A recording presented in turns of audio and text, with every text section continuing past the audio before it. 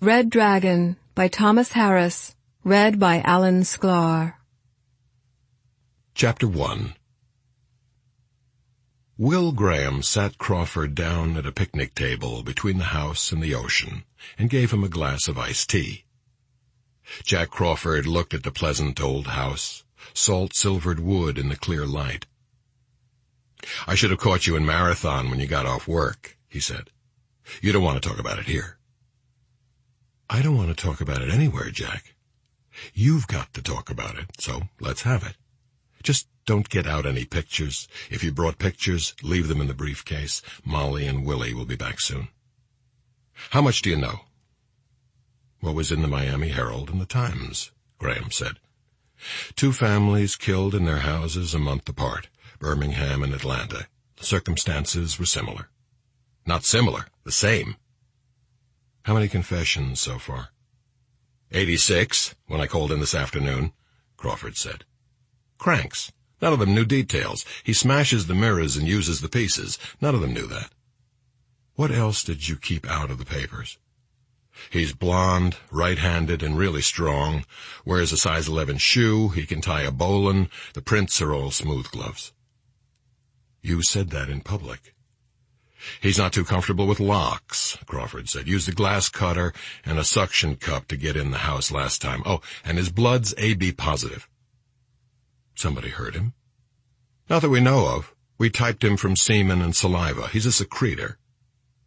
Crawford looked out at the flat sea. "Will, I want to ask you something. You saw this in the papers. The second one was all over the TV. Did you ever think about giving me a call?" "No." "Why not?" "There weren't many details at first on the one in Birmingham. It could have been anything. Revenge, a relative. But after the second one, you knew what it was." "Yeah, a psychopath."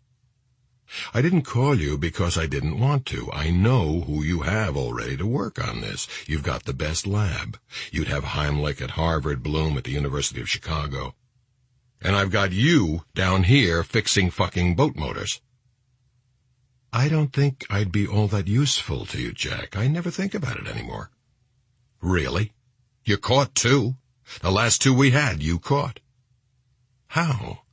"By doing the same things you and the rest of them are doing."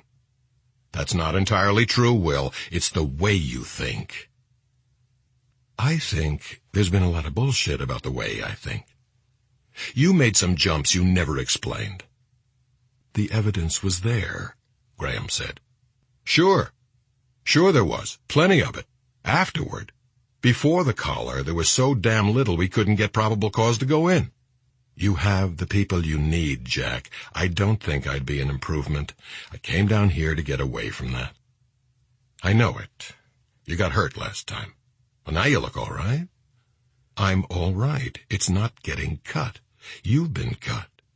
"I've been cut, but not like that." "It's not getting cut. I just decided to stop. I don't think I can explain it." "If you couldn't look at it anymore, God knows I'd understand that." "No. You know, having to look, it's always bad. But you get so you can function anyway, as long as they're dead. The hospital, interviews, that's worse. You have to shake it off and keep on thinking. I don't believe I could do it now. I could make myself look, but I'd shut down the thinking." "These are all dead, Will," Crawford said as kindly as he could. Jack Crawford heard the rhythm and syntax of his own speech in Graham's voice. He had heard Graham do that before, with other people. Often in intense conversation, Graham took on the other person's speech patterns. At first, Crawford had thought he was doing it deliberately, that it was a gimmick to get the back-and-forth rhythm going. Later, Crawford realized that Graham did it involuntarily, that sometimes he tried to stop and couldn't. Crawford dipped into his jacket pocket with 2 fingers. He flipped 2 photographs across the table, face up. "All dead," he said. Graham stared at him a moment before picking up the pictures. They were only snapshots. A woman, followed by 3 children, and a duck carried picnic items up the bank of a pond. A family stood behind a cake. After half a minute, he put the photographs down again. He pushed them into a stack with his finger and looked far down the beach where the boy hunkered, examining something in the sand. The woman stood watching, hand on her hip, spent waves creaming around her ankles. She leaned inland to swing her wet hair off her shoulders. Graham, ignoring his guest, watched Molly and the boy for as long as he had looked at the pictures. Crawford was pleased. He kept the satisfaction out of his face with the same care he had used to choose the site of this conversation. He thought he had Graham. Let it cook. 3 remarkably ugly dogs wandered up and flopped to the ground around the table. "My God," Crawford said. "These are probably dogs," Graham explained. "People dump small ones here all the time. I can give away the cute ones. The rest stay around and get to be big ones. They're fat enough." Molly's a sucker for strays. "You've got a nice life here, Will. Molly and the boy. How old is he?" 11. "Good-looking kid. He's going to be taller than you." Graham nodded. "His father was. I'm lucky here, I know that. I wanted to bring Phyllis down here, Florida, get a place when I retire and stop living like a cave fish. She says all her friends are in Arlington. I meant to thank her for the books she brought me in the hospital, but I never did. Tell her for me?" "I'll tell her." 2 small bright birds lit on the table, hoping to find jelly. Crawford watched them hop around until they flew away. "Will, this freak seems to be in phase with the moon. He killed the Jacobys in Birmingham on Saturday night, June 28th, full moon. He killed the Leeds family in Atlanta night before last, July 26th. That's 1 day short of a lunar month. So if we're lucky, we may have a little over 3 weeks before he does it again. I don't think you want to wait here in the Keys and read about the next one in your Miami Herald. Hell, I'm not the Pope. I'm not saying what you ought to do, but I want to ask you, do you respect my judgment, Will?" "Yes." "I think we have a better chance to get him fast if you help. Hell, we'll saddle up and help us. Go to Atlanta and Birmingham and look. Then come on to Washington. Just TDY. Graham did not reply. Crawford waited while 5 waves lapped the beach. Then he got up and slung his suit coat over his shoulder. "Let's talk after dinner." "Stay and eat." Crawford shook his head. "I'll come back later. There'll be messages at the Holiday Inn, and I'll be a while on the phone. Tell Molly thanks, though." Crawford's rented car raised thin dust that settled on the bushes beside the shell road. Graham returned to the table. He was afraid that this was how he would remember the end of Sugarloaf Key. Ice melting in 2 tea glasses, and paper napkins fluttering off the redwood table in the breeze, and Molly and Willie far down the beach. Sunset on Sugarloaf, the herons still, and the red sun swelling. Will Graham and Molly Foster Graham sat on a bleached drift log, their faces orange in the sunset, backs in violet shadow. She picked up his hand. "Crawford stopped by to see me at the shop before he came out here," she said. "He asked directions to the house. I tried to call you. You really ought to answer the phone once in a while. We saw the car when we got home and went around to the beach." "What else did he ask you?" "How you are." "And you said?" "I said you're fine, and he should leave you the hell alone. What does he want you to do?" "Look at evidence. I'm a forensic specialist, Molly. You've seen my diploma." "You mended a crack in the ceiling paper with your diploma. I saw that." She straddled the log to face him. "If you missed your other life, what you used to do, I think you'd talk about it. You never do. You're open and calm and easy now. I love that." "We have a good time, don't we?" Her single styptic blink told him he should have said something better. Before he could fix it, she went on. "What you did for Crawford was bad for you. He has a lot of other people. The whole damn government, I guess. Why can't he leave us alone? Didn't Crawford tell you that? He was my supervisor the 2 times I left the FBI Academy to go back to the field. Those 2 cases were the only ones like this he ever had, and Jack's been working a long time. Now he's got a new one. This kind of psychopath is very rare. He knows I've had experience.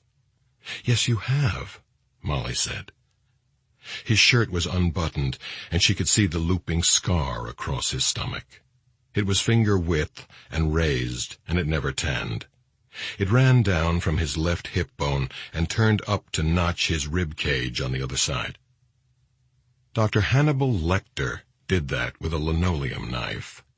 It happened a year before Molly met Graham, and it very nearly killed him. Dr. Lecter, known in the tabloids as Hannibal the Cannibal, was the second psychopath Graham had caught.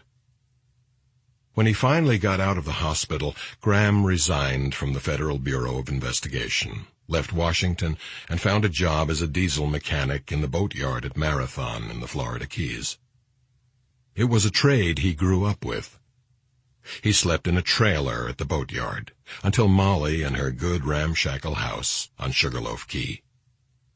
Now he straddled the drift log and held both her hands. Her feet burrowed under his. All right, Molly.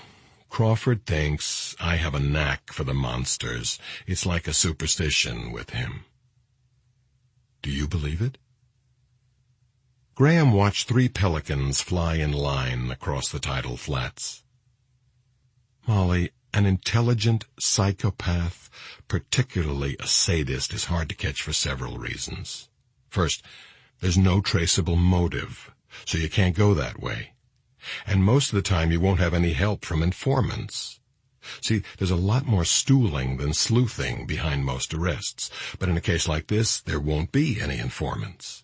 He may not even know that he's doing it, so you have to take whatever evidence you have and extrapolate.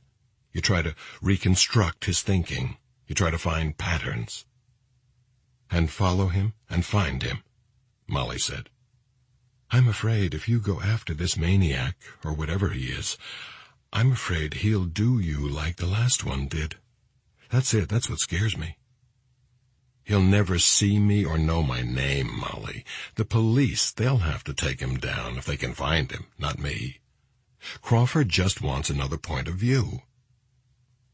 She watched the red sun spread over the sea. High cirrus glowed above it. Graham loved the way she turned her head, artlessly giving him her less perfect profile. He could see the pulse in her throat, and remembered suddenly and completely the taste of salt on her skin. He swallowed and said, "What the hell can I do?"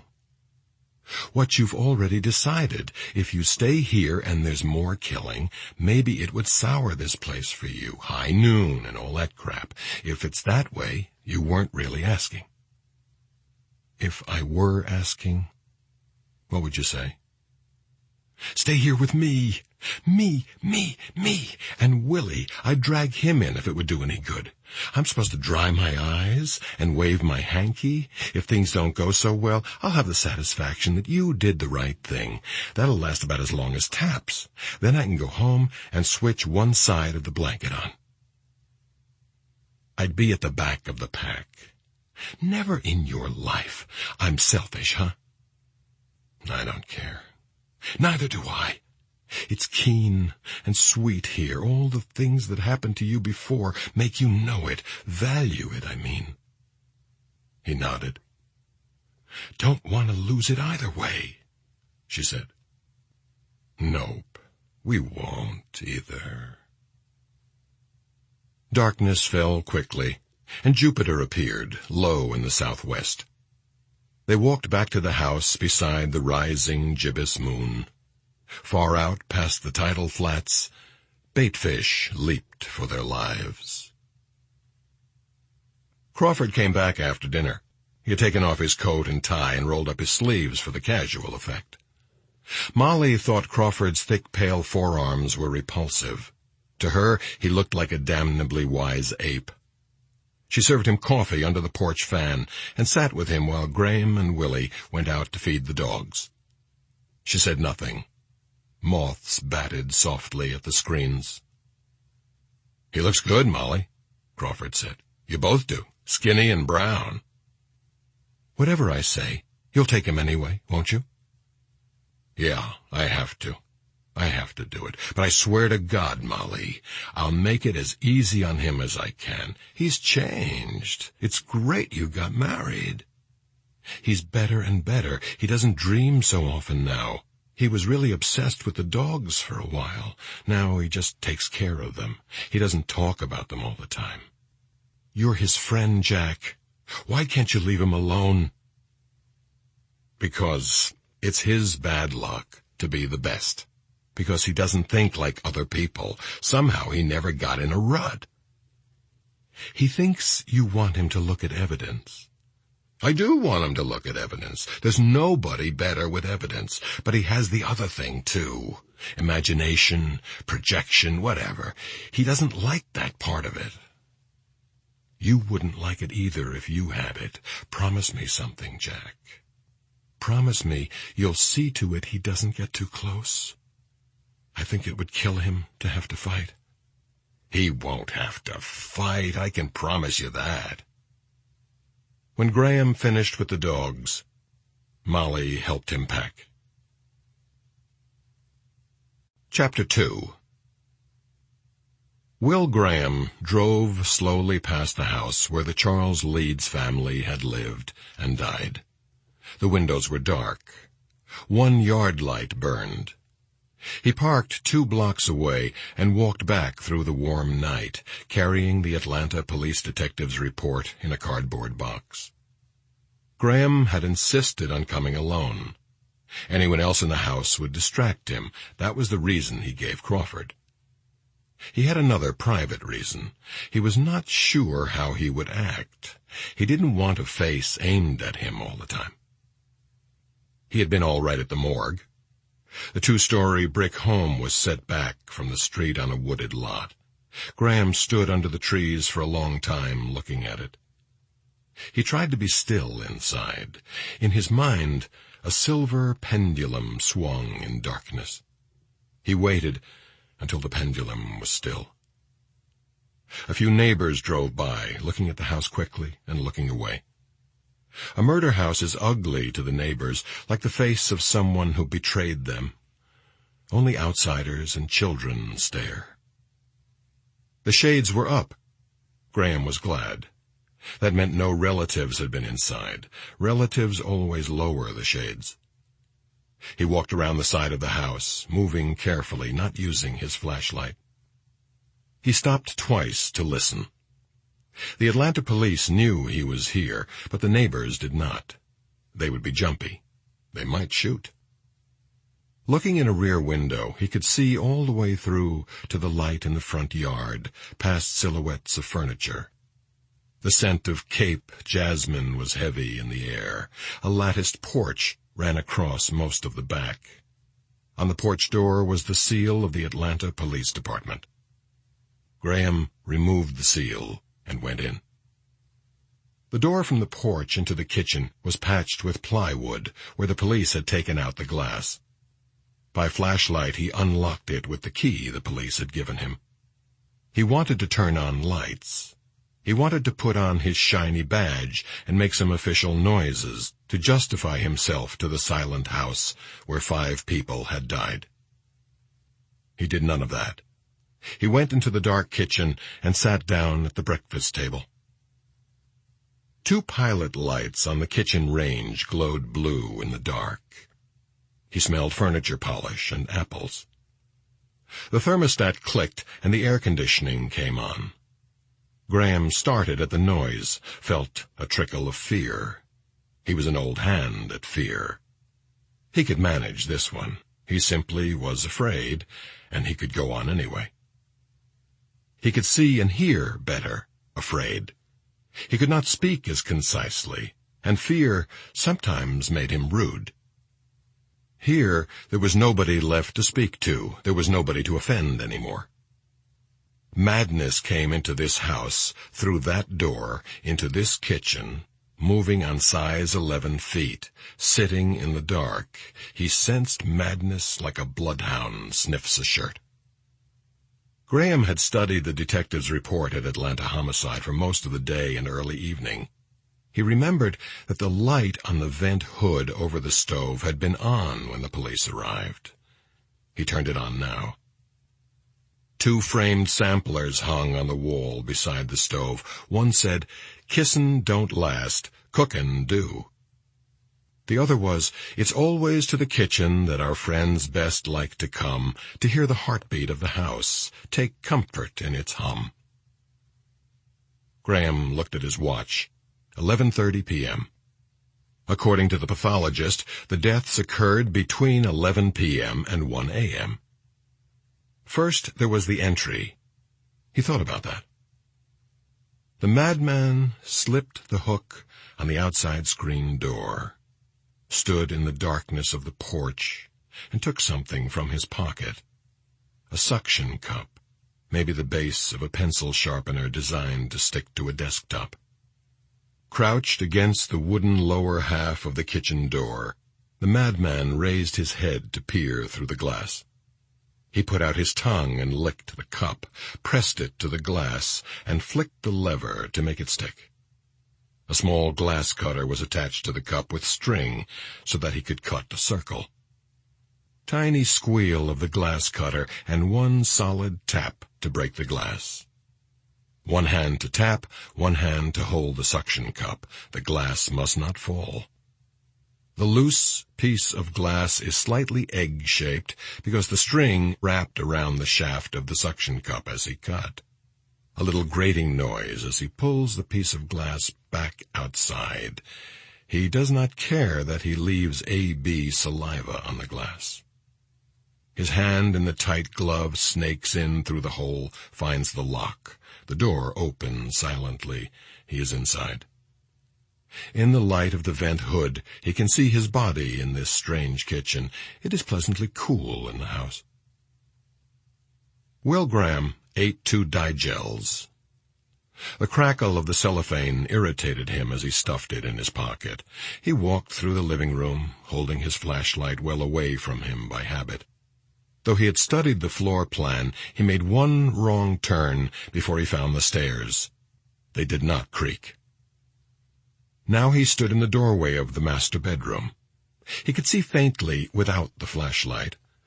A digital clock on a nightstand projected the time on the ceiling, and an orange nightlight burned above the baseboard by the bathroom.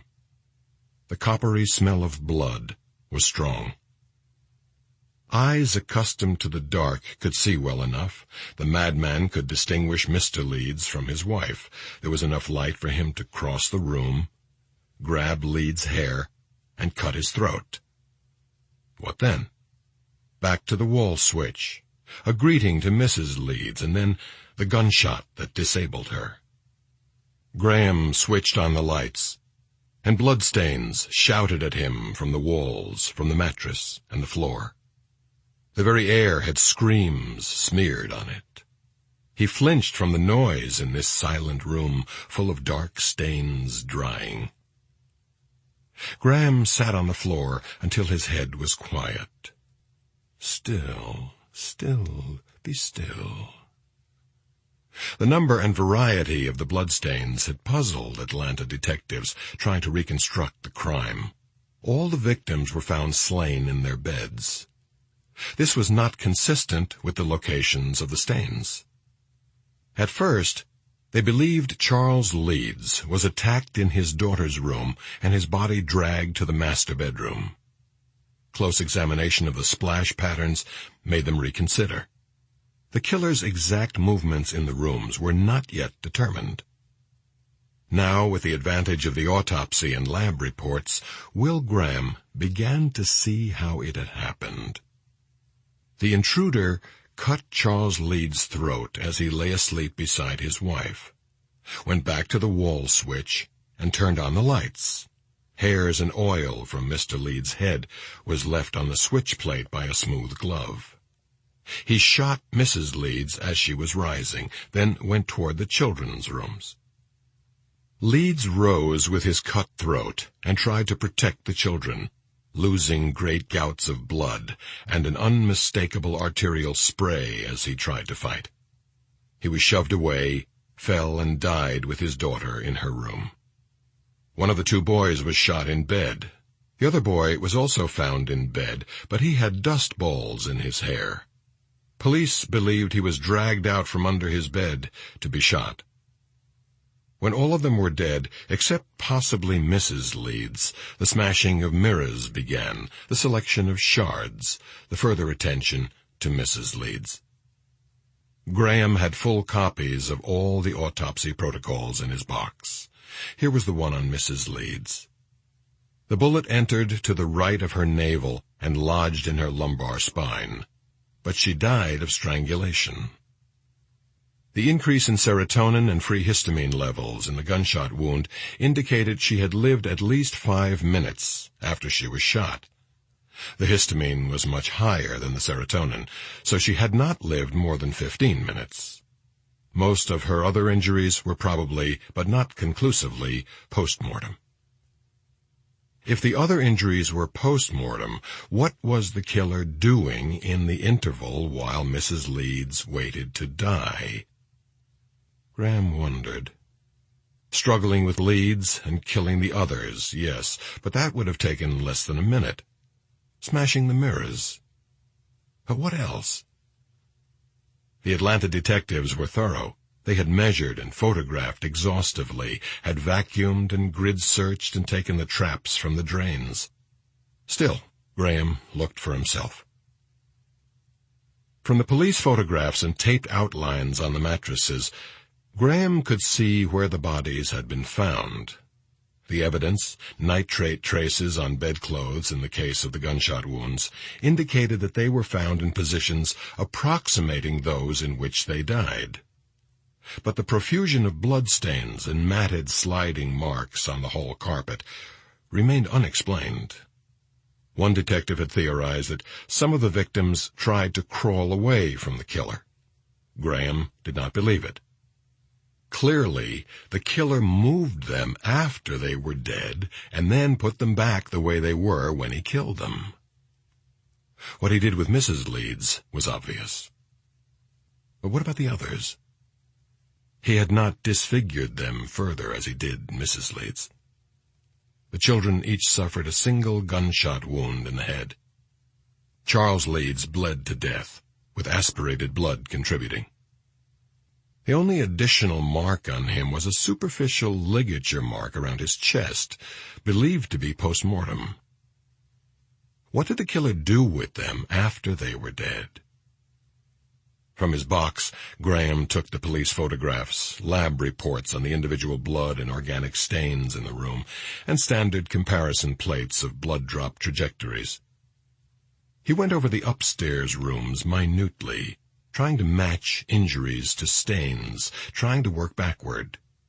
He plotted each splash on a measured field sketch of the master bedroom, using the standard comparison plates to estimate the direction and velocity of the blood fall. In this way, he hoped to learn the positions the bodies were in at different times. Here was a row of 3 bloodstains slanting up and around a corner of the bedroom wall. Here were 3 faint stains on the carpet beneath them. The wall above the headboard on Charles Leeds' side of the bed was blood-stained, and there were swipes along the baseboards. Graham's field sketch began to look like a join-the-dots puzzle with no numbers.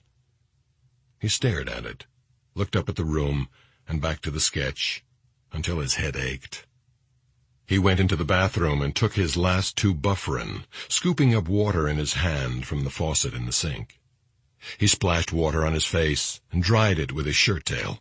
Water spilled on the floor.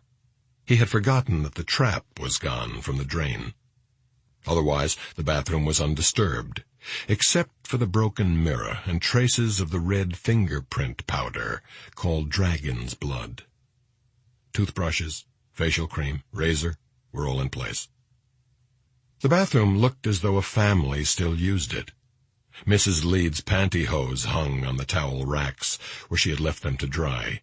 He saw that she cut the leg off a pair when it had a runner, so she could match two one-legged pairs, wearing them at the same time, and save money. Mrs. Leeds' small, homey economy pierced him. Molly did the same thing. Graham climbed out a window onto the porch roof and sat on the gritty shingles. He hugged his knees, his damp shirt pressed cold across his back, and snorted the smell of slaughter out of his nose. The lights of Atlanta rusted the night sky, and the stars were hard to see. The night would be clear in the Keys. He could be watching shooting stars with Molly and Willie, listening for the whoosh they solemnly agreed a shooting star must make. The Delta Aquarid meteor shower was at its maximum, and Willie was up for it. He shivered and snorted again. He did not want to think of Molly now. To do so was tasteless as well as distracting. Graham had a lot of trouble with taste. Often his thoughts were not tasty.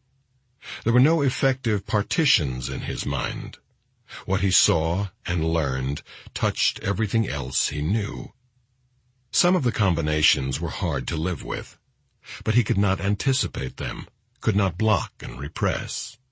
His learned values of decency and propriety tagged along, shocked at his associations, appalled at his dreams, sorry that in the bone arena of his skull there were no forts for what he loved.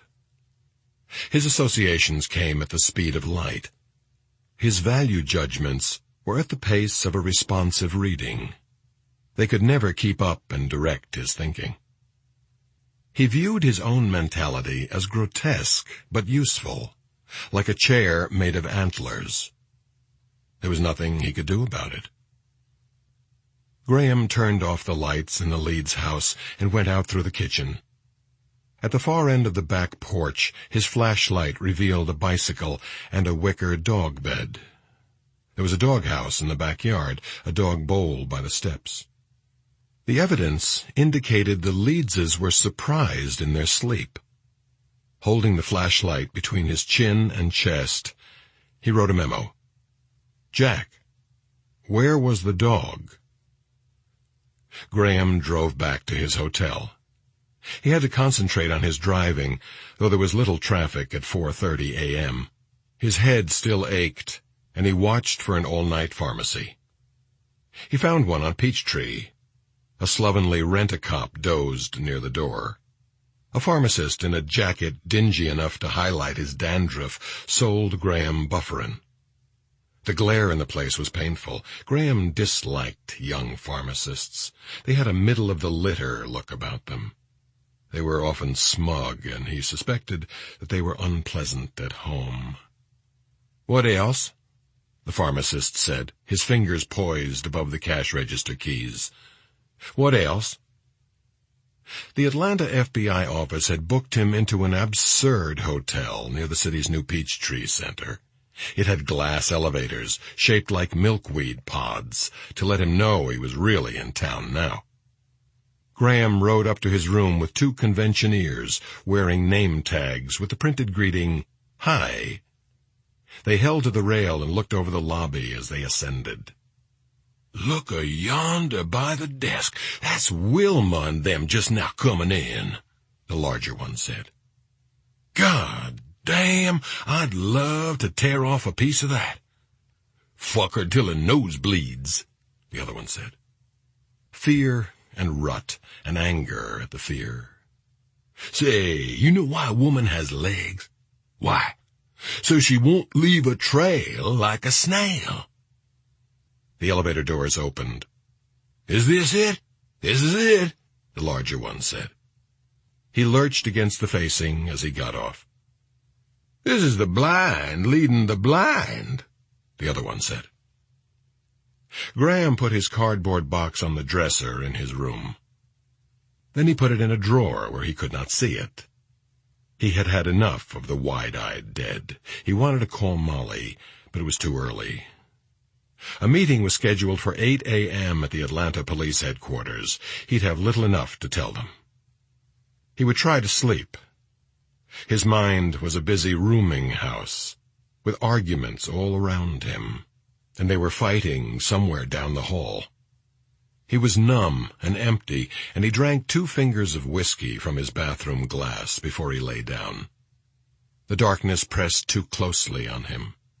He turned on the bathroom light and went back to bed. He pretended Molly was in the bathroom, brushing her hair. Lines from the autopsy protocols sounded in his own voice, though he had never read them aloud. The feces was formed, a trace of talcum on the lower right leg, fracture of the medial orbit wall owing to insertion of mirror shard. Graham tried to think about the beach at Sugarloaf Key. He tried to hear the waves.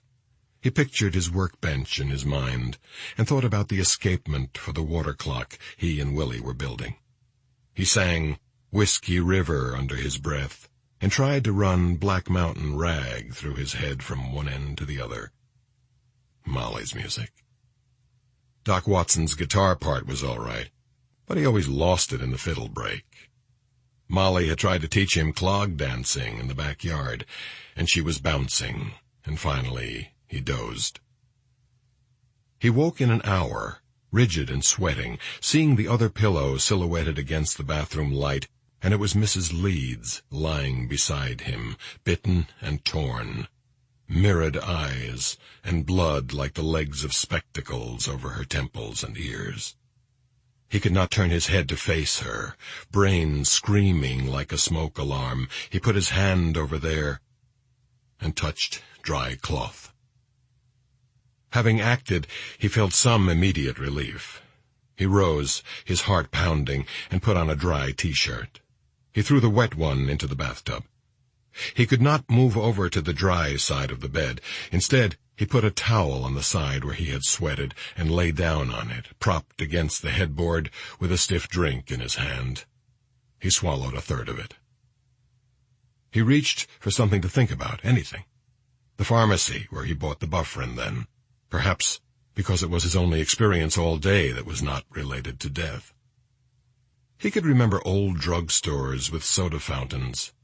As a boy, he thought old drugstores had a slightly furtive air. When you went in, you always thought about buying rubbers, whether you needed any or not. There were things on the shelves you shouldn't look at too long. In the pharmacy where he bought the Bufferin, the contraceptives with their illustrated wrappings were in a lucite case on the wall behind the cash register, framed like art. He preferred the drugstore and sundry of his childhood. Graham was nearly 40 and just beginning to feel the tug of the way the world was then. It was a sea anchor streamed behind him in heavy weather. He thought about Smoot. Old Smoot had been the soda jerk and manager for the pharmacist who owned the local drugstore when Graham was a child. Smoot, who drank on the job, forgot to unroll the awning, and the sneakers melted in the window. Smoot forgot to unplug the coffee pot, and the fire department was summoned. Smoot sold ice cream cones to children on credit.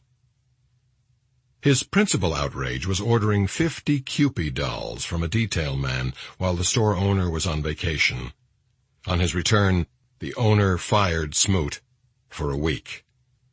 Then they held a Kewpie doll sale. 50 of the Kewpie dolls were arranged in a semicircle in the front window, so that they all stared at whoever was looking in. They had wide eyes of cornflower blue. It was a striking display, and Graham had looked at it for some time. He knew they were only Kewpie dolls, but he could feel the focus of their attention. So many of them looking. A number of people stopped to look at them. Plaster dolls, all with the same silly spit curl, yet their concentrated gaze had made his face tingle. Graham began to relax a little on the bed. Kewpie dolls staring. He started to take a drink, gasped, and choked it onto his chest. He fumbled for the bedside lamp and fetched his box from the dresser drawer. He took out the autopsy protocols of the 3 Leeds children and his measured field sketches of the master bedroom and spread them on the bed. Here were the 3 bloodstains slanting up the corner, and here were the matching stains on the carpet. Here were the dimensions of the 3 children: brother, sister, big brother. Match, match, match. They had been in a row, seated along the wall, facing the bed. An audience. A dead audience. And Leeds, tied around the chest to the headboard, composed to look as though he were sitting up in bed, getting the ligature mark, staining the wall above the headboard.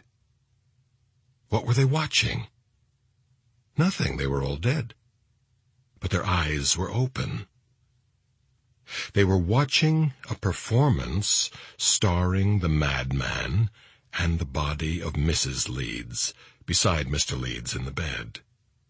An audience. The crazy could look around at their faces.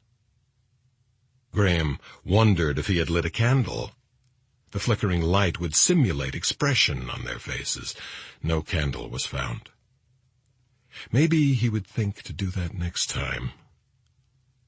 This first small bond to the killer itched and stung like a leech. Graham bit the sheet, thinking. Why did you move them again? Why didn't you leave them that way? Graham asked. There's something you don't want me to know about you. Why, there's something you're ashamed of. Or is it something you can't afford for me to know? Did you open their eyes? Mrs. Leeds was lovely, wasn't she? You turned on the light after you cut his throat so Mrs. Leeds could watch him flop, didn't you? It was maddening to have to wear gloves when you touched her, wasn't it? There was talcum on her leg. There was no talcum in the bathroom. Someone else seemed to speak those 2 facts in a flat voice. You took off your gloves, didn't you? The powder came out of a rubber glove as you pulled it off to touch her, didn't it, you son of a bitch? You touched her with your bare hands, and then you put the gloves back on, and you wiped her down. But while the gloves were off, did you open their eyes? Jack Crawford answered his telephone on the 5th ring. He had answered the telephone in the night many times, and he was not confused. Jack, this is Will. Yes, Will. Is Price still in Leighton Prince? Yeah, he doesn't go out much anymore. He's working on the single print index. I think he ought to come to Atlanta. Why? You said yourself the guy down here is good. He is good, but not as good as Price. What do you want him to do? Where would he look? Mrs. Leeds' fingernails and toenails. They're painted. It's a slick surface. And the corneas of all their eyes. I think he took his gloves off, Jack. Jesus, Price will have to gun it, Crawford said. The funeral's this afternoon. Chapter 3. I think he had to touch her, Graham said in greeting. Crawford handed him a Coke from the machine in Atlanta Police Headquarters. It was 7:50 a.m. Sure, he moved her around, Crawford said. There were grip marks on her wrists and behind her knees, but every print in the place is from non-porous gloves. Don't worry, Price is here. Grouchy old bastard. He's on his way to the funeral home now. The morgue released the bodies last night, but the funeral home's not doing anything yet. Oh, you look bushed. Did you get any sleep? Maybe an hour. I think he had to touch her with his hands. I hope you're right, but the Atlanta lab swears he wore like surgeon's gloves the whole time, Crawford said. The mirror pieces had those smooth prints, forefinger on the back of the piece wedged in the labia, smudged thumb on the front. He polished it after he placed it so he could see his damn face in there, probably, Graham said. The one in her mouth was obscured with blood, same with the eyes. He never took the gloves off. Mrs. Leeds was a good-looking woman, Graham said. You've seen the family pictures, right? I'd want to touch her skin in an intimate situation, wouldn't you? Intimate? Distaste sounded in Crawford's voice before he could stop it. Suddenly he was busy rummaging in his pockets for change. Intimate? They had privacy. Everybody else was dead. He could have their eyes open or shut, however he liked. Any way he liked, Crawford said. They tried her skin for prints, of course. Nothing. They did get a hand spread off her neck. The report didn't say anything about dusting nails. I expect her fingernails were smudged when they took scrapings. The scrapings were just where she cut her palms with them. She never scratched him. She had pretty feet, Graham said. Uh-huh. Let's head upstairs, Crawford said. The troops are about to muster. Jimmy Price had a lot of equipment, 2 heavy cases plus his camera bag and tripod. He made a clatter coming through the front door of the Lombard funeral home in Atlanta. He was a frail old man, and his humor had not been improved by a long taxi ride from the airport in the morning rush. An officious young fellow with styled hair hustled him into an office decorated in apricot and cream. The desk was bare, except for a sculpture called The Praying Hands. Price was examining the fingertips of the praying hands when Mr. Lombard himself came in. Lombard checked Price's credentials with extreme care. Your Atlanta office or agency or whatever. This audiobook is free for you to enjoy. If you'd like to support me, please take just 1 minute to listen to this relaxing music. Thank you so much. Leaves like tickets blown away. Autumn's breath carries far, dancing softly under stars.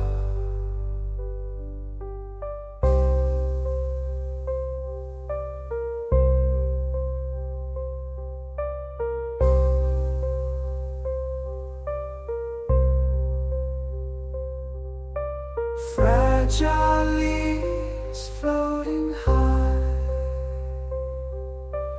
graceful in the autumn sky.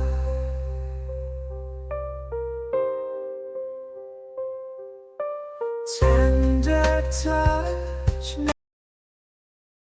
Called me, of course, Mr. Price, but last night we had to get the police to remove an obnoxious fellow who was trying to take pictures for the National Tatler, so I'm being very careful. I'm sure you understand, Mr. Price.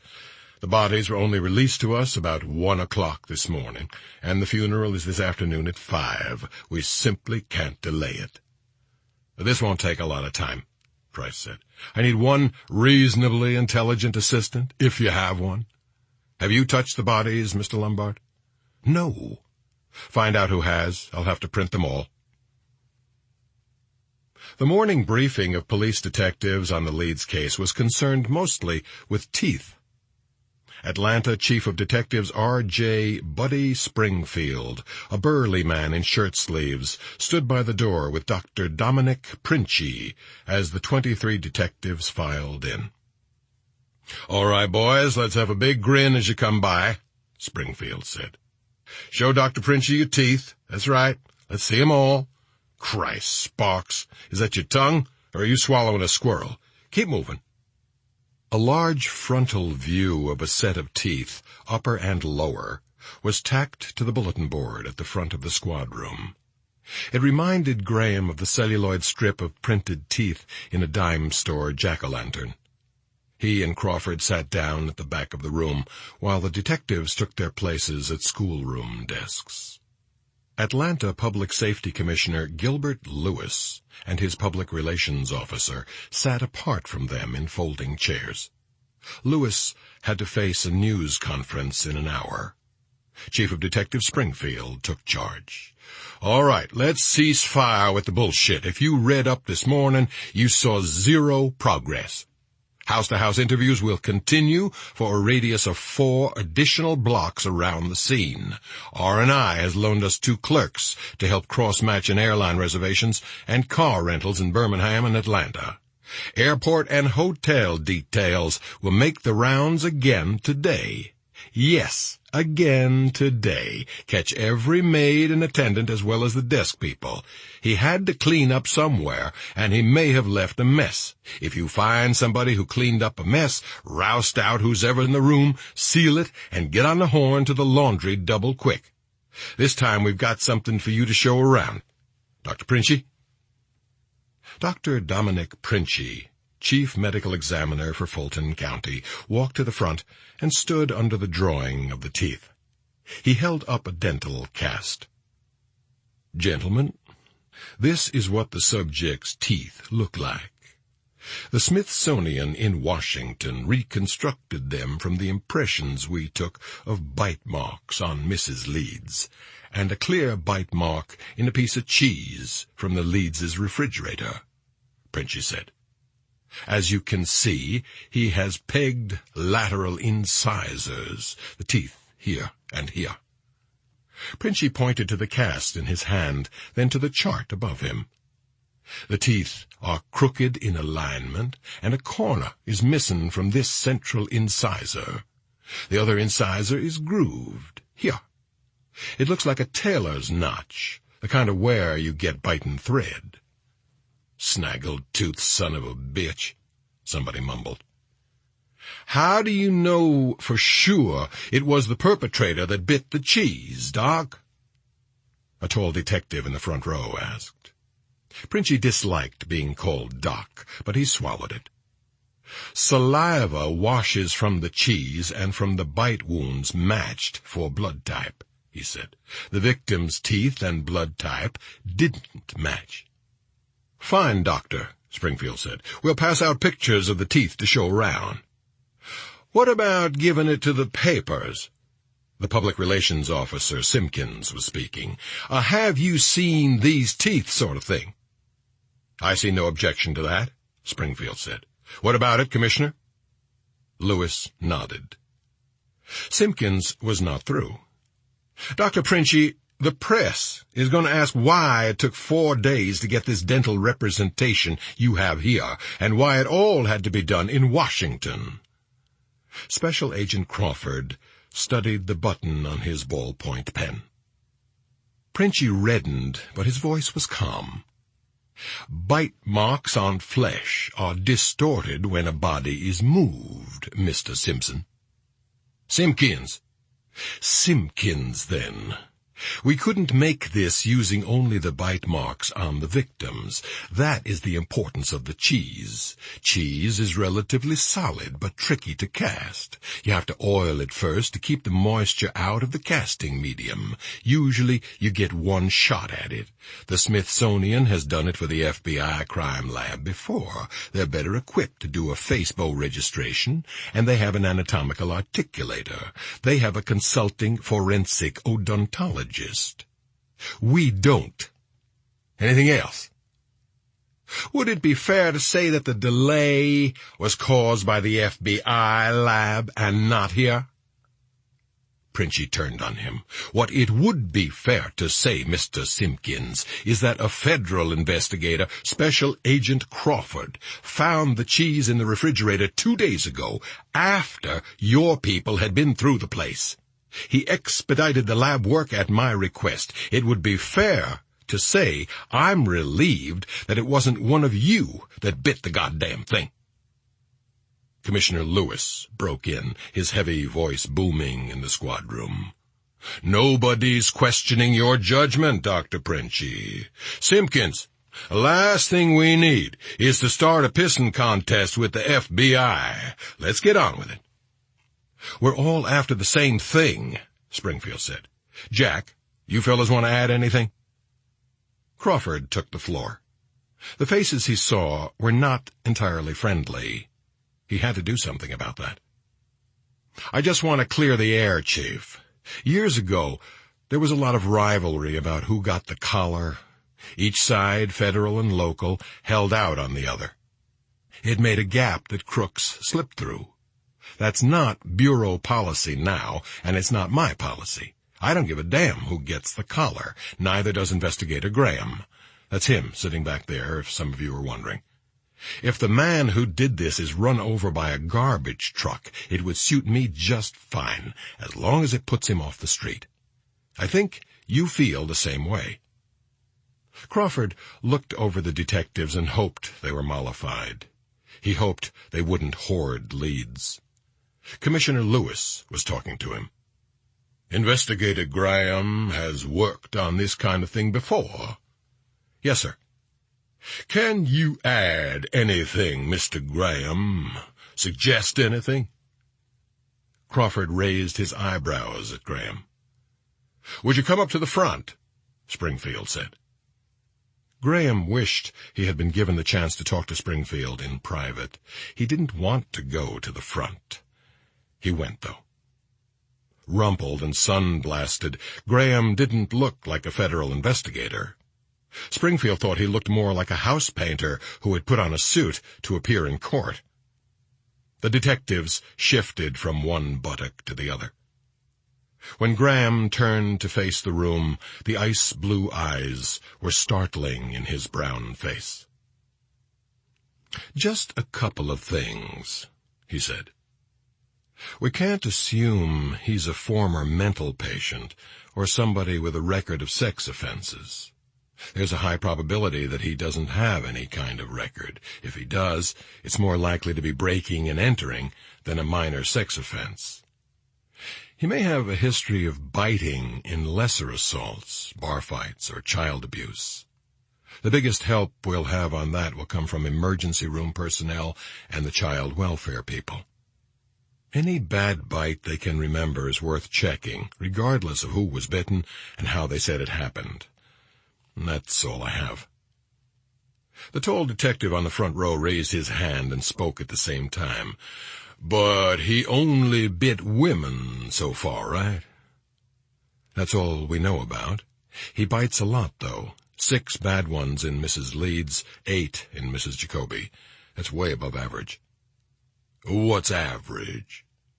"In a sex murder, 3. He likes to bite." "Women?" "Most of the time in sex assaults, the bite mark has a livid spot in the center, a suck mark. These don't. Dr. Princhy mentioned it in his autopsy report, and I saw it at the morgue. No suck marks. For him, biting may be a fighting pattern as much as sexual behavior." "Pretty thin," the detective said. "It's worth checking," Graham said. "Any bite is worth checking. People lie about how it happened. Parents of a bitten child will claim an animal did it and let the child take rabies shots to cover for a snapper in the family. You've all seen that. It's worth asking at the hospitals who's been referred for rabies shots." That's all I have. Graham's thigh muscles fluttered with fatigue when he sat down. "It's worth asking, and we'll ask," Chief of Detectives Springfield said. "Now, the Safe and Loft Squad works the neighborhood along with larceny. Work the dog angle. You'll see the update and the picture in the file. Find out if any stranger was seen with the dog. Vice and Narcotics take the KY Cowboys and the leather bars after you finish the day tour. Marcus and Whitman, heads up at the funeral. Do you have relatives, friends of the family lined up to spot for you? Good. What about the photographer? All right. Turn in the funeral guest book to R&I. They've got the one from Birmingham already. The rest of the assignments are on the sheet. Let's go." "One other thing," Commissioner Lewis said. The detectives sank back in their seats. "I have heard officers in this command referring to the killer as the Tooth Fairy. I don't care what you call him among yourselves. I realize you have to call him something. But I had better not hear any police officer refer to him as the Tooth Fairy in public. It sounds flippant. Neither will you use that name on any internal memoranda. That's all." Crawford and Graham followed Springfield back to his office. The chief of detectives gave them coffee, while Crawford checked in with the switchboard and jotted down his messages. "I didn't get a chance to talk to you when you got here yesterday," Springfield said to Graham. "This place has been a fucking madhouse. It's Will, right? Did the boys give you everything you need?" Yeah, they were fine. We don't have shit and we know it, Springfield said. Oh, we developed a walk-in picture from the footprints in the flower bed. He was walking around bushes and stuff, so you can't tell much more than his shoe size, maybe his height. The left print's a little deeper, so he may have been carrying something. It's busy work. We did get a burglar, though, a couple of years ago off a walk-in picture. Showed Parkinson's disease. Princey picked it up. No luck this time. You have a good crew, Graham said. They are, but this kind of thing is out of our usual line, thank God. Let me get it straight. You fellas work together all the time, you and Jack and Dr. Bloom, or do you just get together for one of these? Just for these, Graham said. Some reunion. The commissioner was saying you were the one who nailed Lecter 3 years ago. We were all there with the Maryland police, Graham said. The Maryland state troopers arrested him. Springfield was bluff, not stupid. He could see that Graham was uncomfortable. He swiveled in his chair and picked up some notes. You asked about the dog. Here's a sheet on it. Last night, a vet here called Leeds's brother. He had the dog. Leeds and his oldest boy brought it into the vet the afternoon before they were killed. It had a puncture wound in the abdomen. The vet operated, and it's all right. He thought it was shot at first, but he didn't find a bullet. He thinks it was stabbed with something like an ice pick or an awl. We're asking the neighbors if they saw anybody fooling with the dog, and we're working the phones today, checking local vets for other animal mutilations. Was the dog wearing a collar with the Leeds name on it? No. Did the Jacobys in Birmingham have a dog? Graham asked. We're supposed to be finding that out, Springfield said. Hold on, let me see. He dialed an inside number. Lieutenant Flatt is our liaison with Birmingham. Yeah, Flatt. What about the Jacobys' dog? Uh-huh. Just a minute. He put his hand over the phone. No dog. They found a litter box in the downstairs bathroom with cat droppings in it. They didn't find any cat. The neighbors are watching for it. Could you ask Birmingham to check around in the yard and behind any outbuildings? Graham said. If the cat was hurt, the children might not have found it in time, and they might have buried it. You know how cats do. They hide to die. Dogs come home. And would you ask if it's wearing a collar? Tell them if they need a methane probe, we'll send one, Crawford said. Save a lot of digging. Springfield relayed the request. The telephone rang as soon as he hung it up. The call was for Jack Crawford. It was Jimmy Price at the Lombard Funeral Home. Crawford punched on from the other phone. Jack, I got a partial that's probably a thumb and a fragment of a palm. Jimmy, you're the light of my life. I know. The partial's a tented arch, but it's smudged. I'll have to see what I can do with it when I get back. Came off the oldest kid's left eye. I never did that before. Never would have seen it, but it stood out against an 8-ball hemorrhage from the gunshot wound. Can you make an identification off it? It's a very long shot, Jack. If he's in the single print index, maybe, but that's like the Irish sweepstakes, you know that. The palm came off the nail of Mrs. Leeds' left big toe. It's only good for comparison. We'll be lucky to get 6 points off it. The assistant SAC witnessed, and so did Lombard. He's a notary. I've got pictures in situ. Will that do it? What about elimination prints on the funeral home employees? I inked up Lombard and all his merry men, major case prints, whether they said they had touched her or not. They're scrubbing their hands and bitching now.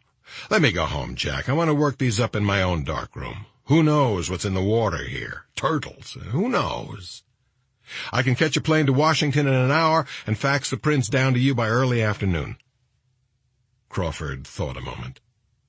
Okay, Jimmy, let's step on it. Copies to Atlanta and Birmingham PDs and bureau offices. You got it. Now, something else we've got to get straight on your end. Crawford rolled his eyes to the ceiling. Gonna piss in my ear about the per diem, aren't you? Right. Today, Jimmy, my lad, nothing's too good for you. Graham stared out the window while Crawford told them about the prints. "That's, by God, remarkable," was all Springfield said. Graham's face was blank, closed like a lifer's face, Springfield thought. He watched Graham all the way to the door. The Public Safety Commissioner's news conference was breaking up in the foyer as Crawford and Graham left Springfield's office. The print reporters headed for the phones. Television reporters were doing cutaways, standing alone before their cameras, asking the best questions they had heard at the news conference, and extending their microphones to thin air for a reply that would be spliced in later from film of the commissioner. Crawford and Graham had started down the front steps when a small man darted ahead of them, spun, and took a picture. His face popped up behind his camera. "Will Graham," he said. "Remember me? Freddie Lowndes. I covered the Lecter case for the Tatler. I did the paperback." "I remember," Graham said. He and Crawford continued down the steps, Lowndes walking sideways ahead of them. "When did they call you in, Will? What have you got?" "I won't talk to you, Lowndes." "How does this guy compare with Lecter? Does he do them—" "Lowndes." Graham's voice was loud, and Crawford got in front of him fast. "Lowndes, you right lying shit, and the National Tatler is an asswipe. Keep away from me." Crawford gripped Graham's arm. "Get away, Lowndes. Go on. Will, let's get some breakfast. Come on, Will." They rounded the corner, walking swiftly. "I'm sorry, Jack. I can't stand that bastard. When I was in the hospital, he came in and—" "I know it," Crawford said. "I reamed him out. Much good it did." Crawford remembered the picture in the National Tatler at the end of the Lecter case. Lowndes had come into the hospital room while Graham was asleep. He flipped back the sheet and shot a picture of Graham's temporary colostomy. The paper ran it retouched with a black square covering Graham's groin. The caption said, "Crazy Guts Cop." The diner was bright and clean. Graham's hands trembled, and he slopped coffee in his saucer. He saw Crawford's cigarette smoke bothering a couple in the next booth. The couple ate in a peptic silence, their resentment hanging in the smoke. Two women, apparently mother and daughter, argued at a table near the door. They spoke in low voices, anger ugly in their faces. Graham could feel their anger on his face and neck. Crawford was griping about having to testify at a trial in Washington in the morning. He was afraid the trial could tie him up for several days. As he lit another cigarette, he peered across the flame at Graham's hands and his color. "Atlanta and Birmingham can run the thumbprint against their known sex offenders," Crawford said. "So can we. And Price has dug a single print out of the files before. He'll program the finder with it. We've come a long way with that, just since you left." Finder, the FBI's automated fingerprint reader and processor, might recognize the thumbprint on an incoming fingerprint card from some unrelated case. "When we get him, that print and his teeth will put him away," Crawford said. "What we have to do, we have to figure on what he could be. We have to swing a wide loop. Indulge me now. Say we've arrested a good suspect. You walk in and see him. What is there about him that doesn't surprise you?" "I don't know, Jack. God damn it, he's got no face for me. We could spend a lot of time looking for people we've invented. Have you talked to Bloom?" "On the phone last night. Bloom doubts he's suicidal, and so does Heimlich. Bloom was only here a couple of hours the first day, but he and Heimlich have the whole file. Bloom's examining Ph.D. candidates this week. He said tell you hello. Do you have his number in Chicago?" "I have it." Graham liked Dr. Alan Bloom, a small, round man with sad eyes, a good forensic psychiatrist, maybe the best. Graham appreciated the fact that Dr. Bloom had never displayed professional interest in him. That was not always the case with psychiatrists. "Bloom says he wouldn't be surprised if we heard from the Tooth Fairy. He might write us a note," Crawford said. On a bedroom wall. Bloom thinks he might be disfigured, or he may believe he's disfigured. He told me not to give that a lot of weight. I won't set up a straw man to chase Jack, is what he told me. That would be a distraction and would diffuse the effort. Said they taught him to talk like that in graduate school. He's right, Graham said. You could tell something about him, or you wouldn't have found that fingerprint, Crawford said. That was the evidence on the damn wall, Jack. Don't put this on me. Look, don't expect too much from me, all right? Oh, we'll get him. You know we'll get him, don't you? I know it, one way or the other. What's one way? We'll find evidence we've overlooked. What's the other? He'll do it, and do it until one night he makes too much noise going in, and the husband gets to a gun in time. No other possibilities? You think I'm going to spot him across a crowded room? No. That's Ezio Pinza you're thinking about, does that? The Tooth Fairy will go on and on until we get smart or get lucky. He won't stop. Why? Because he's got a genuine taste for it. See? You do know something about him, Crawford said. Graham did not speak again until they were on the sidewalk. Wait until the next full moon, he told Crawford. Then tell me how much I know about him. Graham went back to his hotel and slept for 2.5 hours. He woke at noon, showered, and ordered a pot of coffee and a sandwich. It was time to make a close study of the Jacoby file from Birmingham. He scrubbed his reading glasses with hotel soap and settled in by the window with the file. For the first few minutes he looked up at every sound, footsteps in the hall, the distant thud of the elevator door. Then he knew nothing but the file. The waiter with the tray knocked and waited, knocked and waited. Finally, he left the lunch on the floor outside the door and signed the bill himself. Chapter 4. Hoyt Lewis, meter reader for Georgia Power Company, parked his truck under a big tree in the alley and settled back with his lunchbox. It was no fun opening his lunch now that he packed it himself. No little notes in there anymore. No surprise Twinkie. He was halfway through his sandwich when a loud voice at his ear made him jump.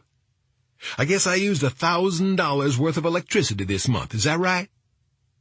Lewis turned and saw at the truck window the red face of H.G. Parsons. Parsons wore Bermuda shorts and carried a yard broom. "I didn't understand what you said." "I guess you'll say I used $1,000 worth of electricity this month. Did you hear me that time?" "I don't know what you've used, because I haven't read your meter yet, Mr. Parsons. When I do read it, I'll put it down on this piece of paper right here." Parsons was bitter about the size of the bill. He had complained to the power company that he was being prorated. "I'm keeping up with what I use," Parsons said. "I'm going to the Public Service Commission with it, too." "You want to read your meter with me? Let's go over there right now and—" "I know how to read a meter. I guess you could read one, too, if it wasn't so much trouble." "Just be quiet a minute, Parsons." Lewis got out of his truck. "Just be quiet a minute now, damn it. Last year, you put a magnet on your meter. Your wife said you was in the hospital, so I just took it off and didn't say anything. When you poured molasses in it last winter, I reported it. I notice you paid up when we charged you for it. Your bill went up after you did all that wiring yourself. I've told you till I'm blue in the face, something in that house is draining off current. Do you hire an electrician to find it? No, you call down to the office and bitch about me. I've about got a bait of you." Lewis was pale with anger. "I'll get to the bottom of this," Parsons said, retreating down the alley toward his yard. "They're checking up on you, Mr. Lewis. I saw somebody reading your route ahead of you. he said across the fence. "Pretty soon you'll have to go to work like everybody else." Louis cranked his truck and drove on down the alley. Now he would have to find another place to finish his lunch. He was sorry. The big shade tree had been a good lunch place for years. It was directly behind Charles Leeds's house. At 5:30 p.m., Hoyt Lewis drove in his own automobile to the Cloud 9 Lounge, where he had several Boilermakers to ease his mind. When he called his estranged wife, all he could think of to say was, "I wish you was still fixing my lunch." "You ought to have thought about that, Mr. Smarty," she said, and hung up. He played a gloomy game of shuffleboard with some linemen and a dispatcher from Georgia Power, and looked over the crowd. Goddamned airline clerks had started coming in the Cloud 9. All had the same little mustache and pinky ring. Pretty soon they'd be fixing the Cloud 9 English with a damn dartboard. You can't depend on nothing. "Hey, Hoyt, I'm at you for a bottle of beer." It was his supervisor, Billy Meeks. "Say, Billy, I need to talk to you." "What's up?" "You know that old son of a bitch Parsons that's all the time calling up?" "Called me last week, as a matter of fact," Meeks said. "What about him?" "He said somebody was reading my route ahead of me, like maybe somebody thought I wasn't making the rounds. You don't think I'm reading meters at home, do you?" "Nope." "You don't think that, do you? I mean, if I'm on a man's shit list, I want him to come right out and say it." "If you was on my shit list, you think I'd be scared to say so to your face?" "No." "All right, then. If anybody was checking your route, I'd know it. Your executives is always aware of a situation like that. Nobody's checking up on you, Hoyt. You can't pay any attention to Parsons. He's just old and contrary. He called me up last week and said, 'Congratulations on getting wise to that Hoyt Lewis.' I didn't pay him any mind." "I wish we'd put the law on him about that meter," Lewis said. "I was just sitting back there in the alley under a tree, trying to eat my lunch today, and he jumped me. What he needs is a good ass-kicking." "I used to sit back there myself when I had the route," Meeks said. "Boy, I tell you, one time I seen Mrs. Leeds. Well, it don't seem right to talk about it now she's dead. But 1 or 2 times she was out there sunning herself in the backyard in her swimming suit. Ooh-wee, and a cute little Peter belly. It was a damn shame about them. She was a nice lady." "Did they catch anybody yet?" "No. Too bad he got the Leedses when old Parsons was right down the street convenient," Lewis observed. "I'll tell you what, I don't let my old lady lay around out in the yard in no swimming suit. She goes, 'Silly Billy, who's going to see me?' I told her, I said, 'You can't tell what kind of an insane bastard might jump over that hedge with his private out.' Did the cops talk to you? Asked you, had you seen anybody?" "Yeah, I think they got everybody that has a route out there. Mailmen, everybody. I was working Laurelwood on the other side of Betty Jane Drive the whole week until today, though." Lewis picked at the label on his beer. "You say Parsons called you up last week?" "Yep." "Then he must have saw somebody reading his meter. He wouldn't have called in if he'd just made it up today to bother me. You say you didn't send nobody, and it sure wasn't me he saw." "Might have been Southeastern Bell checking something." "Might have been. We don't share poles out there, though." "Reckon I ought to call the cops?" "Wouldn't hurt nothing," Meeks said. "No, it might do Parsons some good. Talk with the law. Scare the shit out of him when they drive up, anyhow." Chapter 5. Graham went back to the Leeds house in the late afternoon. He entered through the front door and tried not to look at the ruin the killer had left. So far, he had seen files, a killing floor, and meat, all aftermath. He knew a fair amount about how they died. How they lived was on his mind today. A survey, then. The garage contained a good ski boat, well used and well maintained, and a station wagon. Golf clubs were there, and a trail bike. The power tools were almost unused. Adult toys. Graham took a wedge from the golf bag and had to choke up on the long shaft as he made a jerky swing. The bag puffed a smell of leather at him as he leaned it back against the wall. Charles Leeds's things. Graham pursued Charles Leeds through the house. His hunting prints hung in the den. His set of the great books were all in a row. Sewanee Annuals, H. Allen Smith and Perelman and Max Schulman on the bookshelves, Vonnegut and Evelyn Waugh. C.S. Forster's Beat to Quarters was open on a table. In the den closet, a good skeet gun, a Nikon camera, a Bolex Super 8 movie camera and projector. Graham, who owned almost nothing except basic fishing equipment, a third-hand Volkswagen, and 2 cases of Montrachet, felt a mild animosity toward the adult toys, and wondered why. Who was Leeds? A successful tax attorney, a Sewanee footballer, a rangy man who liked to laugh, a man who got up and fought with his throat cut. Graham followed him through the house out of an odd sense of obligation. Learning about him first was a way of asking permission to look at his wife. Graham felt that it was she who drew the monster, as surely as a singing cricket attracts death from the red-eyed fly. Mrs. Leeds, then. She had a small dressing room upstairs. Graham managed to reach it without looking around the bedroom. The room was yellow and appeared undisturbed except for the smashed mirror above the dressing table. A pair of L.L. Bean moccasins was on the floor in front of the closet, as though she had just stepped out of them. Her dressing gown appeared to have been flung on its peg, and the closet revealed the mild disorder of a woman who has many other closets to organize. Mrs. Leeds' diary was in a plum velvet box on the dressing table. The key was taped to the lid along with a check tag from the police property room. Graham sat on a spindly white chair and opened the diary at random. December 23rd, Tuesday, Mama's house.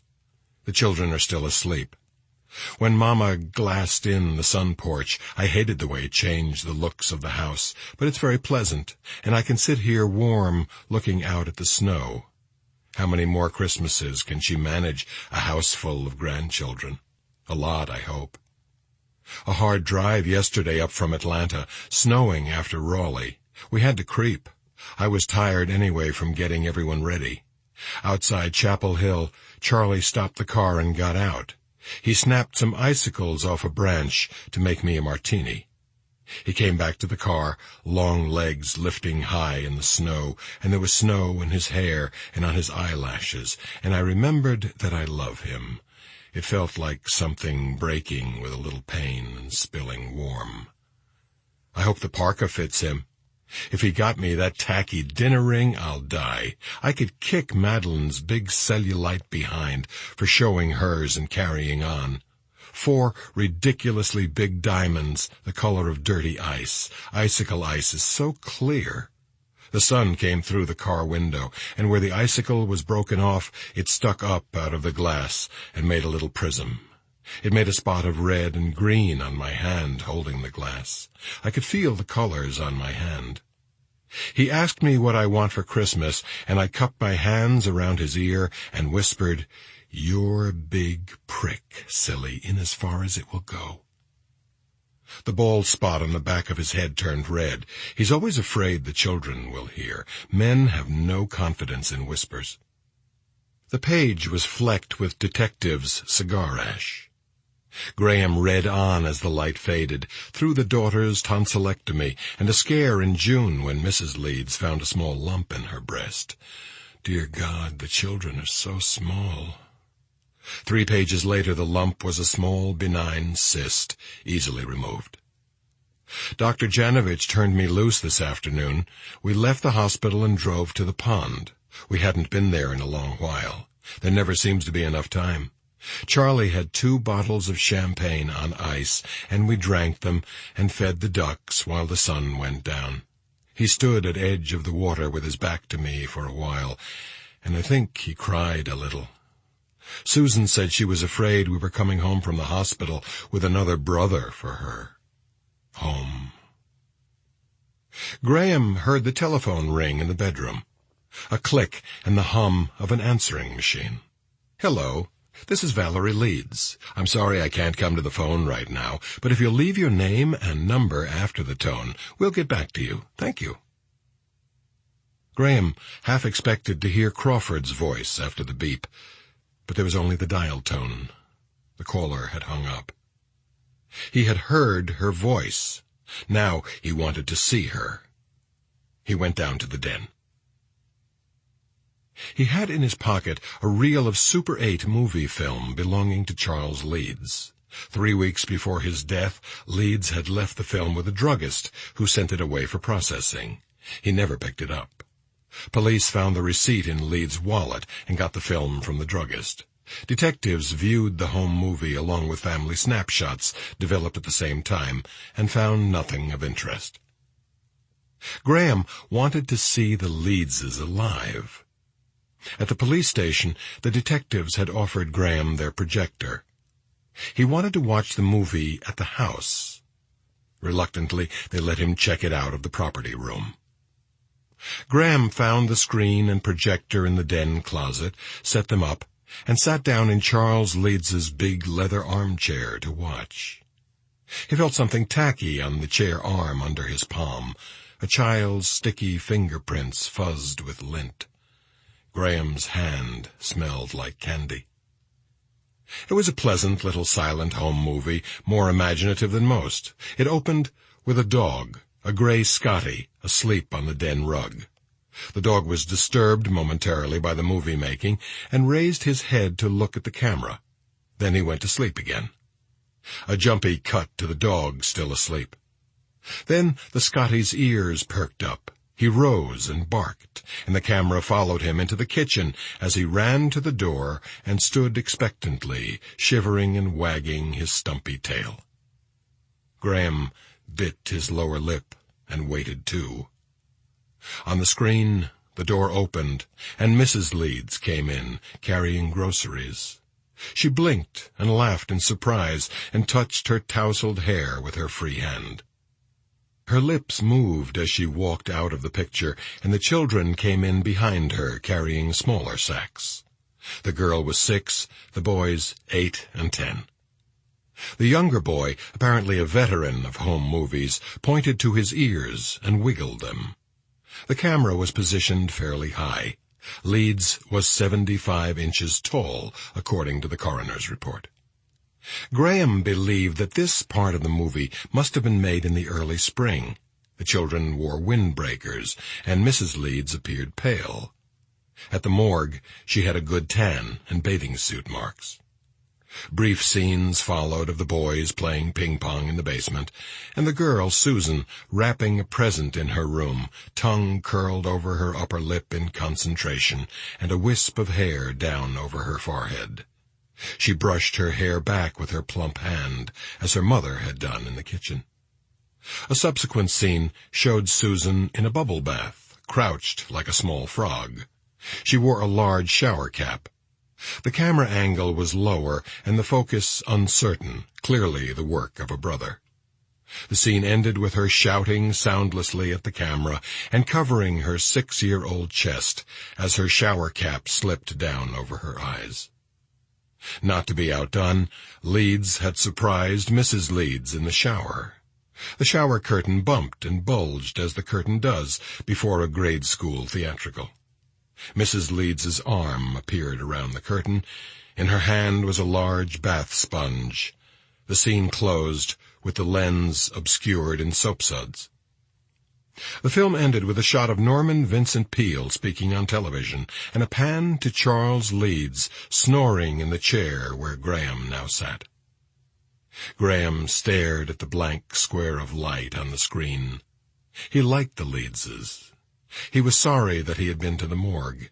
He thought the madman who visited them might have liked them too, but the madman would like them better the way they were now. Graham's head felt stuffed and stupid. He swam in the pool at his hotel until he was rubber-legged and came out of the water thinking of two things at once: a Tanqueray martini and the taste of Molly's mouth. He made the martini himself in a plastic glass and telephoned Molly. "Hello, Hotshot." "Hey, baby, where are you?" "In this damned hotel in Atlanta." "Doing some good?" "None you'd notice." "I'm lonesome." "Me too." "Horny." "Me too." "Tell me about yourself." "Well, I had a run-in with Mrs. Holpert today. She wanted to return a dress with a huge, big whiskey stain on the seat. I mean, obviously she had worn it to the JC thing." "And what did you say?" "I told her I didn't sell it to her like that." "And what did she say?"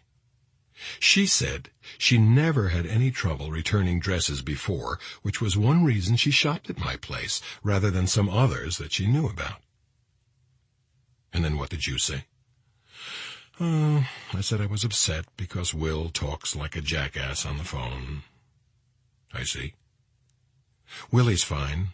He's covering some turtle eggs the dogs dug up. Tell me what you're doing." "Reading reports, eating junk food." "Thinking a good bit, I expect." "Yep." "Can I help you?" "I just don't have a lock on anything, Molly. There's not enough information. Well, there's a lot of information, but I haven't done enough with it." "Will you be in Atlanta for a while?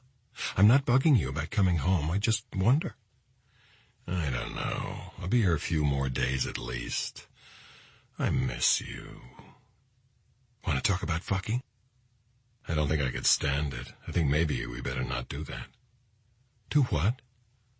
"Talk about fucking." "Okay. You don't mind if I think about it, though?" "Absolutely not." "We've got a new dog." "Oh, hell. Looks like a cross between a basset hound and a Pekingese." "Lovely." "He's got big balls." "Never mind about his balls. They almost drag the ground. He has to retract them when he runs." "He can't do that." "Yes, he can. You don't know." "Yes, I do know." "Can you retract yours?" "I thought we were coming to that." "Well?" "If you must know, I retracted them once." "When was that?" "In my youth. I had to clear a barbed wire fence in a hurry." "Why?" "I was carrying this watermelon that I had not cultivated." "You were fleeing? From whom?" "A swineherd of my acquaintance. Alerted by his dogs, he burst from his dwelling in his BVDs, waving a fowling piece. Fortunately, he tripped over a butterbean trellis and gave me a running start." "Did he shoot at you?" "I thought so at the time, yes. But the reports I heard might have issued from my behind. I've never been entirely clear on that." "Did you clear the fence?" "Handily." "A criminal mind, even at that age." "I don't have a criminal mind." "Of course you don't. I'm thinking about painting the kitchen. What color do you like, Will? What color do you like? Are you there?" Yeah, yellow." "Let's paint it yellow." "Yellow is a bad color for me. I'll look green at breakfast." "Blue, then." "Blue is cold." "Well, goddamn it, painted baby shit tan for all I care."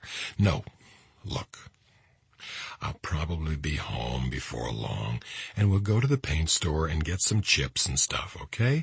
And maybe some new handles and that." Let's get some handles. I don't know why I'm talking about this stuff. Look, I love you and I miss you, and you're doing the right thing. It's costing you too, I know that. I'm here, and I'll be here whenever you come home, or I'll meet you anywhere, anytime. That's what. Dear Molly, go to bed now. All right. Good night. Graham lay with his hands behind his head and conjured dinners with Molly, stone crab and sanseo, the salt breeze mixed with the wine. But it was his curse to pick at conversations, and he began to do it now. He had snapped at her after a harmless remark about his criminal mind. Stupid. Graham found Molly's interest in him largely inexplicable. He called police headquarters and left word for Springfield that he wanted to start helping with the legwork in the morning. There was nothing else to do. The gin helped him sleep. Chapter 6. Flimsy copies of the notes on all calls about the Leeds case were placed on Buddy Springfield's desk. Tuesday morning at 7 o'clock, when Springfield arrived at his office, there were 63 of them. The top one was red-flagged. It said Birmingham police had found a cat buried in a shoebox behind the Jacoby's garage. The cat had a flower between its paws and was wrapped in a dish towel. The cat's name was written on the lid in a childish hand. It wore no collar. A string tied in a granny knot held the lid on. The Birmingham medical examiner said the cat was strangled. He had shaved it and found no puncture wound. Springfield tapped the earpiece of his glasses against his teeth. They had found soft ground and dug it up with a shovel. Didn't need any damned methane probe. Still, Graham had been right. The chief of detectives licked his thumb and started through the rest of the stack of flimsies. Most were reports of suspicious vehicles in the neighborhood during the past week, vague descriptions giving only vehicle type or color.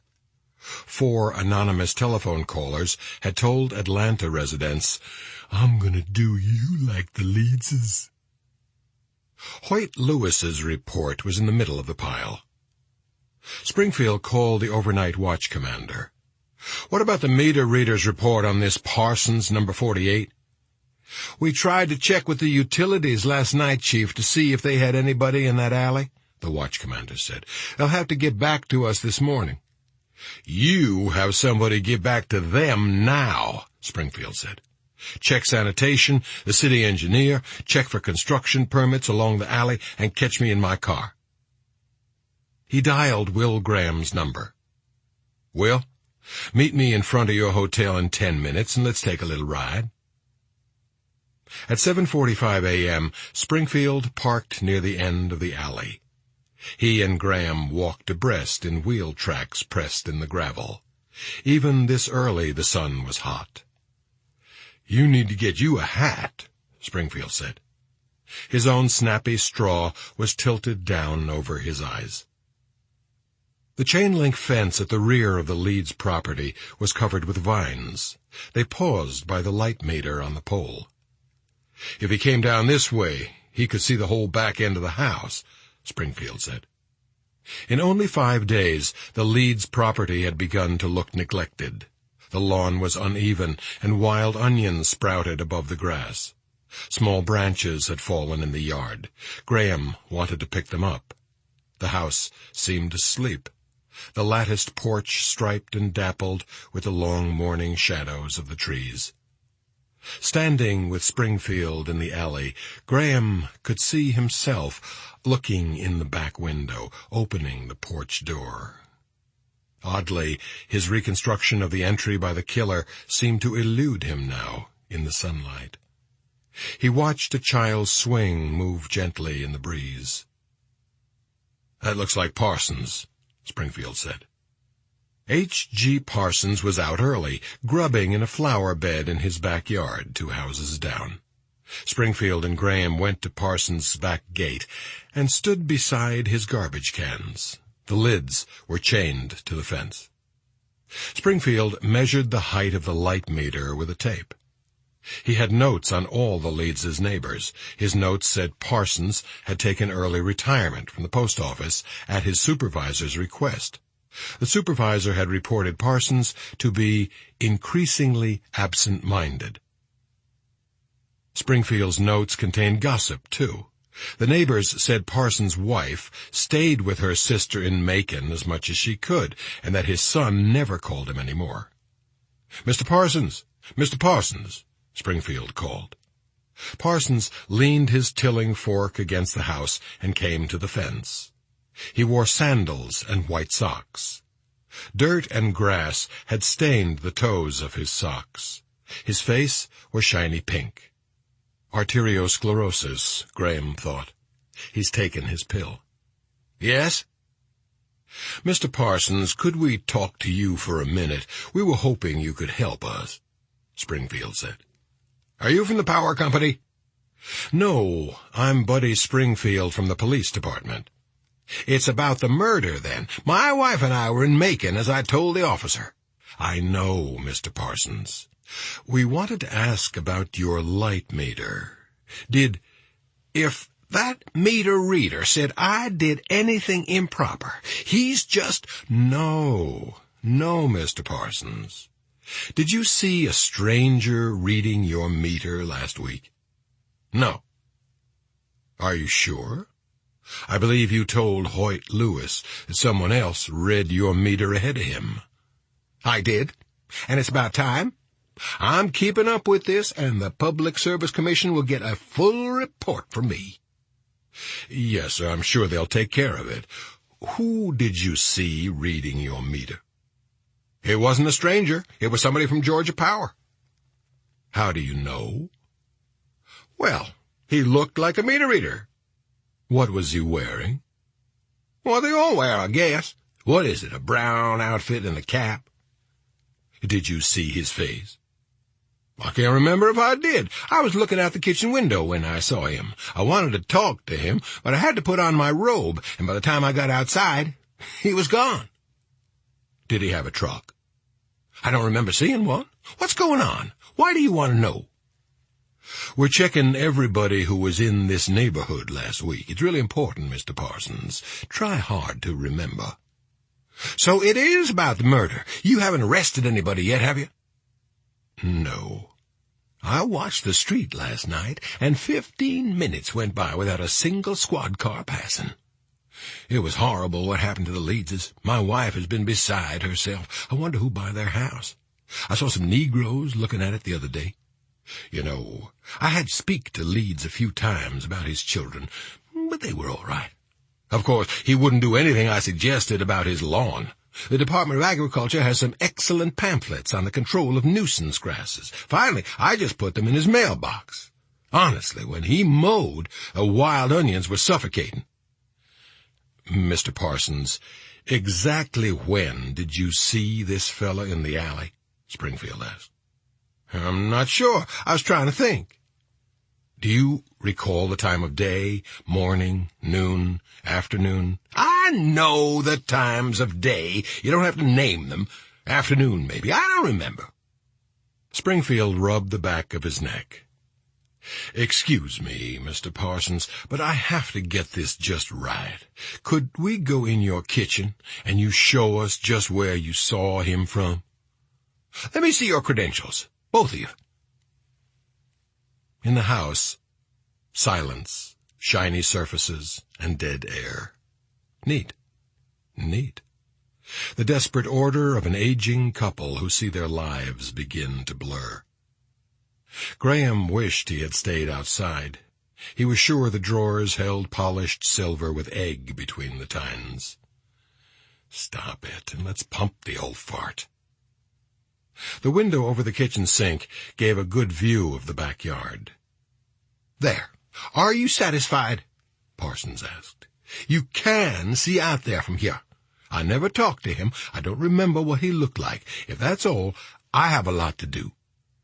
Graham spoke for the first time. You said you went to get your robe, and when you came back he was gone. You weren't dressed then? No. In the middle of the afternoon? Were you not feeling well, Mr. Parsons? What I do in my own house is my business. I can wear a kangaroo suit in here if I want to. Why aren't you out looking for the killer? Probably because it's cool in here. I understand you're retired, Mr. Parsons, so I guess it doesn't matter if you put on your clothes every day or not. A lot of days you just don't get dressed at all, am I right? Veins stood out in Parsons' temples. Just because I'm retired doesn't mean I don't put my clothes on and get busy every day. I just got hot and I came in and took a shower. I was working, I was mulching, and I had done a day's work by afternoon, which is more than you'll do today. You were what? Mulching. What day did you mulch? Friday. It was last Friday. They delivered it in the morning, a big load, and I had it all spread by afternoon. You can ask at the garden center how much it was. And you got hot and came in and took a shower. What were you doing in the kitchen? Fixing a glass of iced tea. And you got out some ice? But the refrigerator is over there, away from the window. Parsons looked from the window to the refrigerator, lost and confused. His eyes were dull, like the eyes of a fish in the market toward the end of the day. Then they brightened in triumph. He went to the cabinet by the sink. I was right here, getting some sweet and low when I saw him. That's it. That's all. Now, if you're through prying... I think he saw Hoyt Lewis, Graham said. So do I, Springfield said. It was not Hoyt Lewis. It was not. Parsons' eyes were watering. How do you know? Springfield said. It might have been Hoyt Lewis, and you just thought. Lewis is brown from the sun. He's got old greasy hair and those peckerwood sideburns. Parsons' voice had risen, and he was talking so fast it was hard to understand him. That's how I knew. Of course it wasn't Lewis. His fellow was paler and his hair was blonde. He turned to write on his clipboard and I could see under the back of his hat. Blonde, cut off square on the back of his neck. Springfield stood absolutely still, and when he spoke, his voice was still skeptical. What about his face? I don't know. He may have had a mustache. Like Lewis. Lewis doesn't have a mustache. Oh, Springfield said. Was he at eye level with the meter? Did he have to look up at it? Eye level, I guess. Would you know him if you saw him again? No. What age was he? Not old. I don't know. Did you see the Leeds's dog anywhere around him?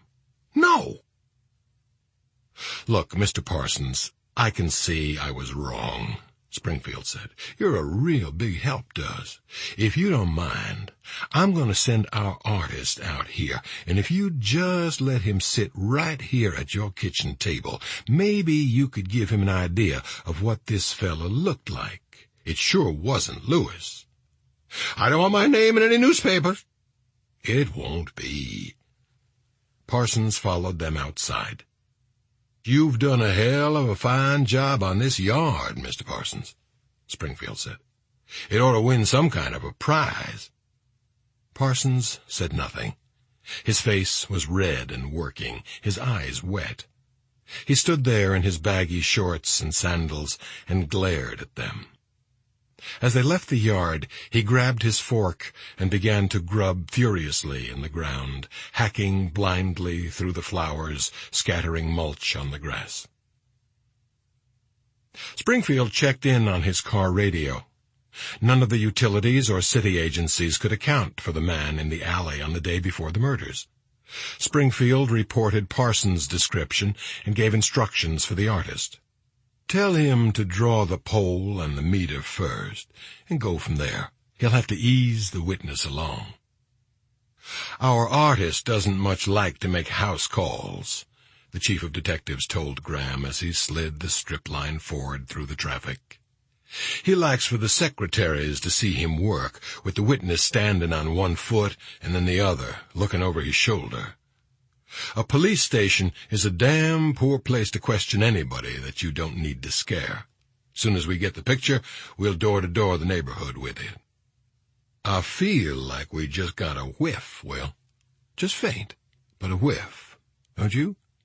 Look, we did it to the poor old devil, and he came through. Now, let's do something with it. If the man in the alley is the one we want, it's the best news yet, Graham said. He was sick of himself. Right. It means he's not just getting off a bus and going whichever way his Peter points. He's got a plan. He stayed in town overnight. He knows where he's going a day or two ahead. He's got some kind of an idea. Case the place, kill the pet, then the family. What the hell kind of an idea is that? Springfield paused. That's kind of your territory, isn't it? It is, yes. If it's anybody's, I suppose it's mine. I know you've seen this kind of thing before. You didn't like it the other day when I asked you about Lecter, but I need to talk to you about it. All right. He killed 9 people, didn't he, in all? 9 that we know of. 2 others didn't die. What happened to them? One is on a respirator at a hospital in Baltimore. The other is in a private mental hospital in Denver. What made him do it? How was he crazy? Graham looked out the car window at the people on the sidewalk. His voice sounded detached, as though he were dictating a letter. He did it because he liked it. Still does. Dr. Lecter is not crazy in any common way we think of being crazy. He did some hideous things because he enjoyed them. But he can function perfectly when he wants to. What did the psychologists call it? What was wrong with him? They say he's a sociopath because they don't know what else to call him. He has some of the characteristics of what they call a sociopath. He has no remorse or guilt at all, and he had the first and worst sign, sadism to animals as a child. Springfield grunted. But he doesn't have any of the other marks, Graham said. He wasn't a drifter. He had no history of trouble with the law. He wasn't shallow and exploitive in small things like most sociopaths are. He's not insensitive. They don't know what to call him. His electroencephalograms show some odd patterns, but they haven't been able to tell much from them. What would you call him? Springfield asked. Graham hesitated. Just to yourself. What do you call him? He's a monster. I think of him as one of those pitiful things that are born in hospitals from time to time. They feed it and keep it warm, but they don't put it on the machines, and it dies. Lecter is the same way in his head, but he looks normal and nobody could tell. A couple of friends of mine in the Chiefs Association are from Baltimore. I asked them how you spotted Lecter. They said they didn't know. How did you do it? What was the first indication, first thing you felt? It was a coincidence, Graham said. The 6th victim was killed in his workshop. He had woodworking equipment, and he kept his hunting stuff out there. He was laced to a pegboard where the tools hung, and he was really torn up, cut and stabbed, and he had arrows in him. The wounds reminded me of something. I couldn't think what it was. And you had to go on to the next ones? Yes. Lecter was very hot. He did the next 3 in 9 days. But this 6th one, he had 2 old scars on his thigh. The pathologist checked with the local hospital and found he had fallen out of a tree blind 5 years before while he was bow hunting and stuck an arrow through his leg. The doctor of record was a resident surgeon, but Lecter had treated him first. He was on duty in the emergency room. His name was on the admissions log. It had been a long time since the accident, but I thought Lecter might remember if anything had seemed fishy about the arrow wound, so I went to his office to see him. We were grabbing at anything then. He was practicing psychiatry by that time. He had a nice office, antiques. He said he didn't remember much about the arrow wound, that one of the victim's hunting buddies had brought him in, and that was it. Something bothered me, though. I thought it was something Lecter said, or something in the office. Crawford and I hashed it over. We checked the files, and Lecter had no record.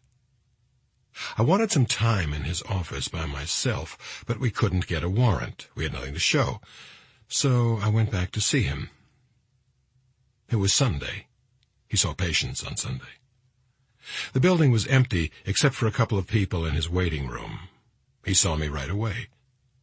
We were talking, and he was making this polite effort to help me, and I looked up at some very old medical books on the shelf above his head, and I knew it was him.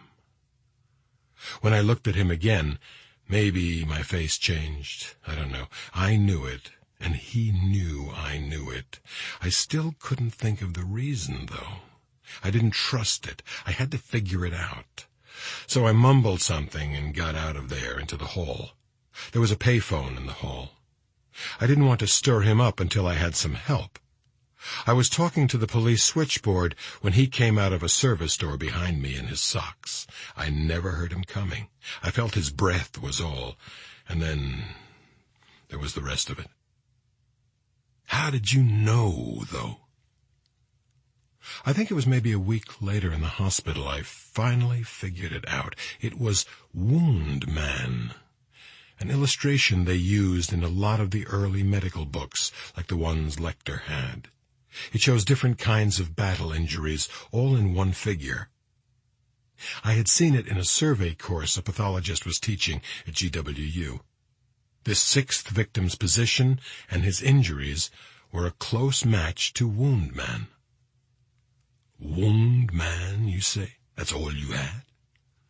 Well, yeah, it was a coincidence that I had seen it, a piece of luck.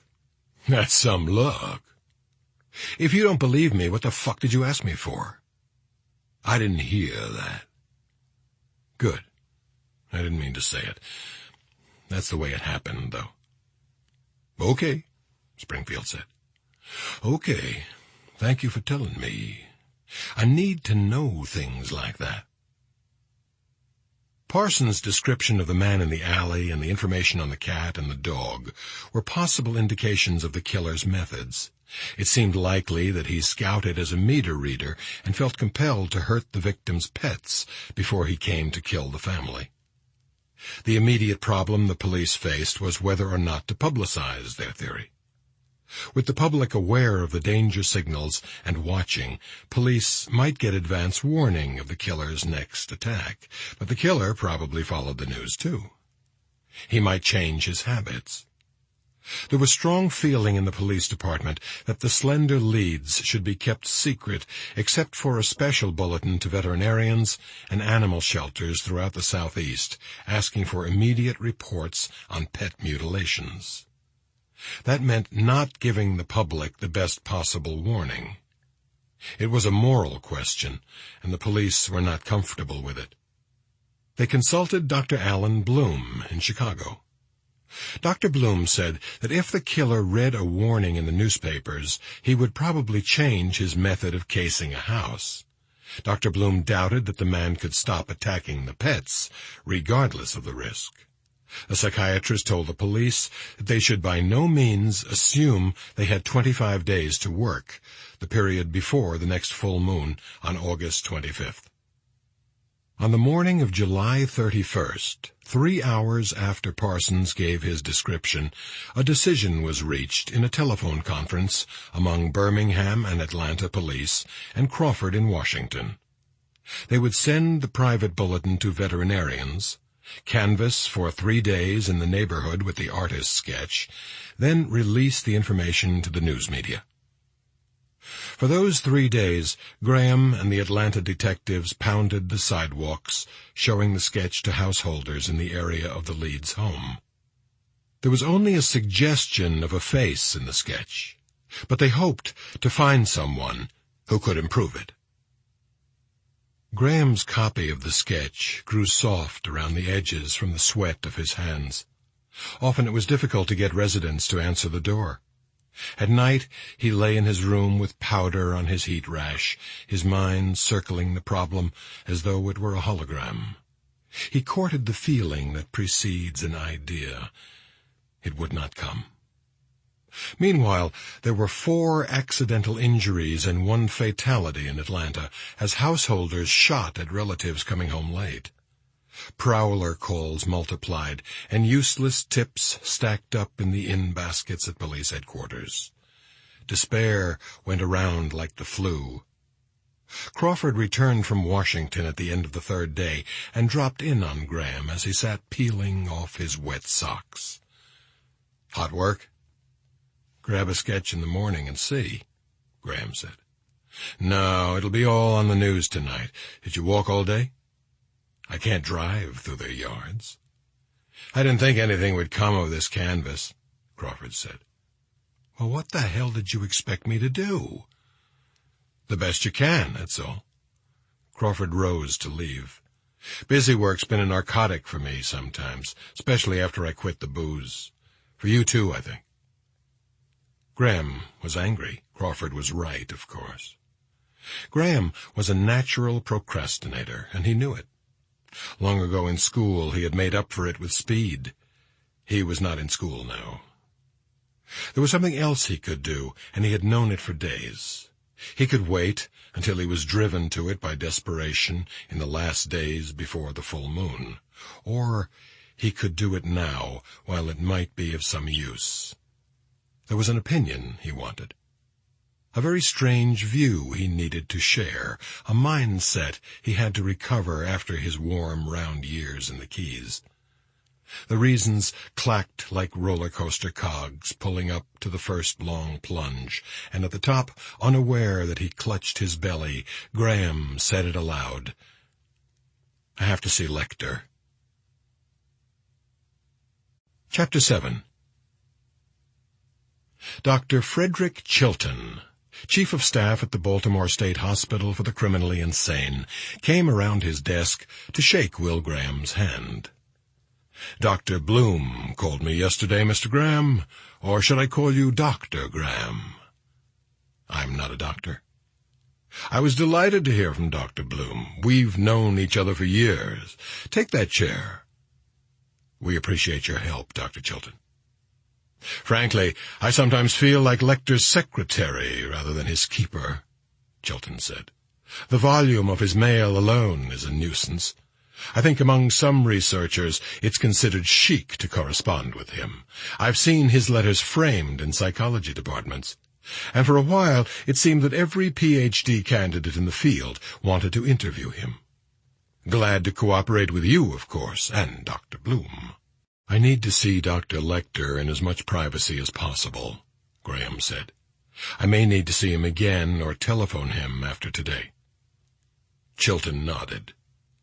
"To begin with, Dr. Lecter will stay in his room. That is absolutely the only place where he is not put in restraints.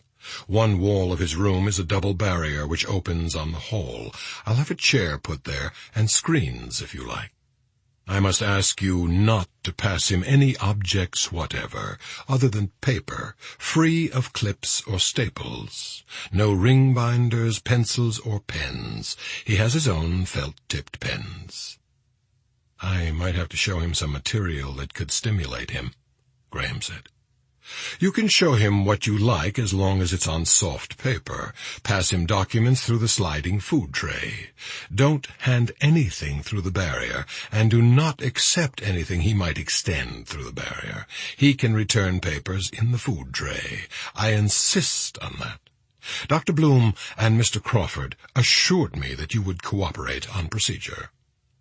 "I will," Graham said. He started to rise. "I know you're anxious to get on with it, Mr. Graham, but I want to tell you something first. This will interest you. It may seem gratuitous to warn you of all people about Lecter, but he's very disarming. For a year after he was brought here, he behaved perfectly and gave the appearance of cooperating with attempts at therapy. As a result, this was under the previous administrator, security around him was slightly relaxed. On the afternoon of July 8th, 1976, he complained of chest pain.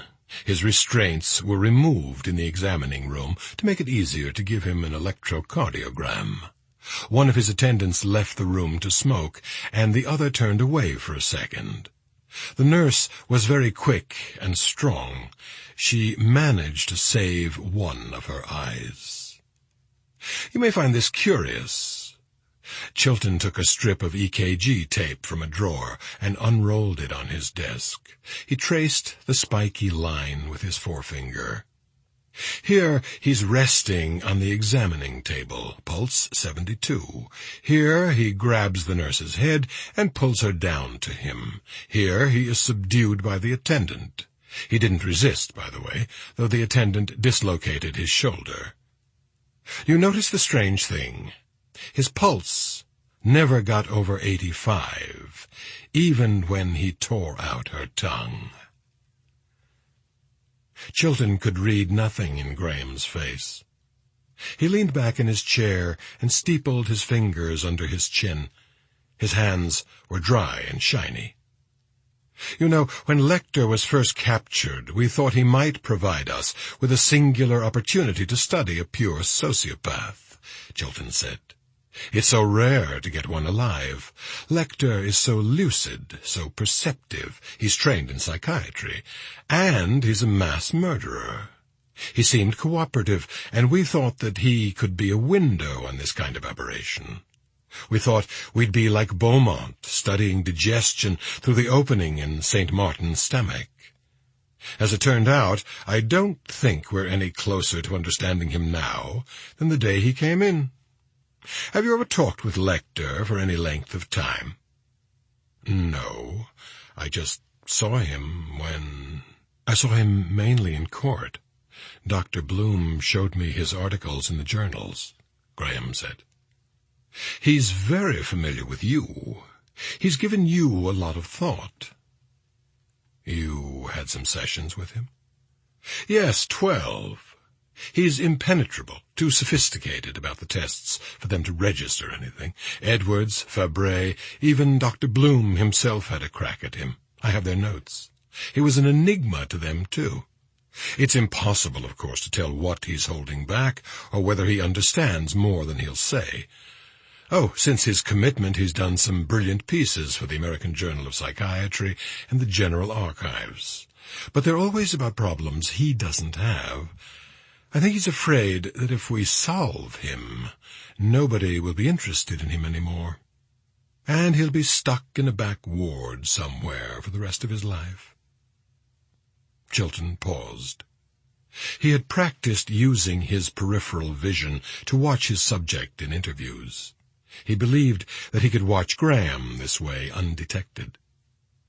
The consensus around here is that the only person who has demonstrated any practical understanding of Hannibal Lecter is you, Mr. Graham. Can you tell me anything about him?" "No." "Some of the staff are curious about this. When you saw Dr. Lecter's murders, their style, so to speak, were you able, perhaps, to reconstruct his fantasies? And did that help you identify him?" Graham did not answer. "We're woefully short of material on that sort of thing. There's one single piece in the Journal of Abnormal Psychology. Would you mind talking with some of the staff? No, not this trip. Dr. Bloom was very severe with me on that point. We're to leave you alone. Next trip, perhaps." Dr. Chilton had seen a lot of hostility. He was seeing some at the moment. Graham stood up.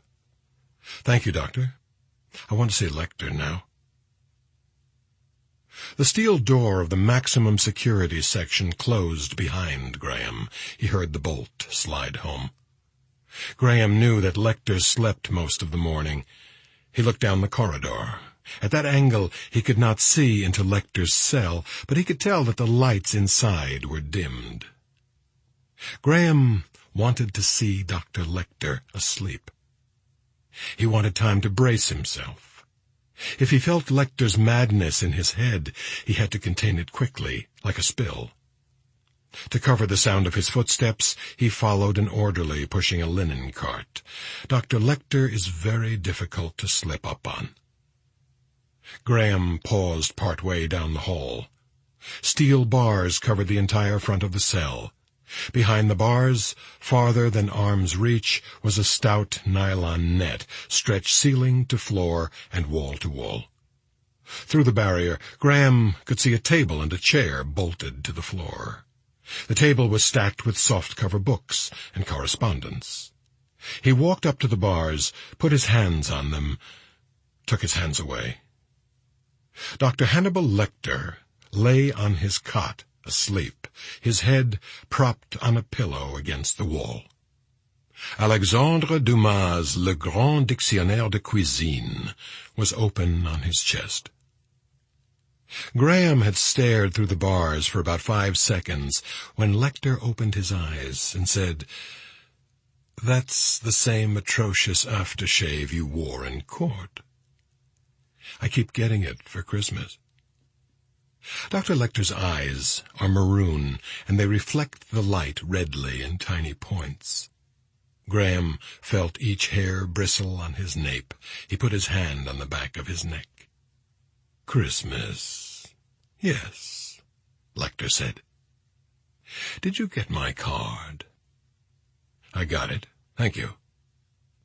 Dr. Lecter's Christmas card had been forwarded to Graham from the FBI crime laboratory in Washington. He took it into the backyard, burned it, and washed his hands before touching Molly. Lecter rose and walked over to his table. He is a small, lithe man, very neat. "Why don't you have a seat, Will? I think there are some folding chairs in a closet just down that way. At least, that's where it sounds like they come from." The orderly's bringing one. Lecter stood until Graham was seated in the hall. "And how is Officer Stewart?" he asked. "Stewart's fine. Officer Stewart left law enforcement after he saw Dr. Lecter's basement. He managed a motel now. Graham did not mention this. He didn't think Stewart would appreciate any mail from Lecter. Unfortunate that his emotional problems got the better of him. I thought he was a very promising young officer. Do you ever have any problems, Will?" "No." "Of course you don't." Graham felt that Lecter was looking through to the back of his skull. His attention felt like a fly walking around in there. "I'm glad you came.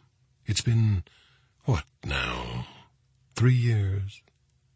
My callers are all professional, banal clinical psychiatrists, and grasping second-rate doctors of psychology from silo colleges somewhere. Pencil lickers trying to protect their tenure with pieces in the journals. Dr. Bloom showed me your article on surgical addiction in the Journal of Clinical Psychiatry. And? Very interesting, even to a layman." "A layman. Layman, interesting term," Lecter said. "So many learned fellows going about, so many experts on government grants. And you say you're a layman. But it was you who caught me, wasn't it, Will? Do you know how you did it?" "I'm sure you've read the transcript. It's all in there." "No, it's not." "Do you know how you did it, Will?" "It's in the transcript. What does it matter now?" "It doesn't matter to me, Will." "I want you to help me, Dr. Lecter." "Yes, I thought so." "It's about Atlanta and Birmingham." "Yes." "You read about it, I'm sure." "I've read the papers. I can't clip them. They won't let me have scissors, of course. Sometimes they threaten me with loss of books, you know. I wouldn't want them to think I was dwelling on anything morbid." He laughed. Dr. Lecter has small white teeth. "You want to know how he's choosing them, don't you?" "I thought you would have some ideas. I'm asking you to tell me what they are." "Why should I?" Graham had anticipated the question. A reason to stop multiple murders would not occur readily to Dr. Lecter. "There are things you don't have," Graham said. "Research materials, film strips even. I'd speak to the Chief of Staff." "Chilton?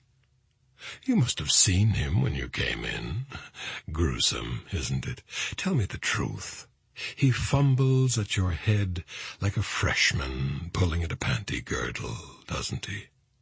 Watched you out of the corner of his eye. Picked that up, didn't you?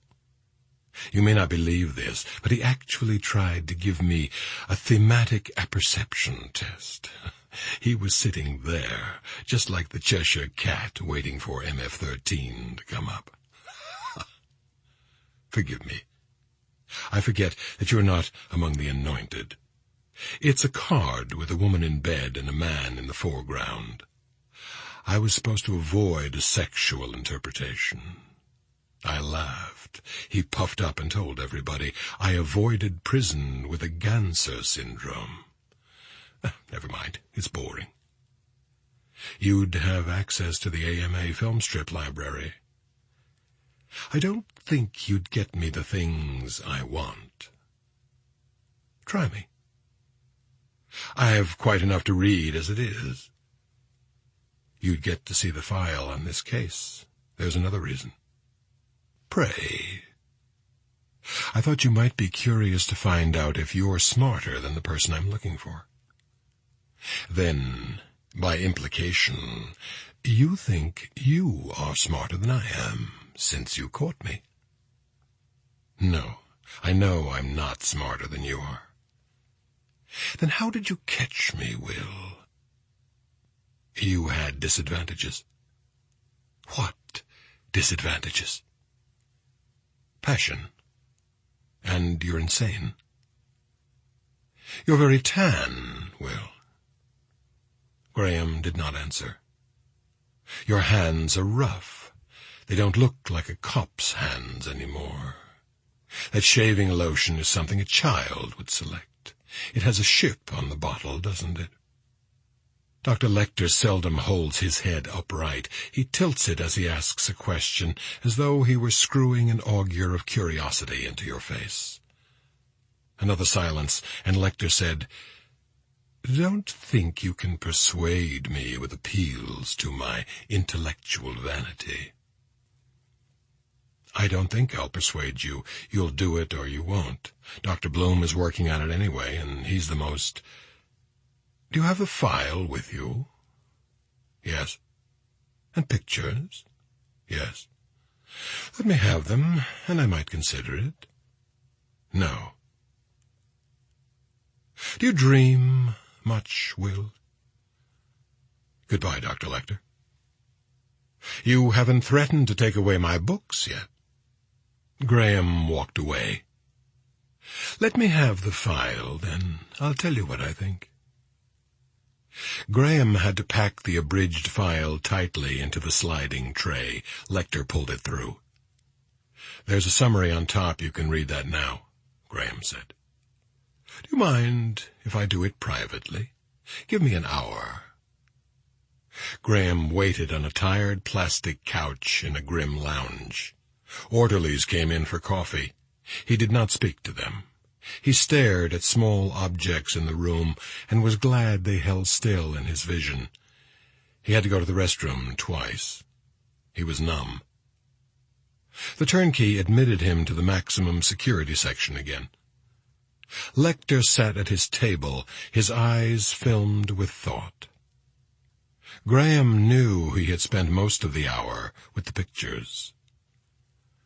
This is a very shy boy, Will. I'd love to meet him. Have you considered the possibility that he's disfigured? Or that he may believe he's disfigured? The mirrors. Yes. You notice he smashed all the mirrors in the houses, not just enough to get the pieces he wanted.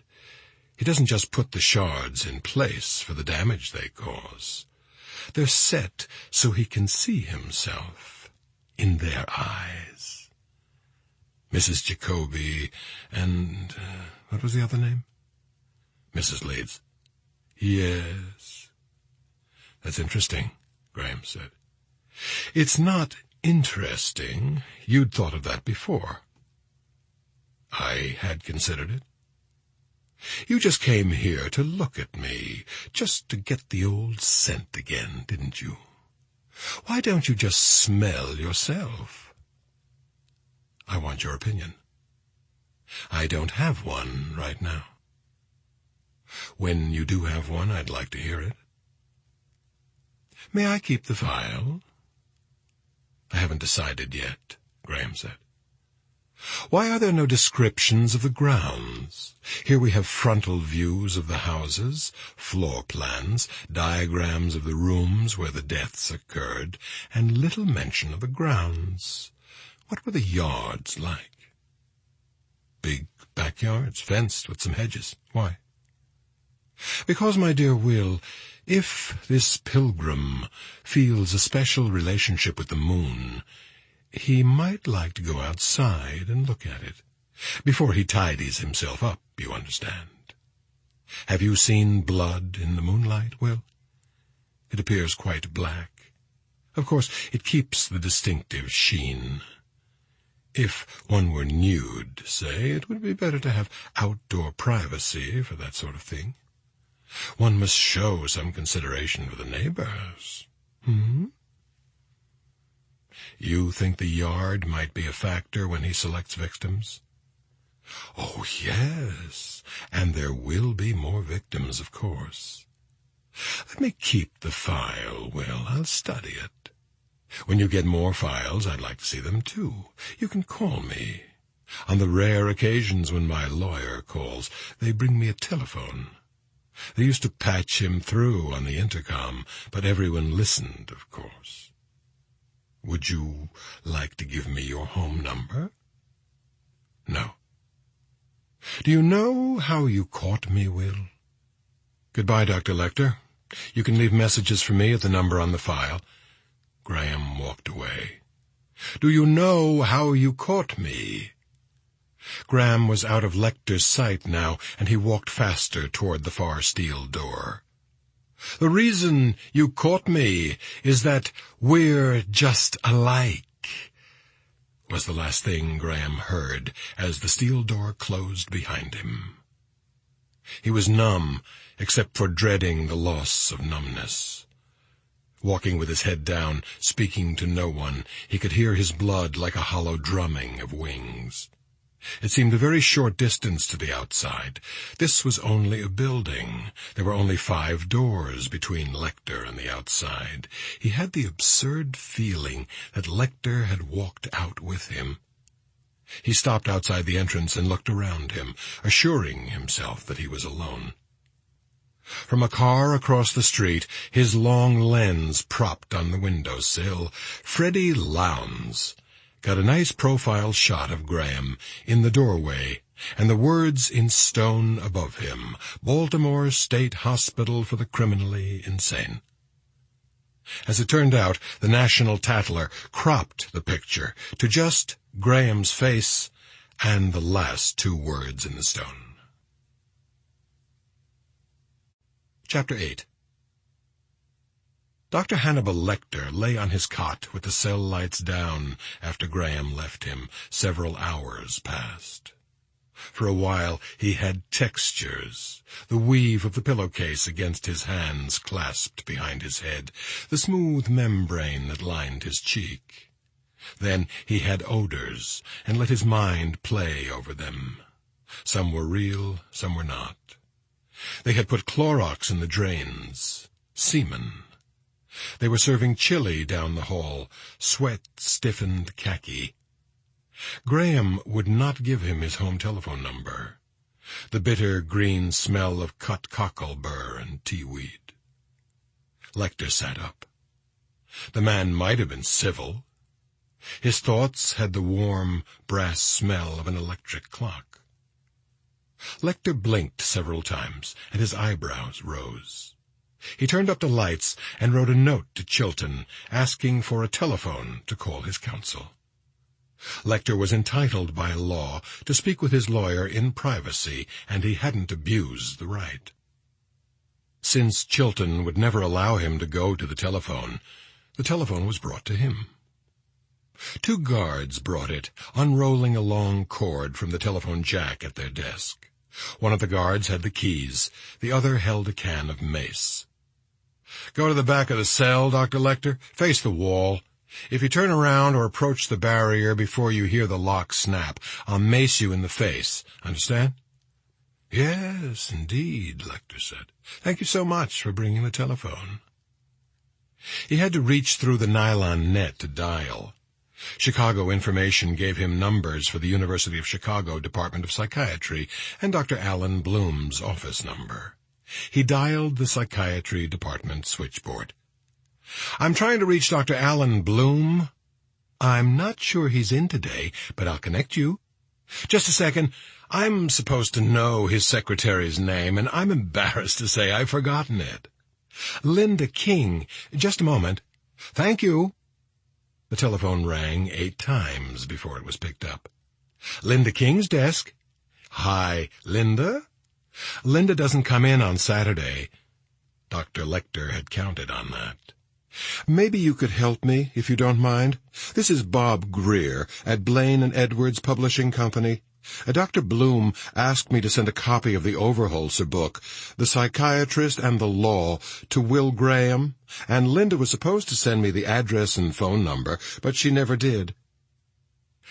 "I'm just a graduate assistant. She'll be in on I have to catch Federal Express with it in about 5 minutes, and I hate to bother Dr. Bloom about it at home, because he told Linda to send it, and I don't want to get her in hot water.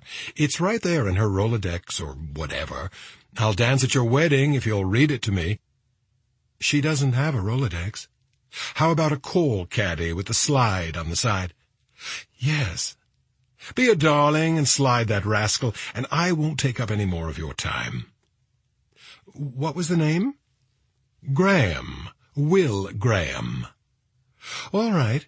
His home number is 305 JL5 7002. "I'm supposed to mail it to his house." "It doesn't give the address of his house." "What does it have?" "Federal Bureau of Investigation, 10th and Pennsylvania, Washington, D.C. Oh, and Post Office Box 3680, Marathon, Florida." "That's fine. You're an angel." "You're welcome." Lecter felt much better. He thought he might surprise Graham with a call sometime. Or if the man couldn't be civil, he might have a hospital supply house mail Graham a colostomy bag, for old time's sake. Chapter 9. 700 miles to the southwest, in the cafeteria at Gateway Film Laboratory of St. Louis, Francis Dollarhide was waiting for a hamburger. The entrees offered in the steam table were filmed over. He stood beside the cash register and sipped coffee from a paper cup.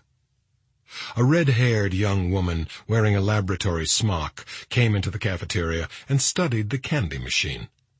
She looked at Francis Dollarhide's back several times and pursed her lips. Finally, she walked over to him and said, "Mr. D?" Dollarhide turned. He always wore red goggles outside the dark room. She kept her eyes on the nosepiece of the goggles. "Will you sit down with me a minute? I want to tell you something." "What can you tell me, Eileen?" "That I'm really sorry. Bob was just really drunk, and clowning around. He didn't mean anything. Please come sit down, just for a minute. Will you do that?" "Mm-hmm." Dollarhide never said yes, as he had trouble with the sibilant S. They sat. She twisted a napkin in her hands. "Everybody was having a good time at the party, and we were glad you came by," she said. "Real glad, and surprised, too. You know how Bob is. He does voices all the time. He ought to be on the radio. He did 2 or 3 accents, telling jokes and all. He can talk just like a Negro. When he did that other voice, he didn't mean to make you feel bad. He was too drunk to know who was there." They were all laughing, and then they didn't laugh. Dollarhide never said stopped because of the fricative S. That's when Bob realized what he had done. He went on, though. "I know it," she said, managing to look from her napkin to his goggles without lingering on the way. "I got on his case about it, too. He said he didn't mean anything. He just saw he was into it and tried to keep up the joke. You saw how red his face got." "He invited me to perform a duet with him." He hugged you and tried to put his arm around you. He wanted you to laugh it off, Mr. D. I've laughed it off, Eileen. Bob feels terrible. Well, I don't want him to feel terrible. I don't want that. Tell him for me. And it won't make it any different here at the plant. Golly, if I had talent like Bob, I'd make a joke all the time. Dollarhide avoided plurals whenever he could. We'll all get together before long, and he'll know how I feel. Good, Mr. D. You know, he's really under all the fun. He's a sensitive guy. I'll bet. Tender, I imagine. Dollarhide's voice was muffled by his hand. When seated, he always pressed the knuckle of his forefinger under his nose. Pardon? I think you're good for him, Eileen. I think so, I really do. He's not drinking, but just on weekends. He just starts to relax, and his wife calls the house. He makes faces while I talk to her, but I can tell he's upset after. A woman knows. She tapped Dollarhide on the wrist, and despite the goggles, saw the touch register in his eyes. Take it easy, Mr. D. I'm glad we had this talk. I am too, Eileen. Dollarhide watched her walk away. She had a suck mark on the back of her knee. He thought correctly that Eileen did not appreciate him. No one did, actually. The great darkroom was cool and smelled of chemicals. Francis Dollarhide checked the developer in the A tank. Hundreds of feet of home movie film from all over the country moved through the tank hourly. Temperature and freshness of the chemicals were critical. This was his responsibility, along with all the other operations, until the film had passed through the dryer. Many times a day he lifted samples of film from the tank and checked them frame by frame. The darkroom was quiet. Dollarhide discouraged chatter among his assistants and communicated with them largely in gestures. When the evening shift ended, he remained alone in the darkroom to develop, dry, and splice some film of his own. Dollarhide got home about 10 p.m. He lived alone in a big house his grandparents had left him. It stood at the end of a gravel drive that runs through an apple orchard north of St. Charles, Missouri, across the Missouri River from St. Louis. The orchard's absentee owner did not take care of it. Dead and twisted trees stood among the green ones. Now, in late July, the smell of rotting apples hung over the orchard. There were many bees in the daytime. The nearest neighbor was a half-mile away. Dollarhide always made an inspection tour of the house as soon as he got home. There had been an abortive burglary attempt some years before. He flicked on the lights in each room and looked around. A visitor would not think he lived alone. His grandparents' clothes still hung in the closets. His grandmother's brushes were on her dresser, with combings of hair in them. Her teeth were in a glass on the bedside table. The water had long since evaporated. His grandmother had been dead for 10 years. The funeral director had asked him, "Mr. Dollarhide, wouldn't you like to bring me your grandmother's teeth?" He replied, "Just drop the lid." Satisfied that he was alone in the house, Dollarhide went upstairs, took a long shower, and washed his hair. He put on a kimono of a synthetic material that felt like silk, and lay down on his narrow bed in the room he had occupied since childhood. His grandmother's hair dryer had a plastic cap and hose. He put on the cap, and while he dried, he thumbed through a new high-fashion magazine. The hatred and brutishness in some of the photographs were remarkable. He began to feel excited. He swiveled the metal shade of his reading lamp to light a print on the wall at the foot of the bed. It was William Blake's The Great Red Dragon and the Woman Clothed with the Sun. The picture had stunned him the first time he saw it. Never before had he seen anything that approached his graphic thought. He felt that Blake must have peeked in his ear and seen the red dragon. For weeks, Dollarhide had worried that his thoughts might glow out his ears, might be visible in the darkroom, might fog the film. He put cotton balls in his ears. Then, fearing that cotton was too flammable, he tried steel wool. That made his ears bleed. Finally, he cut small pieces of asbestos cloth from an ironing board cover and rolled them into little pills that would fit in his ears. The red dragon was all he had for a long time. It was not all he had now. He felt the beginnings of an erection. He had wanted to go through this slowly, but now he could not wait. Dollarhide closed the heavy draperies over windows in the downstairs parlor. He set up his screen and projector. His grandfather had put a lazy-boy recliner in the parlor over his grandmother's objections. She had put a doily on the headrest. Now Dollarhide was glad. It was very comfortable. He draped a towel over the arm of the chair.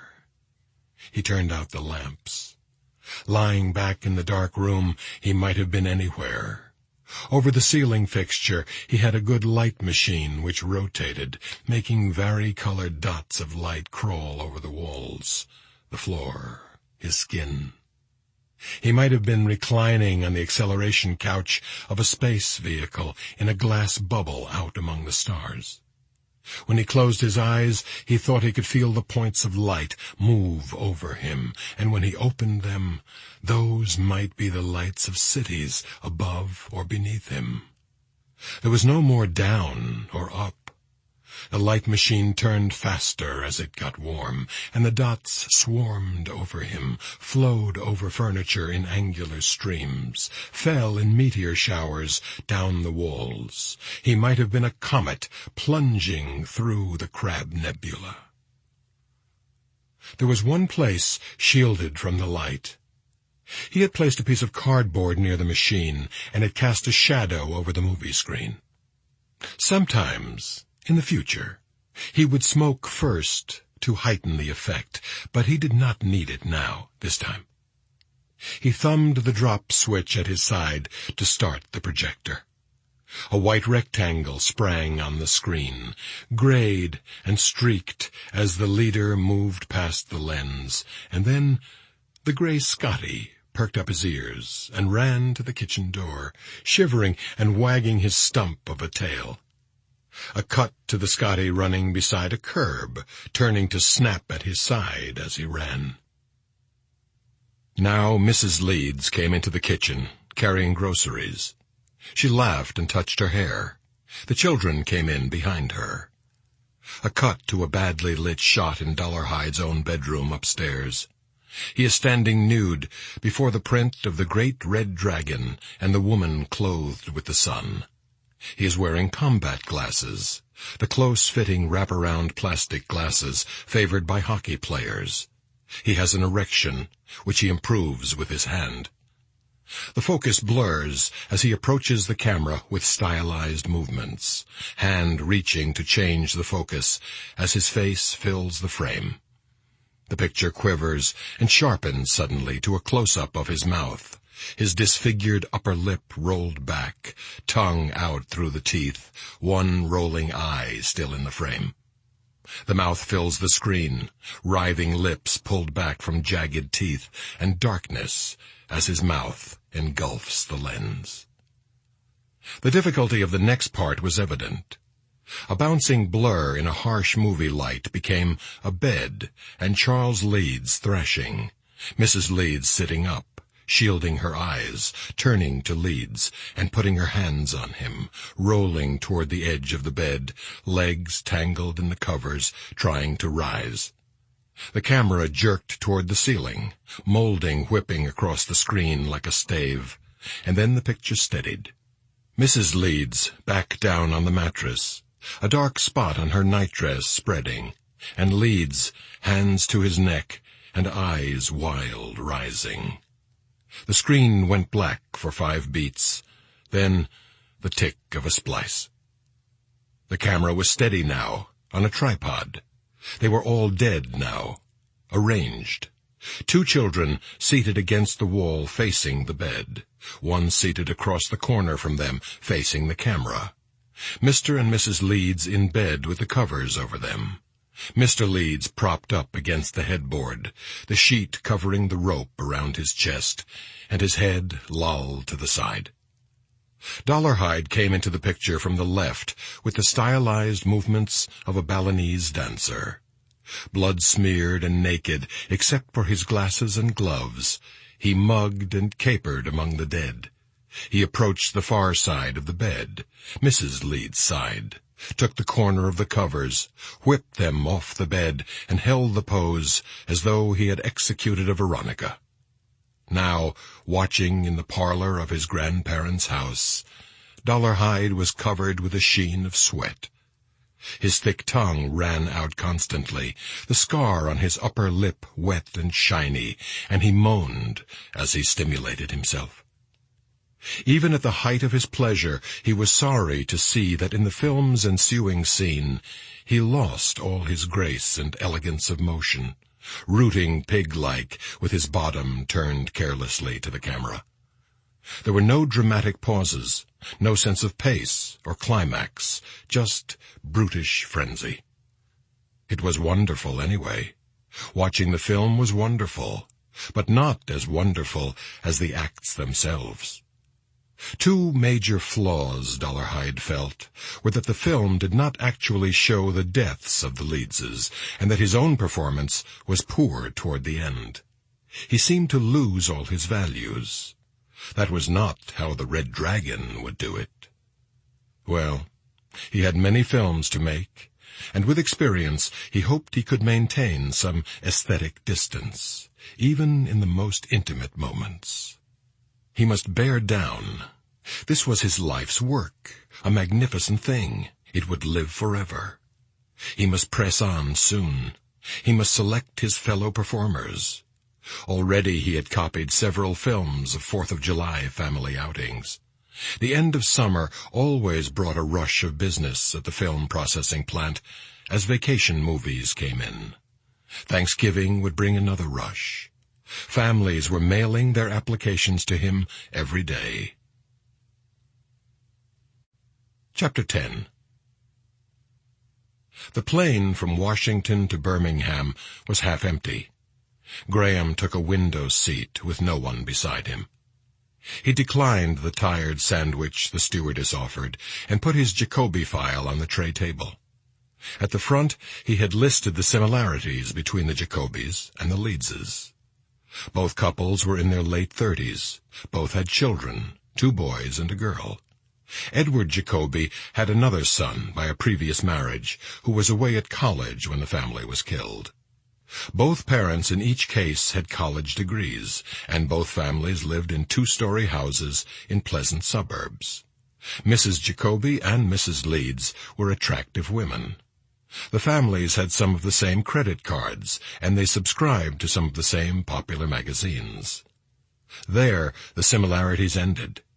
Charles Leeds was a tax attorney, while Edward Jacoby was an engineer and metallurgist. The Atlanta family were Presbyterian. The Jacobys were Catholic. The Leedses were lifelong Atlanta residents, while the Jacobys had lived in Birmingham only 3 months, transferred there from Detroit. The word random sounded in Graham's head like a dripping faucet. Random selection of victims. No apparent motive. Newspapers use those terms, and detectives spat them out in anger and frustration in homicide squad rooms. Random wasn't accurate, though. Graham knew that mass murderers and serial murderers do not select their victims at random. The man who killed the Jacobys and the Leedses saw something in them that drew him and drove him to do it. He might have known them well. Graham hoped so. Or he might not have known them at all. But Graham was sure the killer saw them at some time before he killed them. He chose them because something in them spoke to him, and the women were at the core of it. What was it? There were some differences in the crimes. Edward Jacoby was shot as he came down the stairs carrying a flashlight. Probably he was awakened by a noise.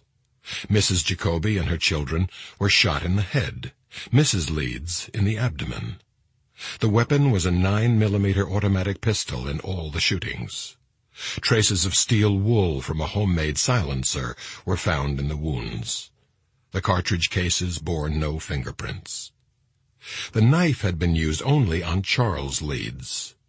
Dr. Princhy believed it was thin-bladed and very keen, possibly a filleting knife. The methods of entry were different, too. A patio door pried open at the Jacobys, the glass cutter at the Leedses.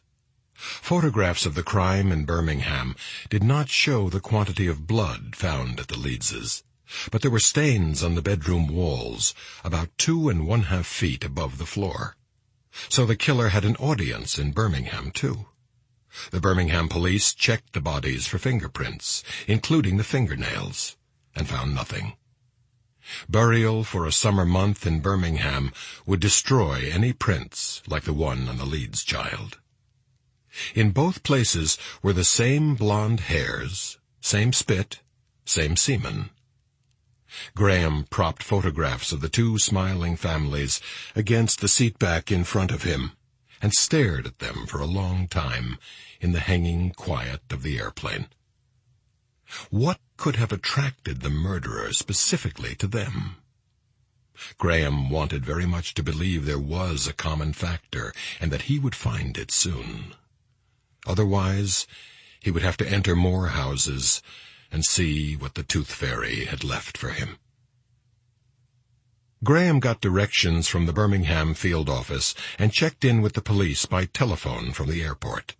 The compact car he rented spit water from the air conditioner vents onto his hands and arms.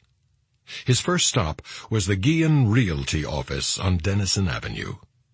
Guillen, tall and bald, made haste across his turquoise shag to greet Graham. His smile faded when Graham showed his identification and asked for the key to the Jacoby house. "Will there be some cops in uniform out there today?" he asked, his hand on the top of his head. "I don't know. I hope to God not. I got a chance to show it twice this afternoon. It's a nice house. People see it and they forget this other. Last Thursday, I had a couple from Duluth, substantial retired people, hot on the Sun Belt. I had them down to the short roads, talking mortgages. I mean, that man could have fronted a third when the squad car rode up, and in they came. Couple asked them questions, and boy, did they get some answers. These good officers gave them the whole tour, who was laying where. And then it was goodbye, Guillen. Much obliged for your trouble. I try to show 'em how safe we've fixed it, but they don't listen. There they go, Jake-legged through the gravel, climbing back in their sedan DeVille. Have any single men asked to look at it? They haven't asked me. It's a multiple listing. I don't think so, though. Police wouldn't let us start painting until, I don't know, we just got finished inside last Tuesday. Took 2 coats of interior latex, 3 in places. We're still working outside. It'll be a genuine showplace. How can you sell it before the estate's probated? I can't close until probate, but that doesn't mean I can't be ready. People could move in on a memorandum of understanding. I need to do something. A business associate of mine is holding the paper, and that interest just works all day and all night while you're asleep. Who is Mr. Jacoby's executor? Byron Metcalf, firm of Metcalf and Barnes. How long you figure on being out there? I don't know, until I've finished. You can drop that key in the mail. You don't have to come back by. Graham had the flat feeling of a cold trail as he drove out to the Jacoby house. It was barely within the city limits in an area newly annexed. He stopped beside the highway once to check his map before he found the turnoff onto an asphalt secondary road. More than a month had passed since they were killed. What had he been doing then? Putting a pair of diesels in a 65-foot Rybovich hull, signaling to Arriaga in the crane to come down another half-inch. Molly came over in the late afternoon, and he and Molly and Arriaga sat under an awning in the cockpit of the half-finished boat and ate the big prawns Molly brought and drank cold Dos Equis beer. Arriaga explained the best way to clean crayfish, drawing the tail fan in sawdust on the deck, and the sunlight, broken on the water, played on the undersides of the wheeling gulls.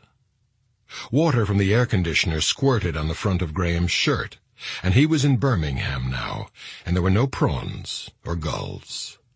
He was driving, and pastures and wooded lots were on his right, with goats and horses in them, and on his left was Stonebridge, a long-established residential area with a few elegant homes and a number of rich people's houses. He saw the realtor's sign 100 yards before he reached it. The Jacoby house was the only one on the right side of the road.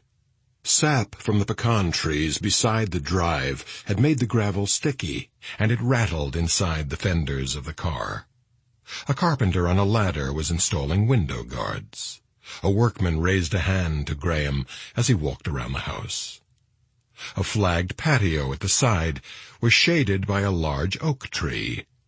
At night, the tree would block out the floodlight in the side yard as well. This was where the Tooth Fairy had entered, through sliding glass doors. The doors had been replaced with new ones, the aluminum frames still bright and bearing the manufacturer's sticker. Covering the sliding doors was a new wrought-iron security gate. The basement door was new, too, flushed steel and secured by deadbolts. The components of a hot tub stood in crates on the flagstones. Graham went inside. Bare floors and dead air. His footsteps echoed in the empty house. The new mirrors in the bathrooms had never reflected the Jacobys' faces, or the killer's. On each was a fuzzy white spot where the price had been torn off. A folded drop-cloth lay in a corner of the master bedroom. Graham sat on it long enough for the sunlight through the bare windows to move one board width across the floor. There was nothing here, nothing anymore. If he had come here immediately after the Jacobys were killed, would the Leedses still be alive? Graham wondered. He tested the weight of that burden. It did not lift when he was out of the house and under the sky again. Graham stood in the shade of a pecan tree, shoulders hunched, hands in his pockets, and looked down the long drive to the road that passed in front of the Jacoby house. How had the Tooth Fairy come to the Jacoby house? He had to drive. Where did he park? The gravel driveway was too noisy for a midnight visit, Graham thought. The Birmingham police did not agree. He walked down the drive to the roadside. The asphalt road was bordered with ditches as far as he could see. It might be possible to pull across the ditch and hide a vehicle in the brush on the Jacobys' side of the road if the ground were hard and dry. Facing the Jacoby house across the road was the single entrance to Stonebridge. The sign said that Stonebridge had a private patrol service. A strange vehicle would be noticed there. So would a man walking late at night. Scratch parking in Stonebridge. Graham went back into the house and was surprised to find the telephone working. He called the Weather Bureau and learned that 3 inches of rain fell on the day before the Jacobys were killed. The ditches were full then. The Tooth Fairy did not hide his vehicle beside the asphalt road. A horse in the pasture beside the yard kept pace with Graham as he walked along the whitewashed fence toward the rear of the property. He gave the horse a life-saver and left him at the corner as he turned along the back fence behind the outbuildings. He stopped when he saw the depression in the ground where the Jacoby children had buried their cat. Thinking about it in the Atlanta police station with Springfield, he had pictured the outbuildings as white. Actually, they were dark green. The children had wrapped the cat in a dish towel and buried it in a shoebox with a flower between its paws. Graham rested his forearm on top of the fence and leaned his forehead against it. A pet funeral, solemn rite of childhood, parents going back into the house, ashamed to pray, the children looking at one another, discovering new nerves in the place loss pierces. One bows her head, then they all do, the shovel taller than any of them. Afterward, a discussion of whether or not the cat is in heaven with God and Jesus, and the children don't shout for a while. A certainty came to Graham as he stood, sun hot on the back of his neck. As surely as the tooth fairy killed the cat, he had watched the children bury it. He had to see that if he possibly could. He did not make 2 trips out here, one to kill the cat and the second for the Jacobys. He came and killed the cat and waited for the children to find it. There was no way to determine exactly where the children found the cat. The police had located no one who spoke to the Jacobys after noon, 10 hours or so before they died. How had the tooth fairy come, and where had he waited? Behind the back fence, the brush began, running head high for 30 yards to the trees. Graham dug his wrinkled map out of his back pocket and spread it on the fence. It showed an unbroken strip of woods a 1/4 mile deep, running across the back of the Jacoby property and continuing in both directions. Beyond the woods, bounding them on the south, was a section line road that paralleled the one in front of the Jacoby house. Graham drove from the house back to the highway, measuring the distance on his odometer.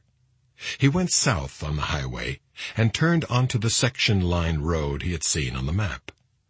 Measuring again, he drove slowly along it until the odometer showed him he was behind the Jacoby house on the other side of the woods.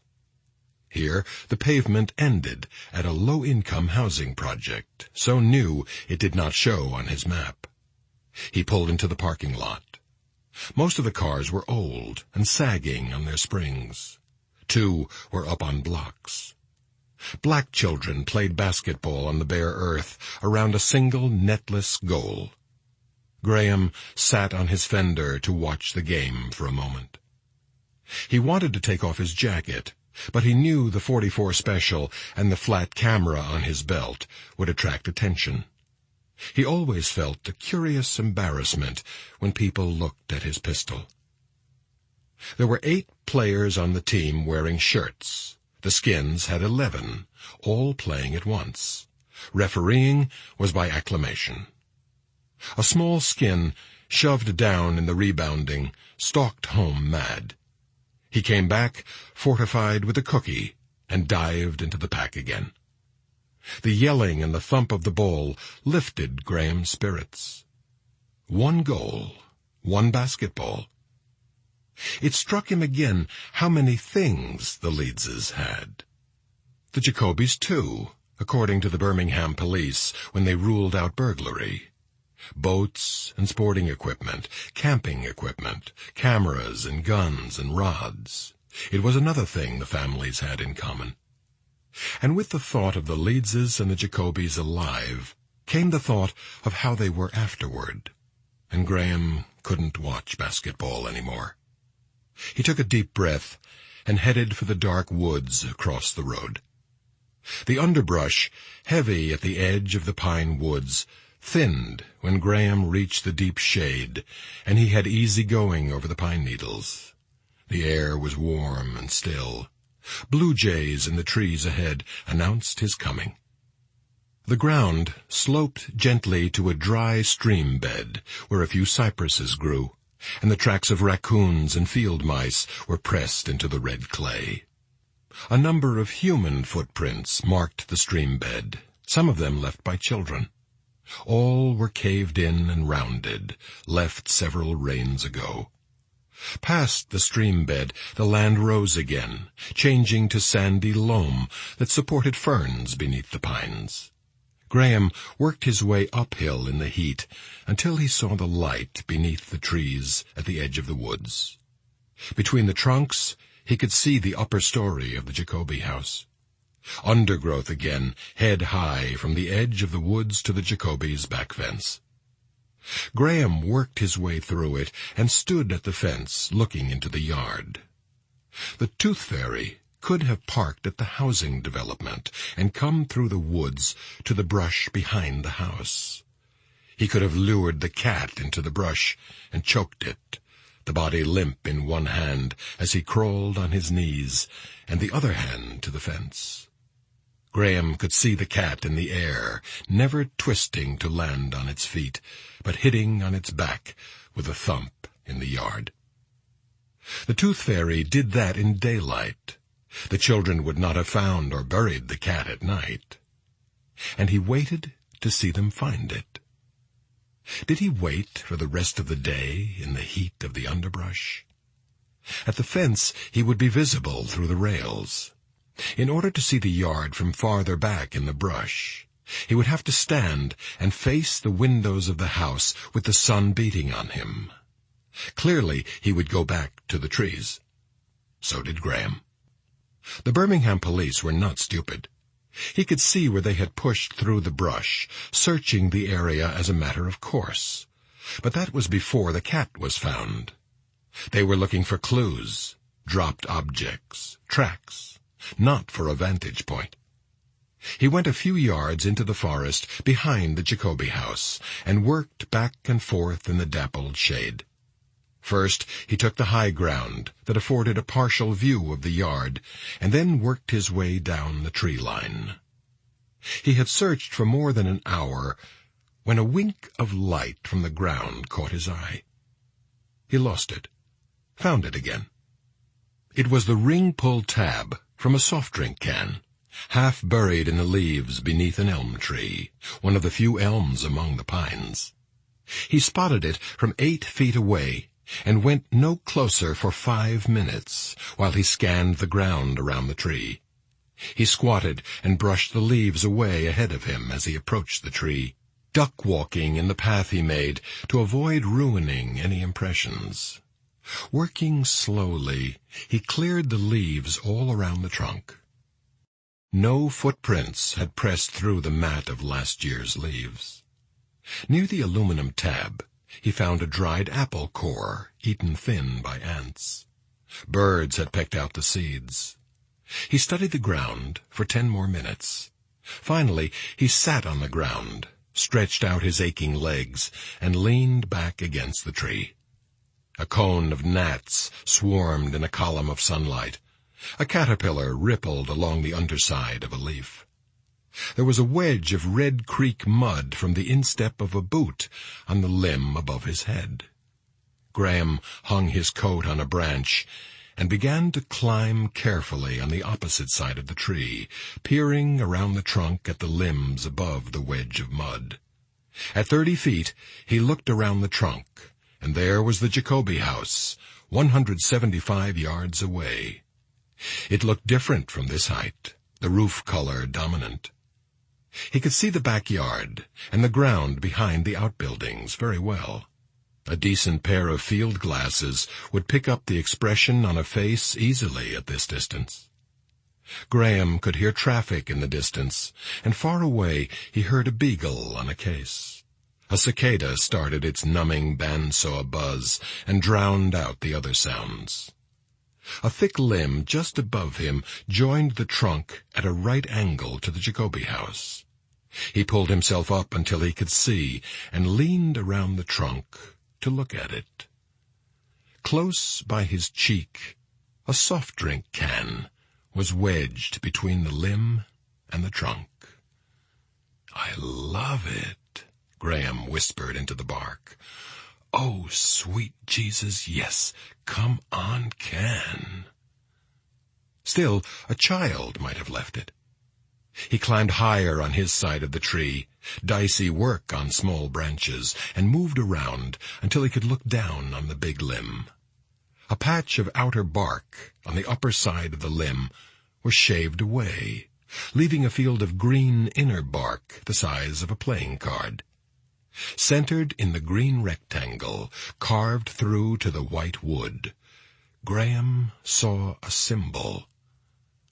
It was done carefully and cleanly, with a very sharp knife. It was not the work of a child. Graham photographed the mark, carefully bracketing his exposures. The view from the big limb was good, and it had been improved. The stub of a small branch jutted down from the limb above. It had been clipped off to clear the view. The fibers were compressed, and the end slightly flattened in the cutting. Graham looked for the severed branch. If it had been on the ground, he would have seen it. There, tangled in the limbs below, brown withered leaves amid the green foliage. The laboratory would need both sides of the cut in order to measure the pitch of the cutting edges. That meant coming back here with a saw.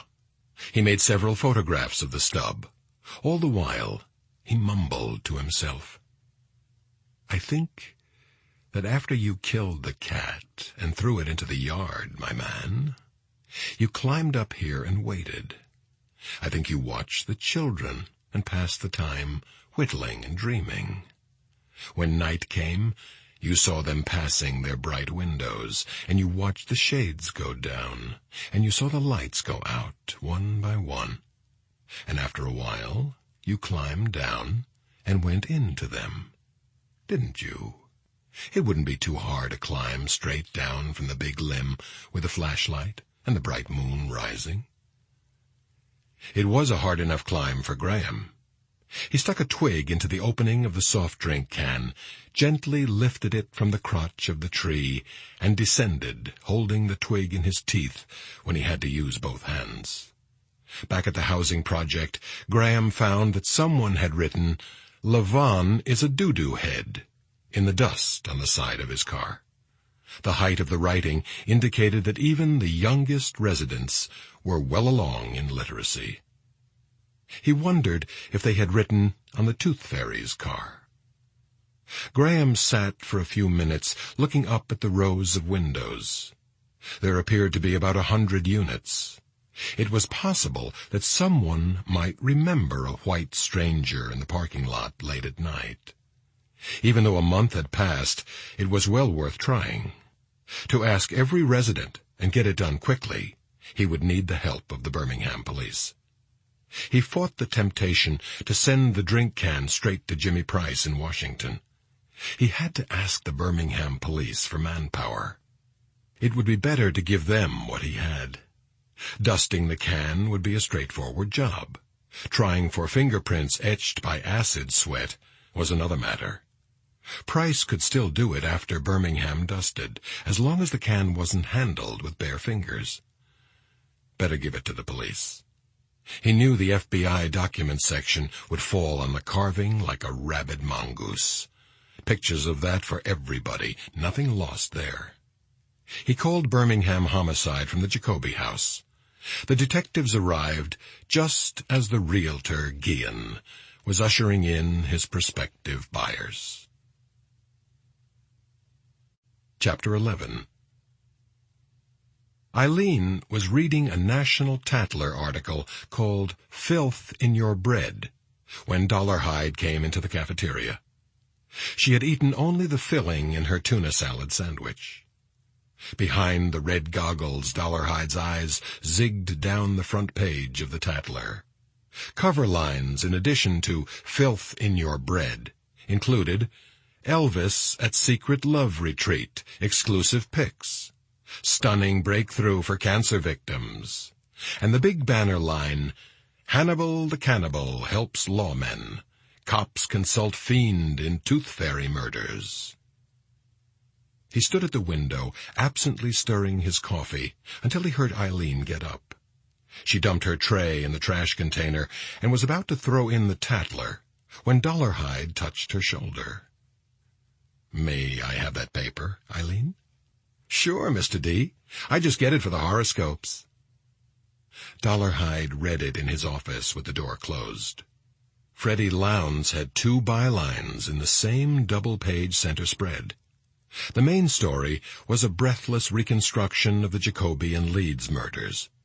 Since the police had not divulged many of the specifics, Lowndes consulted his imagination for lurid details. Dollarhide found them banal. The sidebar was more interesting. Insane fiend consulted in mass murders by cop he tried to kill, by Freddie Lowndes. Baltimore, Maryland. Federal manhunters, stymied in their search for the Tooth Fairy, psychopathic slayer of entire families in Birmingham and Atlanta, have turned to the most savage killer in captivity for help. Dr. Hannibal Lecter, whose unspeakable practices were reported in these pages 3 years ago, was consulted this week in his maximum security asylum cell by ace investigator William Will Graham. Graham suffered a near-fatal slashing at Lecter's hands when he unmasked the masked murderer. He was brought back from early retirement to spearhead the hunt for the Tooth Fairy. What went on in this bizarre meeting of two mortal enemies? What was Graham after? "It takes one to catch one," a high federal official told this reporter. He was referring to Lecter, known as Hannibal the Cannibal, who is both a psychiatrist and a mass murderer. Or was he referring to Graham? The Tattler had learned that Graham, former instructor in forensics at the FBI Academy in Quantico, Virginia, was once confined to a mental institution for a period of 4 weeks. Federal officials refused to say why they placed a man with a history of mental instability at the forefront of a desperate manhunt. The nature of Graham's mental problem was not revealed, but one former psychiatric worker called it deep depression. Garmon Evans, a paraprofessional formerly employed at Bethesda Naval Hospital, said Graham was admitted to the psychiatric wing soon after he killed Garrett Jacob Hobbs, the Minnesota Shrike. Graham shot Hobbs to death in 1975, ending Hobbs' 8-month reign of terror in Minneapolis. Evans said Graham was withdrawn and refused to eat or speak during the first weeks of his stay. Graham has never been an FBI agent. Veteran observers attribute this to the Bureau's strict screening procedures, designed to detect instability. Federal sources would reveal only that Graham originally worked in the FBI crime laboratory and was assigned teaching duties at the FBI Academy after outstanding work both in the laboratory and in the field, where he served as a special investigator. The Tattler learned that before his federal service, Graham was in the homicide division of the New Orleans Police Department, a post he left to attend graduate school in forensics at George Washington University.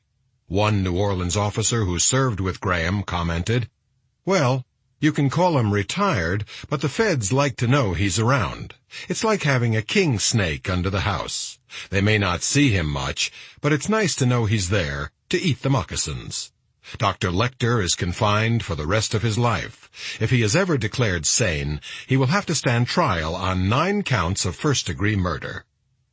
Lecter's attorney says the mass murderer spends his time writing useful articles for the scientific journals and has an ongoing dialogue by mail with some of the most respected figures in psychiatry. Dollarhide stopped reading and looked at the pictures. There were 2 of them above the sidebar. One showed Lecter pinned against the side of a state trooper's car. The other was the picture of Will Graham, taken by Freddie Lowndes, outside the Baltimore State Hospital. A small photograph of Lowndes ran beside each of his bylines. Dollarhide looked at the pictures for a long time. He ran the tip of his forefinger over them slowly, back and forth, his touch exquisitely sensitive to the rough newsprint. Ink left a smudge on his fingertip. He wet the smudge with his tongue and wiped it off on a Kleenex. Then he cut out the sidebar and put it in his pocket. On his way home from the plant, Dollarhide bought toilet paper of the quick-dissolving kind used in boats and campers, and a nasal inhaler. He felt good despite his hay fever. Like many people who have undergone extensive rhinoplasty, Dollarhide had no hair in his nose, and hay fever plagued him. So did upper respiratory infections. When a stalled truck held him up for 10 minutes on the Missouri River Bridge to St. Charles, he sat patiently. His black van was carpeted, cool and quiet. Handel's water music played on the stereo. He rippled his fingers on the steering wheel in time with the music and dabbed at his nose. 2 women in a convertible were in the lane beside him. They wore shorts and blouses tied across the midriff. Dollarhide looked down into the convertible from his van. They seemed tired and bored, squinting into the lowering sun. The woman on the passenger side had her head against the seat back and her feet on the dash. Her slumped posture made 2 creases across her bare stomach. Dollarhide could see a suck mark on the inside of her thigh. She caught him looking, sat up, and crossed her legs. He saw weary distaste in her face. She said something to the woman at the wheel. Both looked straight ahead. He knew they were talking about him. He was so glad it did not make him angry. Few things made him angry anymore. He knew that he was developing a becoming dignity. The music was very pleasant. The traffic in front of Dollarhide began to move. The lane beside him was still stalled. He looked forward to getting home. He tapped the wheel in time with the music and rolled down the window with his other hand. He hawked and spit a blob of green phlegm into the lap of the woman beside him, hitting her just beside the navel. Her curses sounded high and thin over the Handel as he drove away. Dollarhide's great ledger was at least 100 years old. Bound in black leather with brass corners, it was so heavy a sturdy machine table supported it in the locked closet at the top of the stairs.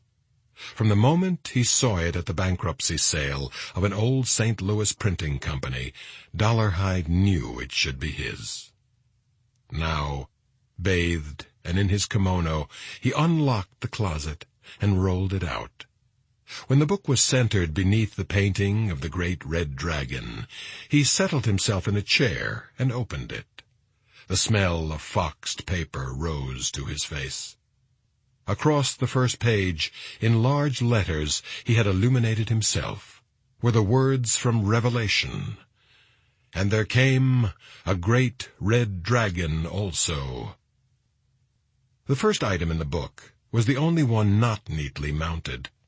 Loose between the pages was a yellowed photograph of Dollarhide as a small child, with his grandmother on the steps of the big house. He is holding to grandmother's skirt. Her arms are folded and her back is straight. Dollarhide turned past it. He ignored it as though it had been left there by mistake. There were many clippings in the ledger, the earliest ones about the disappearances of elderly women in St. Louis and Toledo. Pages between the clippings were covered with Dollarhide's writing, black ink in a fine copperplate script not unlike William Blake's own handwriting. Fastened in the margins, ragged bits of scalp trailed their tails of hair like comets pressed in God's scrapbook. The Jacoby clippings from Birmingham were there, along with film cartridges and slides, set in pockets glued to the pages. So were stories on the Leedses, with film beside them. The term Tooth Fairy had not appeared in the press until Atlanta. The name was marked out in all the Leeds stories. Now, Dollarhide did the same with his Tatler clipping, obliterating Tooth Fairy with angry slashes of a red marker pen. He turned to a new blank page in his ledger and trimmed the Tatler clipping to fit. Should Graham's picture go in? The words, "criminally insane," carved in the stone above Graham, offended Dollarhide. He hated the sight of any place of confinement. Graham's face was closed to him. He set it aside for the time being. But Lecter, this was not a good picture of the doctor. Dollarhide had a better one, which he fetched from a box in his closet. It was published upon Lecter's committal and showed the fine eyes. Still, it was not satisfactory. In Dollarhide's mind, Lecter's likeness should be the dark portrait of a Renaissance prince. For Lecter, alone among all men, might have the sensitivity and experience to understand the glory, the majesty of Dollarhide's becoming. Dollarhide felt that Lecter knew the unreality of the people who die to help you in these things, understood that they are not flesh, but light and air and color and quick sounds quickly ended when you change them, like balloons of color bursting, that they are more important for the changing, more important than the lives they scrabble after, pleading. Dollarhide bore screams as a sculptor bears dust from the beaten stone. Lecter was capable of understanding that blood and breath were only elements undergoing change to fuel his radiance, just as the source of light is burning. He would like to meet Lecter, talk and share with him, rejoice with him in their shared vision, be recognized by him as John the Baptist recognized the one who came after. Sit on him as the dragon sat on 666 in Blake's Revelation series, and film his death as, dying, he melded with the strength of the dragon. Dollarhide pulled on a new pair of rubber gloves and went to his desk. He unrolled and discarded the outer layer of the toilet paper he had bought. Then he unrolled a strip of 7 sheets and tore it off. Printing carefully on the tissue with his left hand, he wrote a letter to Lecter. Speech is never a reliable indicator of how a person writes. You never know. Dollarhide's speech was bent and pruned by disabilities, real and imagined, and the difference between his speech and his writing was startling. Still, he found he could not say the most important things he felt. He wanted to hear from Lecter. He needed a personal response before he could tell Dr. Lecter the important things. How could he manage that? He rummaged through his box of Lecter clippings, read them all again. Finally, a simple way occurred to him, and he wrote again. The letter seemed too diffident and shy when he read it over. He had signed it, Avid Fan. He brooded over the signature for several minutes. Avid Fan, indeed. His chin rose an imperious fraction. He put his gloved thumb in his mouth, removed his dentures, and placed them on the blotter. The upper plate was unusual. The teeth were normal, straight, and white, but the pink acrylic upper part was a tortuous shape, cast to fit the twists and fissures of his gums. Attached to the plate was a soft plastic prosthesis with an obturator on top, which helped him close off his soft palate in speech. He took a small case from his desk. It held another set of teeth. The upper casting was the same, but there was no prosthesis. The crooked teeth had dark stains between them and gave off a faint stench. They were identical to grandmother's teeth in the bedside glass downstairs. Dollarhide's nostrils flared at the odor. He opened his sunken smile and put them in place and wet them with his tongue. He folded the letter across the signature and bit down hard on it. When he opened the letter again, the signature was enclosed in an oval bite mark, his notary seal, an imprimatur flecked with old blood. Chapter 12. Attorney Byron Metcalf took off his tie at 5 o'clock, made himself a drink, and put his feet up on his desk. Sure you won't have one? Another time. Graham, picking the cockle-burrs off his cuffs, was grateful for the air conditioning. I didn't know the Jacobys very well, Metcalf said. They'd only been here 3 months. My wife and I were there for drinks a couple of times. Ed Jacoby came to me for a new will soon after he was transferred here. That's how I met him. But you're his executor. Yes. His wife was listed first as executor, then me as alternate, in case she was deceased or infirm. He has a brother in Philadelphia, but I gather they weren't close. You were an assistant district attorney? Yep. 1968 to 72. I ran for DA in 72. It was close, but I lost. I'm not sorry now. How do you see what happened here, Mr. Metcalf? The first thing I thought about was Joseph Yablonsky, the labor leader. Graham nodded. A crime with a motive, power in that case, disguised as an insane attack. We went over Ed Jacoby's papers with a fine-tooth comb, Jerry Estridge from the DA's office and I. Nothing. Nobody stood to make much money off Ed Jacoby's death. He made a big salary, and he had some patents paying off, but he spent it almost as fast as it came in. Everything was to go to the wife, with a little land in California entailed to the kids and their descendants. He had a small spendthrift trust set up for the surviving son.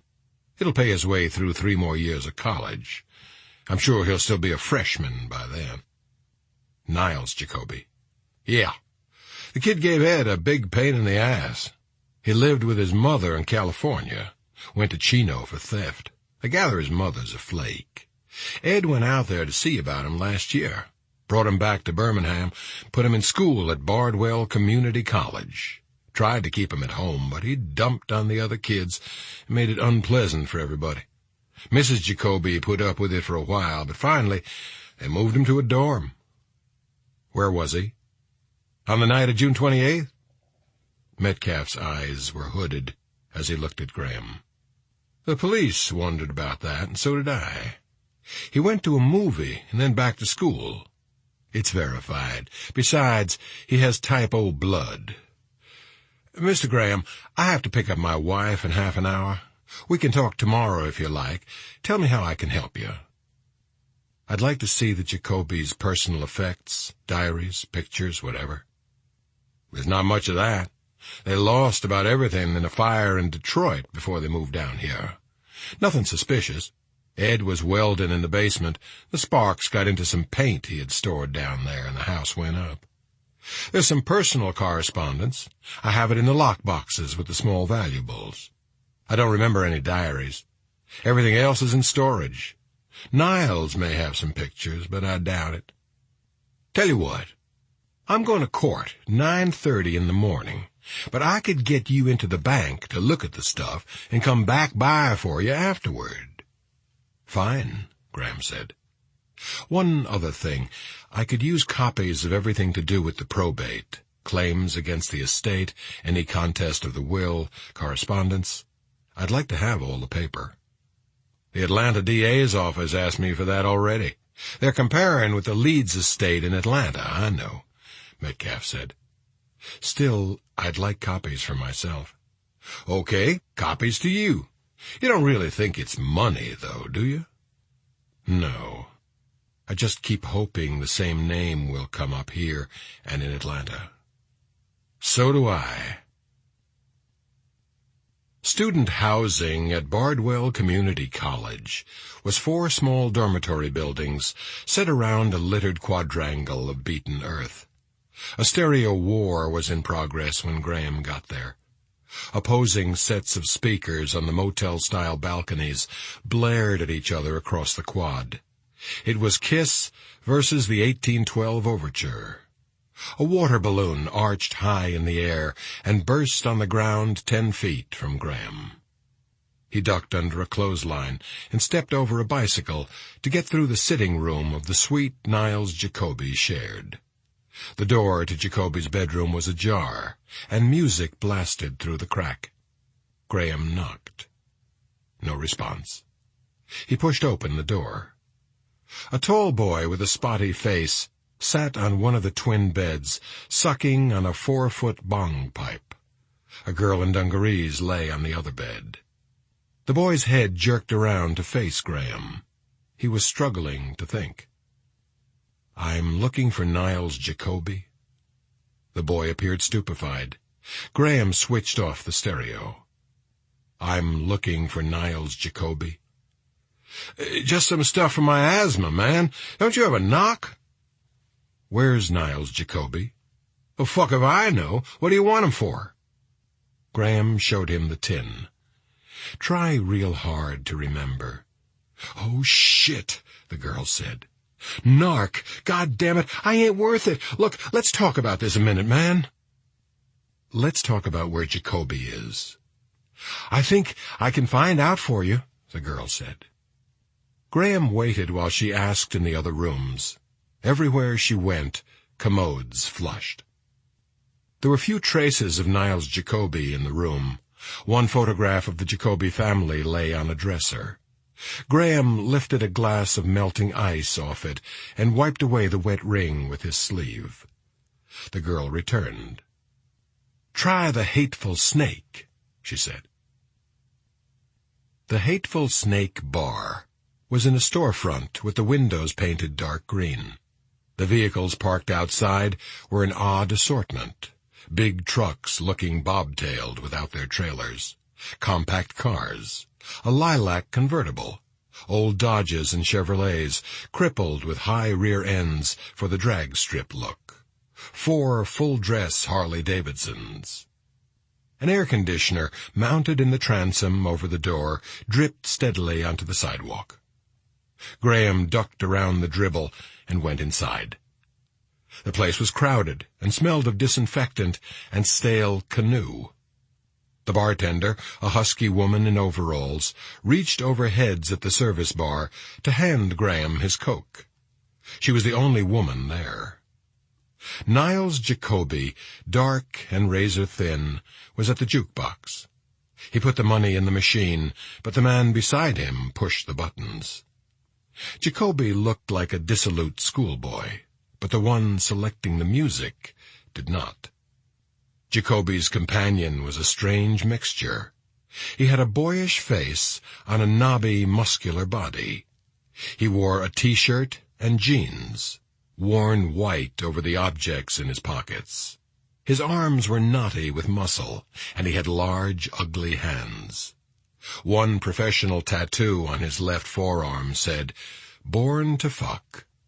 A crude jailhouse tattoo on his other arm said, "Randy." His short jail haircut had grown out unevenly.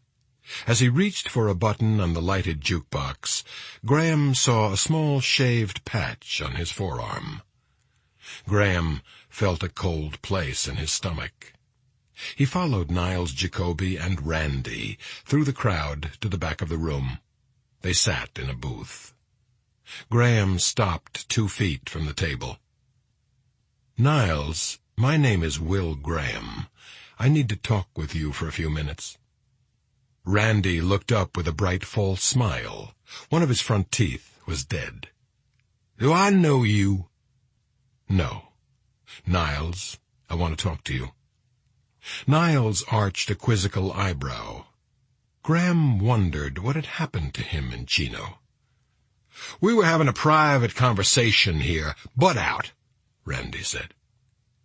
Graham looked thoughtfully at the marred, muscular forearms, the dot of adhesive in the crook of the elbow, the shaved patch where Randy had tested the edge of his knife.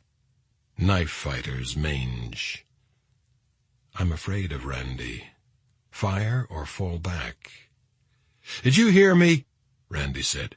"Butt out." Graham unbuttoned his jacket and put his identification on the table.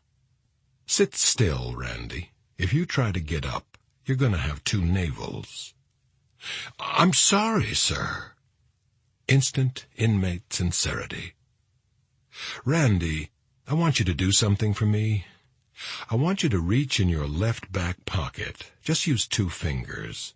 You'll find a 5-inch blade in there with a flicket clamped to the blade. Put it on the table. Thank you." Graham dropped the knife into his pocket. It felt greasy. "Now, in your other pocket is your wallet. Get it out. You sold some blood today, didn't you?" "Well, so what?" So hand me the slip they gave you, the one you show next time at the blood bank. Spread it out on the table. Randy had type O blood. Scratch, Randy. How long have you been out of jail? 3 weeks. Who's your parole officer? I'm not on parole. That's probably a lie. Graham wanted to roust Randy. He could get him for carrying a knife over the legal length. Being in a place with a liquor license was a parole violation. Graham knew he was angry at Randy because he had feared him. Randy? Yeah? Get out. I don't know what I can tell you. I didn't know my father very well, Niles Jacoby said as Graham drove him to the school. He left Mother when I was 3, and I didn't see him after that. Mother wouldn't have it. He came to see you last spring. Yes. At Chino. You know about that? I'm just trying to get it straight. What happened? Well, there he was in visitors, uptight and trying not to look around. So many people treat it like the zoo. I'd heard a lot about him from Mother, but he didn't look so bad. He was just a man standing there in a tacky sport coat. What did he say? Well, I expected him either to jump right in my shit or to be real guilty. That's the way it goes mostly in visitors. But he just asked me if I thought I could go to school. He said he'd go custody if I'd go to school and try. You have to help yourself a little. Try and help yourself, and I'll see you get in school. And like that. How long before you got out? 2 weeks. Niles, did you ever talk about your family while you were in Chino, to your cellmates or anybody? Niles Jacoby looked at Graham quickly. Oh, I see. No, not about my father. I hadn't thought about him in years. Why would I talk about him? How about here? Did you ever take any of your friends over to your parents' house? Parents? Not parents. She was not my mother. Did you ever take anybody over there? School friends or rough trade, Officer Graham?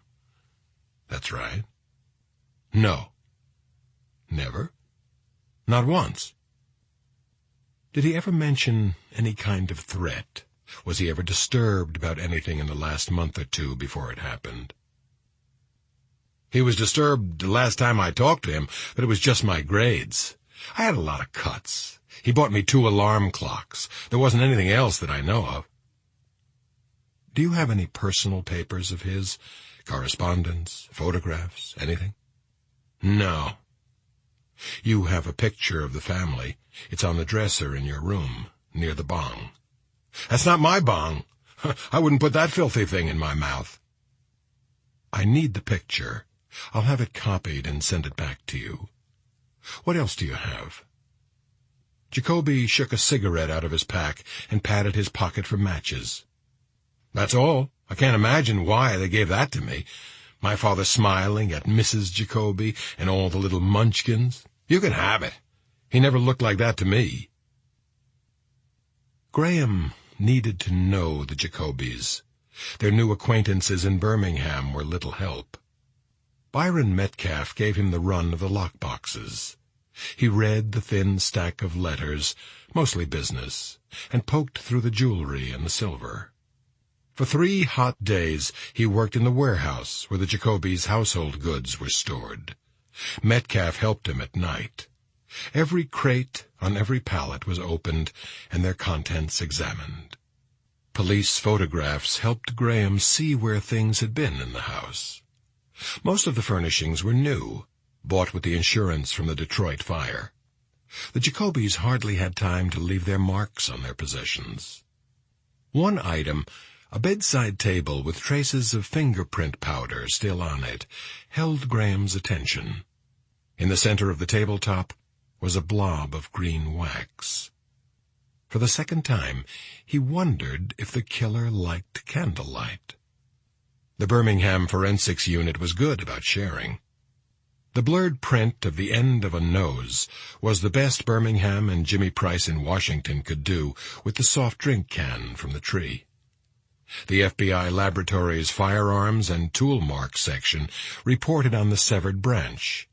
The blades that clipped it were thick, with a shallow pitch. It had been done with a bolt cutter.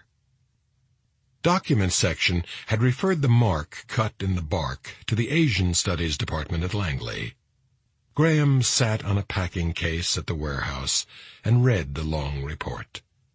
Asian Studies advised that the mark was a Chinese character, which meant, "You hit it," or "You hit it on the head," an expression sometimes used in gambling. It was considered a positive or lucky sign. The character also appeared on a mahjong piece, the Asian scholars said. It marked the Red Dragon. Chapter 13.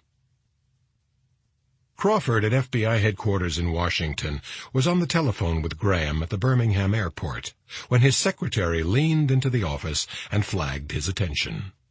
"Dr. Chilton at Baltimore Hospital on 2706. He says it's urgent." Crawford nodded.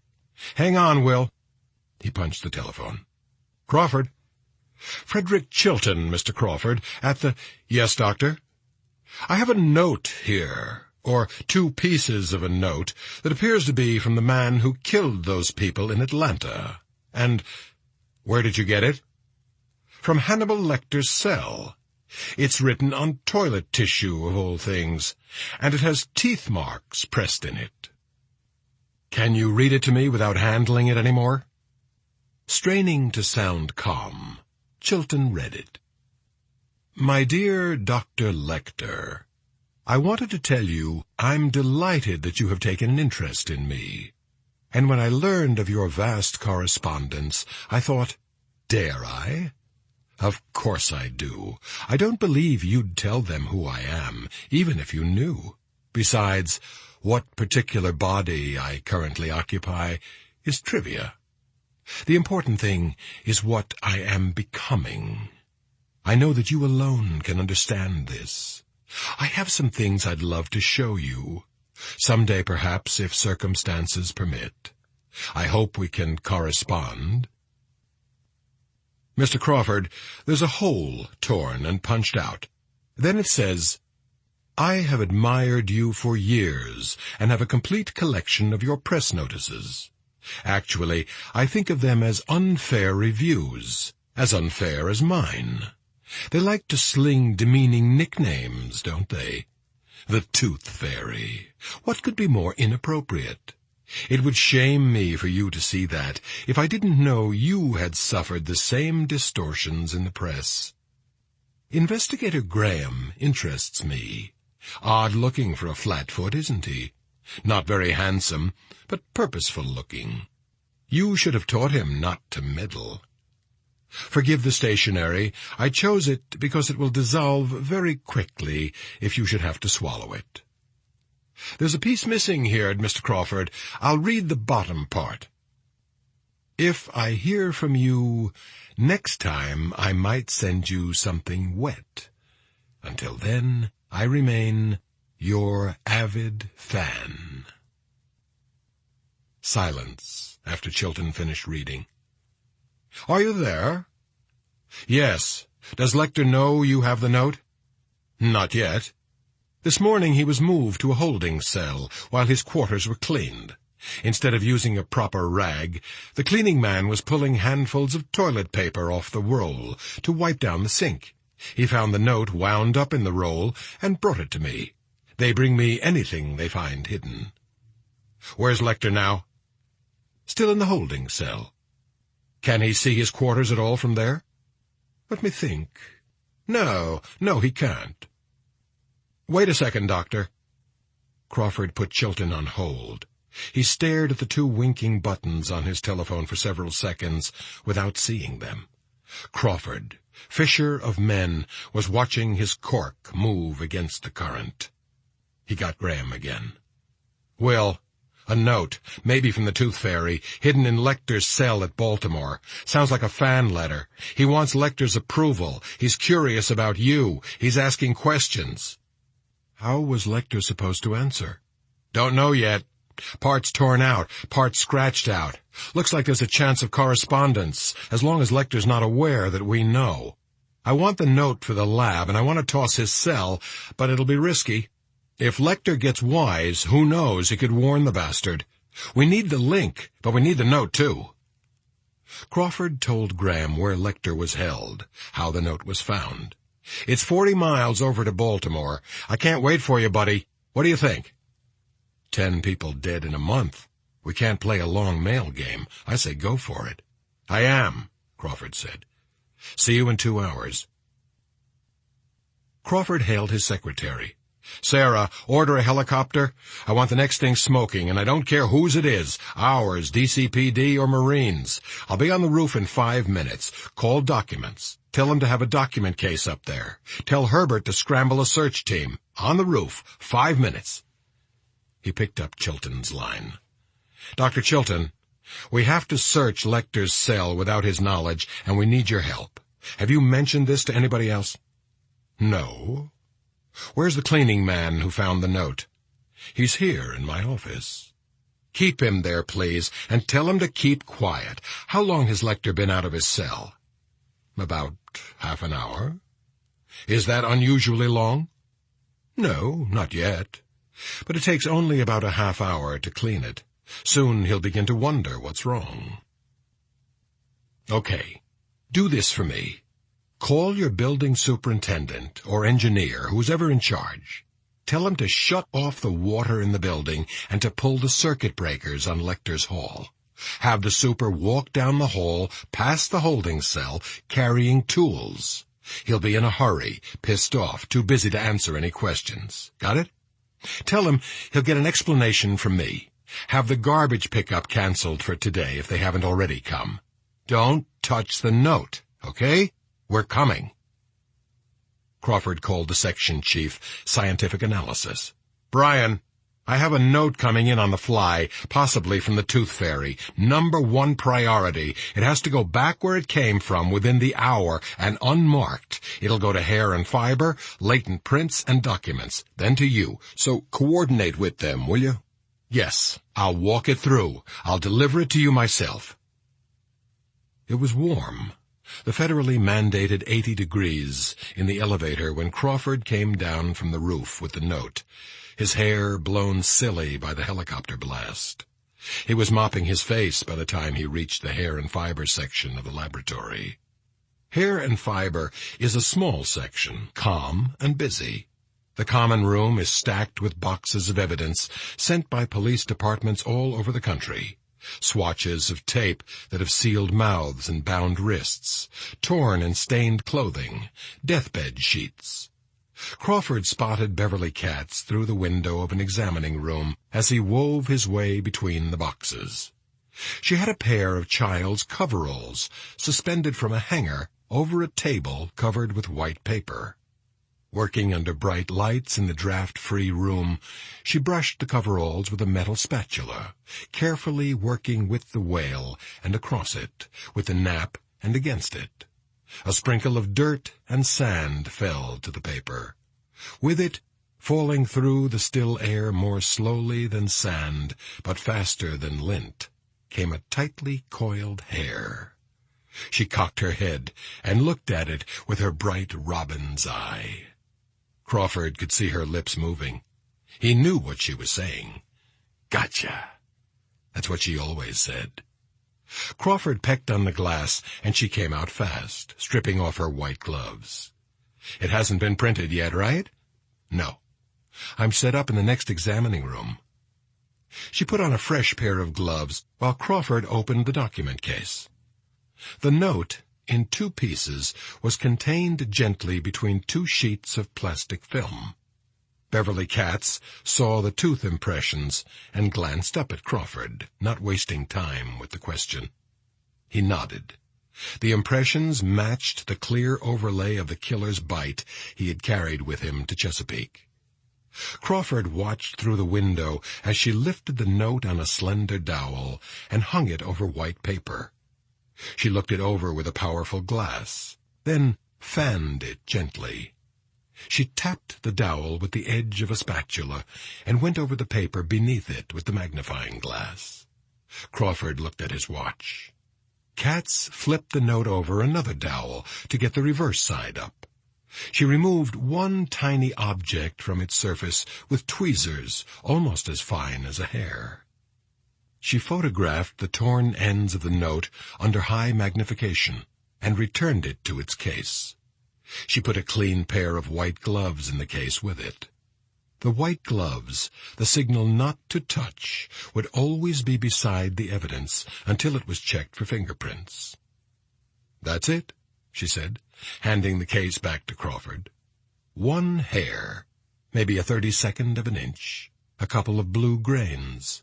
I'll work it up. What else have you got?" Crawford gave her 3 marked envelopes. Hair from Lecter's comb, whiskers from the electric razor they let him use. This is hair from the cleaning man. Gotta go. "See you later," Katz said. "Love your hair."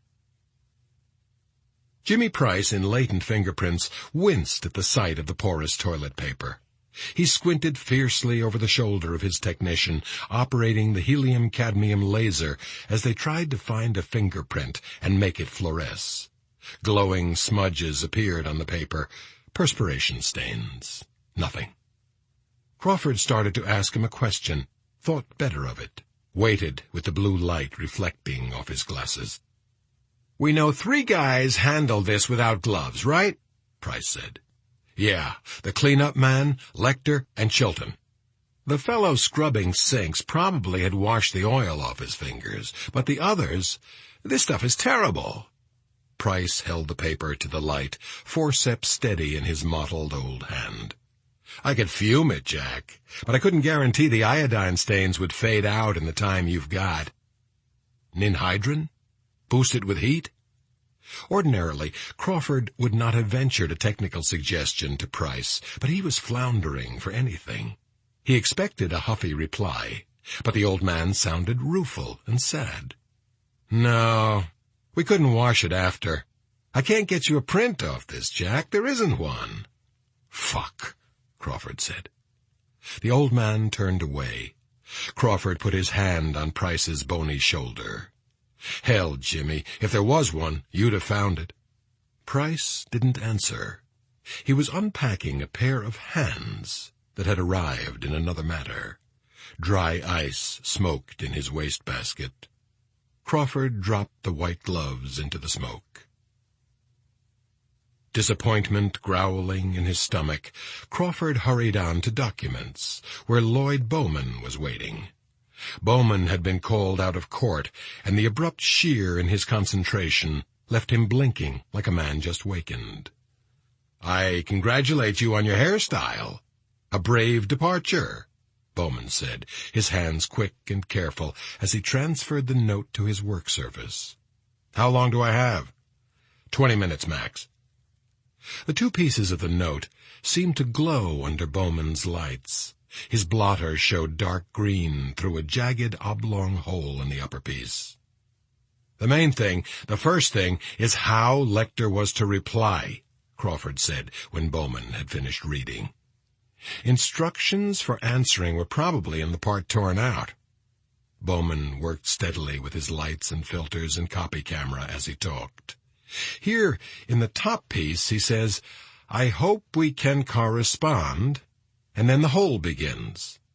Lecter scratched over that with a felt-tip pen, and then folded it and pinched most of it out. He doesn't have anything to cut with.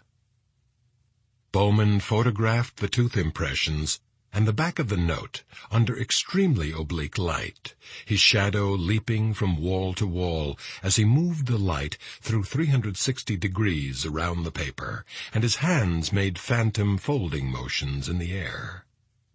"Now we can mash just a little." Bowman put the note between 2 panes of glass to flatten the jagged edges of the hole. The tatters were smeared with vermilion ink. He was chanting under his breath. On the third repetition, Crawford made out what he was saying. "You're so sly, but so am I." Bowman switched filters on his small television camera and focused it on the note. He darkened the room until there was only the dull red glow of a lamp and the blue-green of his monitor screen. The words, "I hope we can correspond," and the jagged hole appeared enlarged on the screen. The ink smear was gone, and on the tattered edges appeared fragments of writing. "Aniline dyes in colored inks are transparent to infrared," Bowman said. "These could be the tips of T's here and here. On the end is the tail of what could be an M or N, or possibly an R." Bowman took a photograph and turned the lights on. "Jack, there are just two common ways of carrying on a communication that's one-way blind: the phone and publication. Could Lecter take a fast phone call?" "He can take calls, but it's slow, and they have to come in through the hospital switchboard." "Publication is the only safe way, then." "We know this sweetheart reads the Tatler. The stuff about Graham and Lecter was in the Tatler. I don't know of any other paper that carried it. 3 T's and an R in Tatler. Personal column, you think? Place to look." Crawford checked with the FBI library, then telephoned instructions to the Chicago field office. Bowman handed him the case as he finished. "The Tatler comes out this evening," Crawford said. "It's printed in Chicago on Mondays and Thursdays. We'll get proofs of the classified pages." "I'll have some more stuff, minor, I think," Bowman said. "Anything useful, fire it straight to Chicago. Fill me in when I get back from the asylum," Crawford said on his way out the door. Chapter 14. The turnstile at Washington's Metro Central spit Graham's fare card back to him, and he came out into the hot afternoon carrying his flight bag. The J. Edgar Hoover building looked like a great concrete cage above the heat shimmer on 10th Street. The FBI's move to the new headquarters had been underway when Graham left Washington. He had never worked there.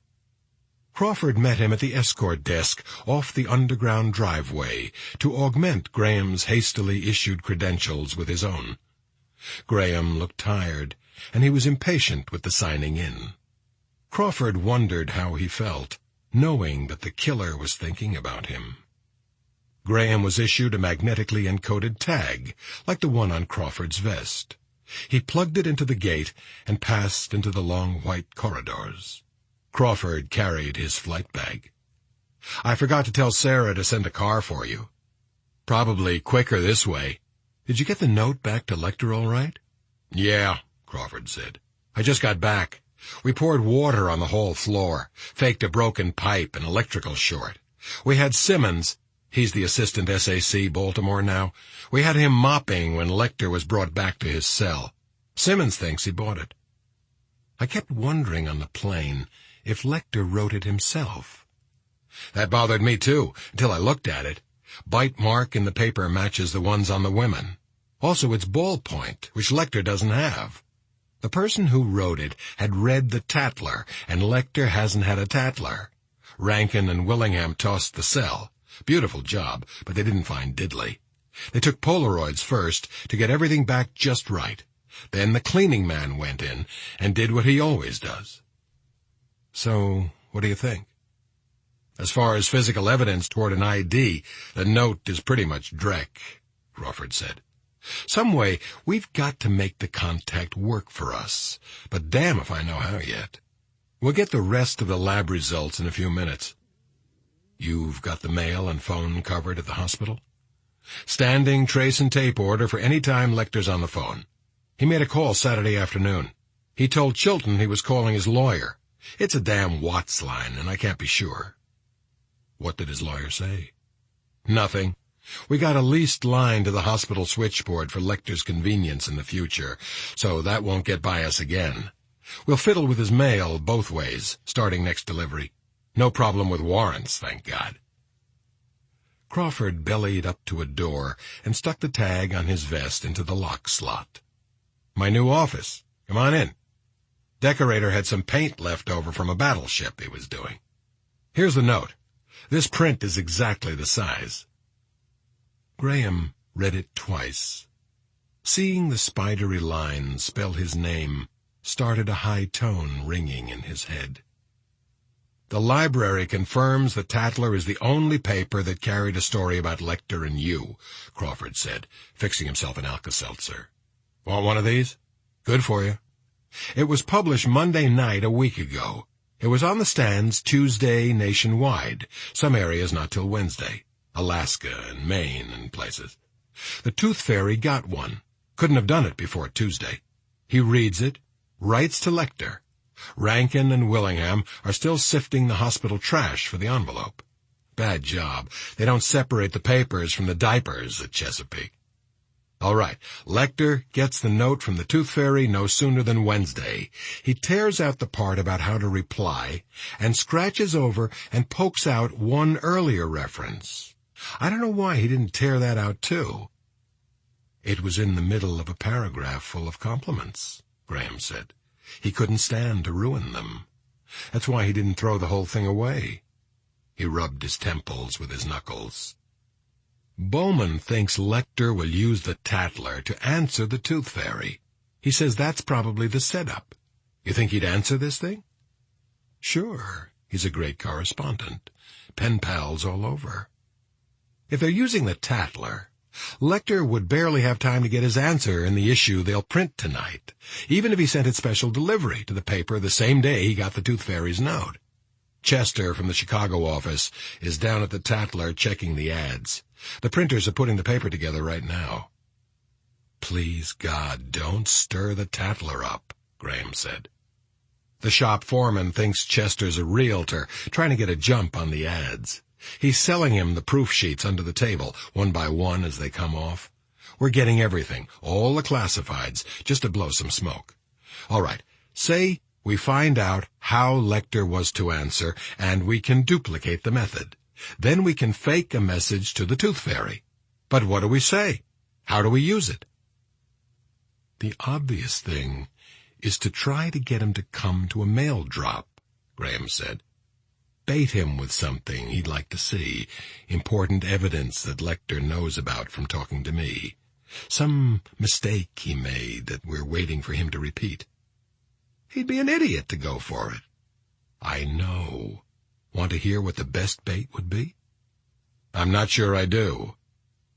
Lecter would be the best bait, Graham said. Set up how? It would be hell to do, I know that. We take Lecter into federal custody. Chilton would never sit still for this at Chesapeake. And we stash him in maximum security at a VA psychiatric hospital. We fake an escape. Oh, Jesus! We send the Tooth Fairy a message in next week's Tatler after the big escape. It would be Lecter asking him for a rendezvous. Why in God's name would anybody want to meet Lecter? I mean, even the Tooth Fairy. To kill him, Jack. Graham got up. There was no window to look out of as he talked. He stood in front of the 10 Most Wanted, Crawford's only wall decoration. See, the Tooth Fairy could absorb him that way, engulf him, become more than he is. You sound pretty sure. I'm not sure. Who's sure? What he said in the note was, I have some things I'd love to show you.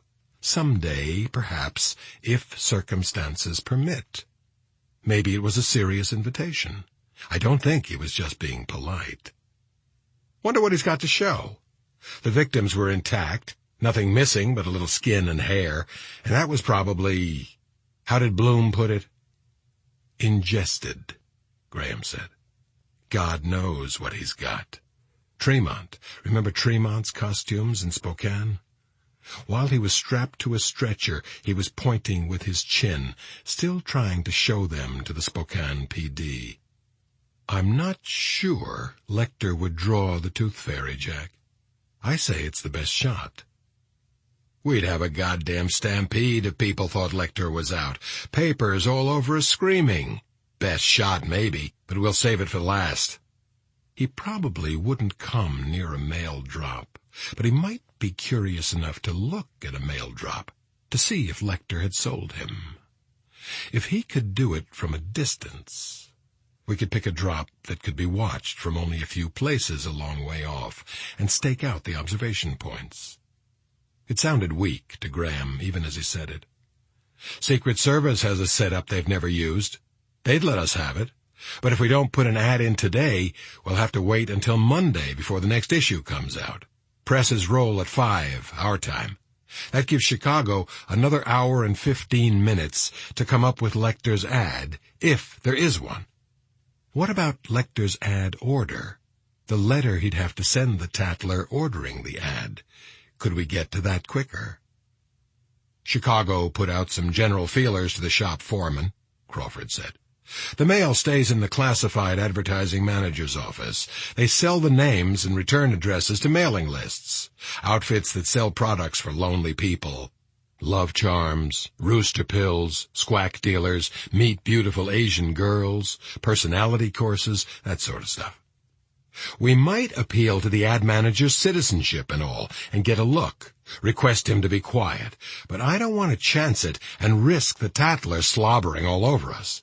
It would take a warrant to go in there and bogart the mail. I'm thinking about it. If Chicago turns up nothing, we could put an ad in anyway. If we're wrong about the Tatler, we wouldn't lose anything, Graham said. And if we're right that the Tatler is the medium, and we make up a reply based on what we have in this note and screw it up, if it doesn't look right to him, we're down the tubes. I didn't ask you about Birmingham. Anything? Birmingham's shut down and over with. The Jacoby house has been painted and redecorated, and it's on the market. Their stuff is in storage, waiting for probate. I went through the crates. The people I talked to didn't know the Jacobys very well. The one thing they always mentioned was how affectionate the Jacobys were to each other, always patting. Nothing left of them now but 5 pallet loads of stuff in a warehouse. I wish I had... Quit wishing, you're on it now. What about the mark on the tree? You hit it on the head? Means nothing to me, Crawford said. The red dragon either. Beverly knows Mahjong. She's sharp, and she can't see it. We know from his hair he's not Chinese. He cut the limb with a bolt cutter. I don't see... Crawford's telephone rang. He spoke into it briefly. Lab's ready on the note, Will. Let's go up to Zeller's office. It's bigger and not so gray. Lloyd Bowman, dry as a document in spite of the heat, caught up with them in the corridor.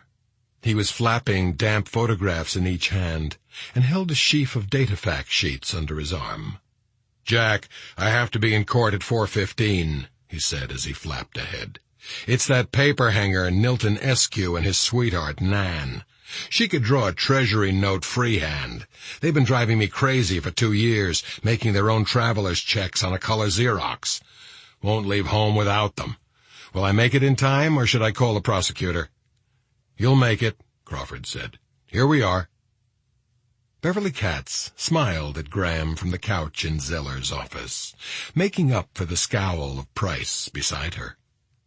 Scientific Analysis Section Chief Brian Zeller was young for his job, but already his hair was thinning, and he wore bifocals.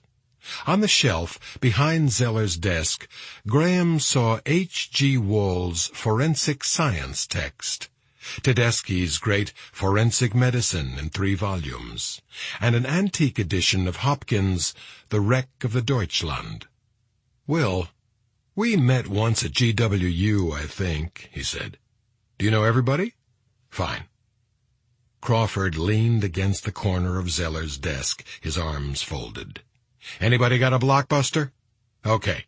Does anything you found indicate the note did not come from the Tooth Fairy? No, Bowman said. I talked to Chicago a few minutes ago to give them some numerals. I picked up from an impression on the back of the note. 666. I'll show you when we get to it. Chicago has over 200 personal ads so far. He handed Graham a sheaf of datafax copies. I've read them, and they're all the usual stuff. Marriage offers, appeals to runaways. I'm not sure how we'd recognize the ad if it's here." Crawford shook his head. "I don't know either. Let's break down the physical. Now, Jimmy Price did everything we could do, and there was no print. What about you, Bev?" "I got one whisker. Scale count and core size match samples from Hannibal Lecter. So does color. The color's markedly different from samples taken in Birmingham and Atlanta. 3 blue grains and some dark flecks went to Brian's end." She raised her eyebrows at Brian Zeller. "The grains were commercial granulated cleaner with chlorine," he said. "It must have come off the cleaning man's hands. There were several very minute particles of dried blood. It's definitely blood, but there's not enough to type. The tears at the end of the pieces wandered off the perforations," Beverly Katz continued. "If we find the roll in somebody's possession, and he hasn't torn it again, we can get a definite match. I recommend issuing an advisory now, so the arresting officers will be sure to search for the roll." Crawford nodded. "Bowman?" "Sharon from my office went after the paper and got samples to match. It's toilet tissue for marine heads and motorhomes. The texture matches brand name Whitaker, manufactured in Minneapolis. It has nationwide distribution." Bowman set up his photographs on an easel near the windows. His voice was surprisingly deep for his slight stature, and his bow tie moved slightly when he talked. "On the handwriting itself, this is a right-handed person using his left hand and printing in a deliberate block pattern. You can see the unsteadiness in the strokes and varying letter sizes. The proportions make me think our man has a touch of uncorrected astigmatism. The inks on both pieces of the note look like the same standard ballpoint royal blue in natural light, but a slight difference appears under colored filters. He used 2 pens, changing somewhere in the missing section of the note. You can see where the first one began to skip. The first pen is not used frequently. See the blob it starts with? It might have been stored point down and uncapped in a pencil jar or canister, which suggests a desk situation. Also, the surface the paper lay on was soft enough to be a blotter.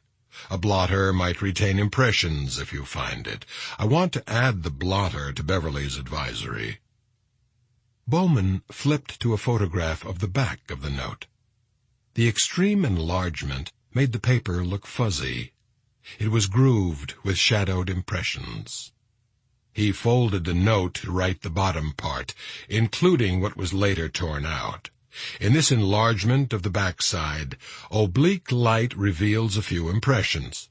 We can make out 666AN. Maybe that's where he had pen trouble and had to bear down and overwrite. I didn't spot it until I had this high contrast print. There's no 666 in any ad so far. The sentence structure is orderly, and there's no rambling. The folds suggest it was delivered in a standard letter-size envelope.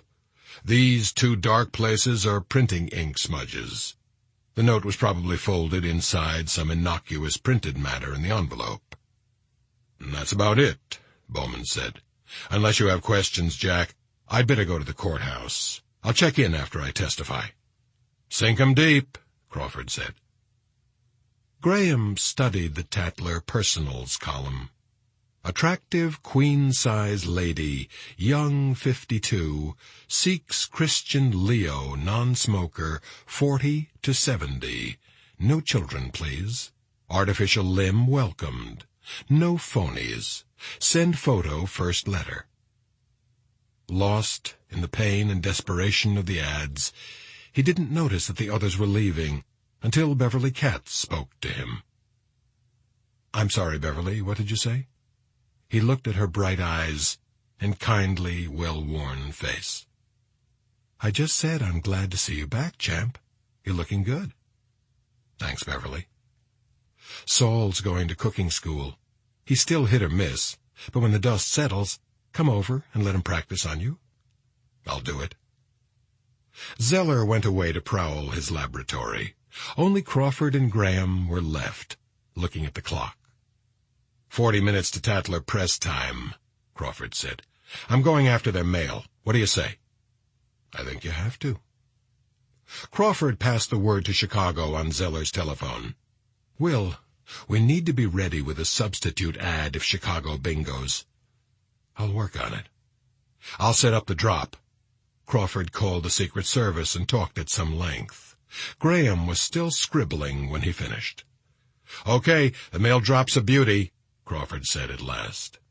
It's an outside message box on a fire extinguisher service outfit in Annapolis. That's Lecter territory. The Tooth Fairy will see that it's something Lecter could know about. Alphabetical pigeonholes. The service people drive up to it and get assignments and mail. Our boy can check it out from a park across the street. Secret Service swears it looks good. They set it up to catch a counterfeiter, but it turned out they didn't need it. Here's the address. What about the message? We have to use 2 messages in the same edition. The first one warns the Tooth Fairy that his enemies are closer than he thinks. It tells him he made a bad mistake in Atlanta, and if he repeats the mistake, he's doomed. It tells him, Lecter has mailed secret information. I showed Lecter about what we're doing, how close we are, the leads we have. It directs the Tooth Fairy to a second message that begins with your signature. The second message begins, Avid Fan, and contains the address of the mail drop. We have to do it that way. Even in roundabout language, the warning in the first message is going to excite some casual nuts. If they can't find out the address, they can't come to the drop and screw things up. Good. Damn good. Want to wait it out in my office? I'd rather be doing something. I need to see Brian Zeller. Go ahead. I can get you in a hurry if I have to. Graham found the section chief in serology. Brian, could you show me a couple of things? Sure. What? The samples you used to type the Tooth Fairy.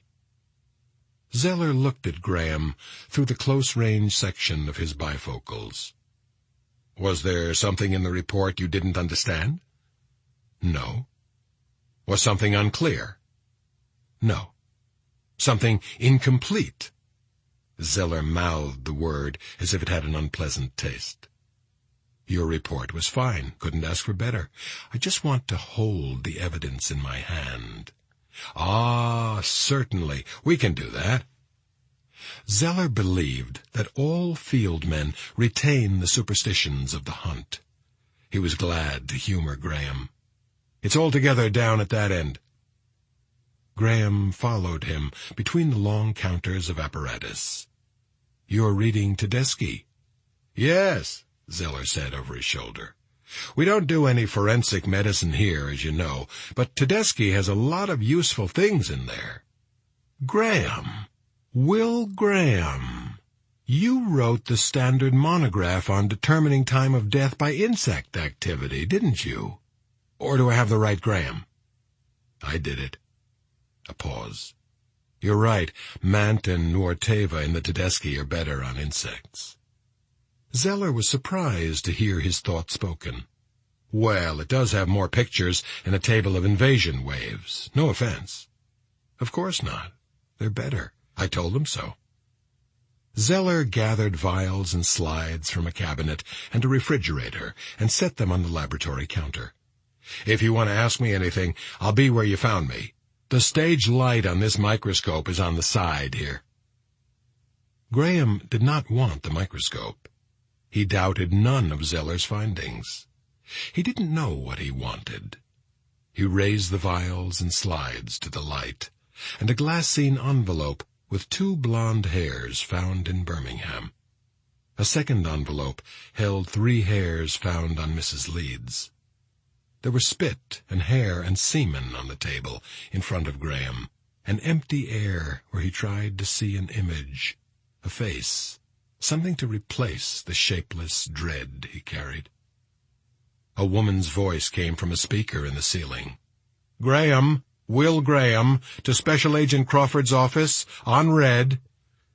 He found Sarah in her headset typing, with Crawford looking over her shoulder.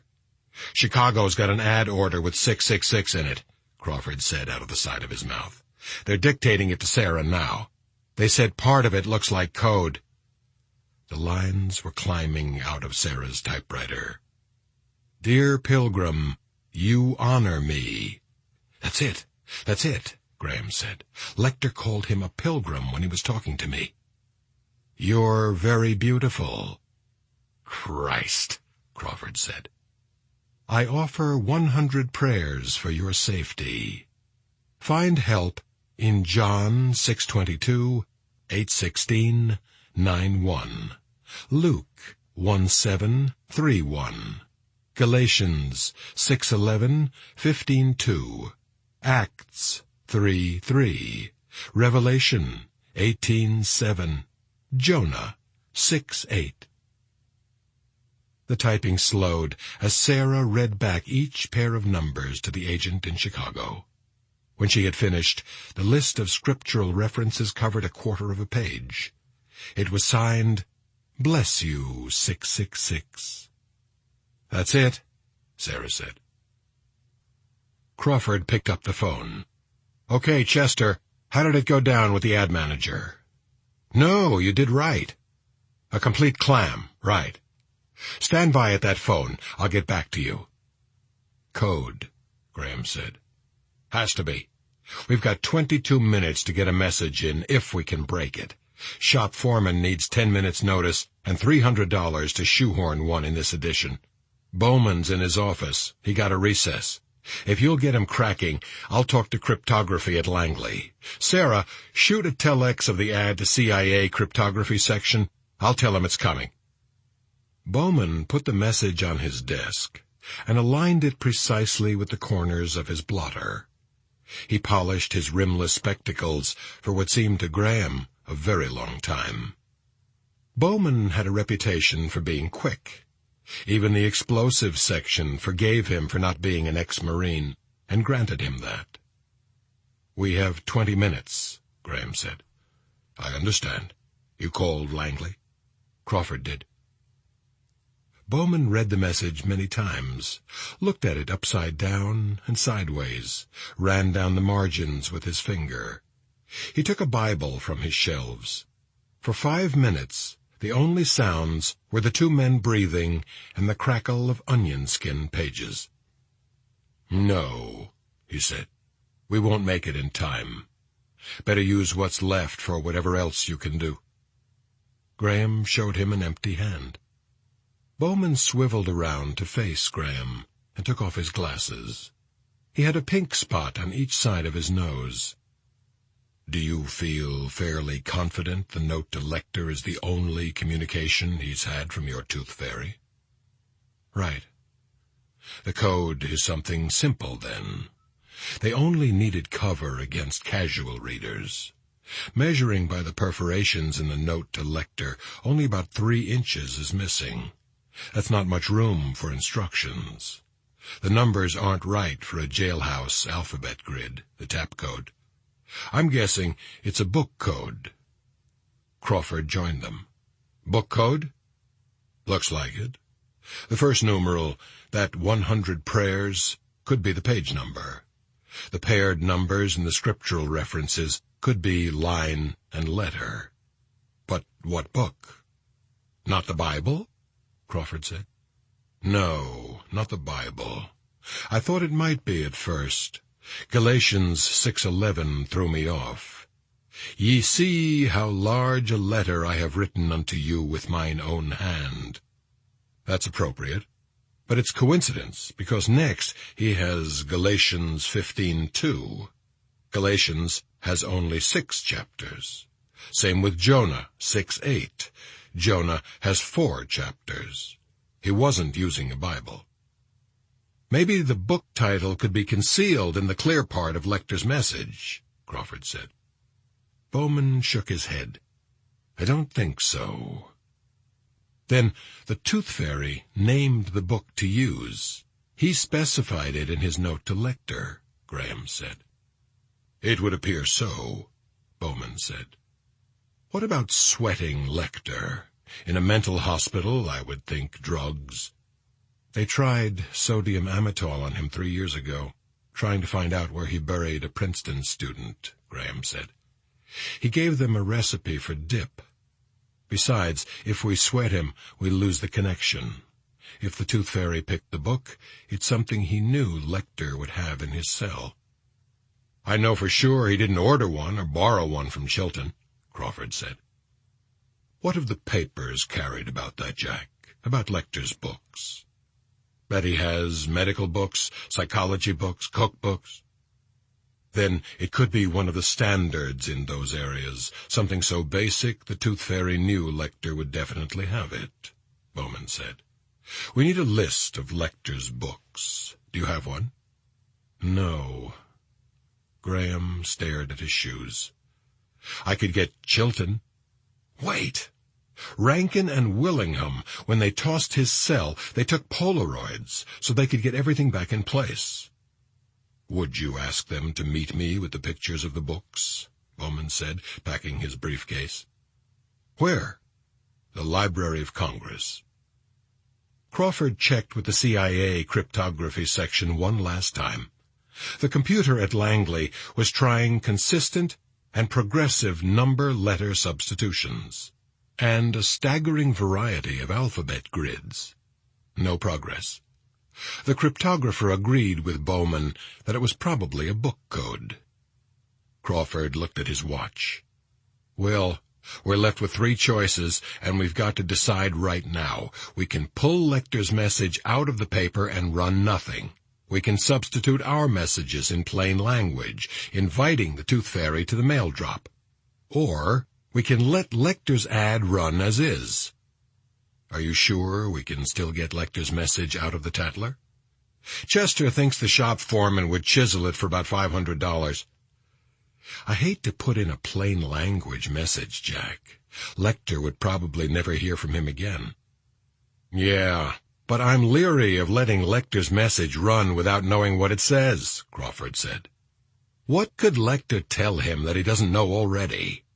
If he found out we have a partial thumbprint, and his prints aren't on file anywhere, he could whittle his thumb and pull his teeth and give us a big gummy laugh in court. The thumbprint wasn't in the case summary Lecter saw.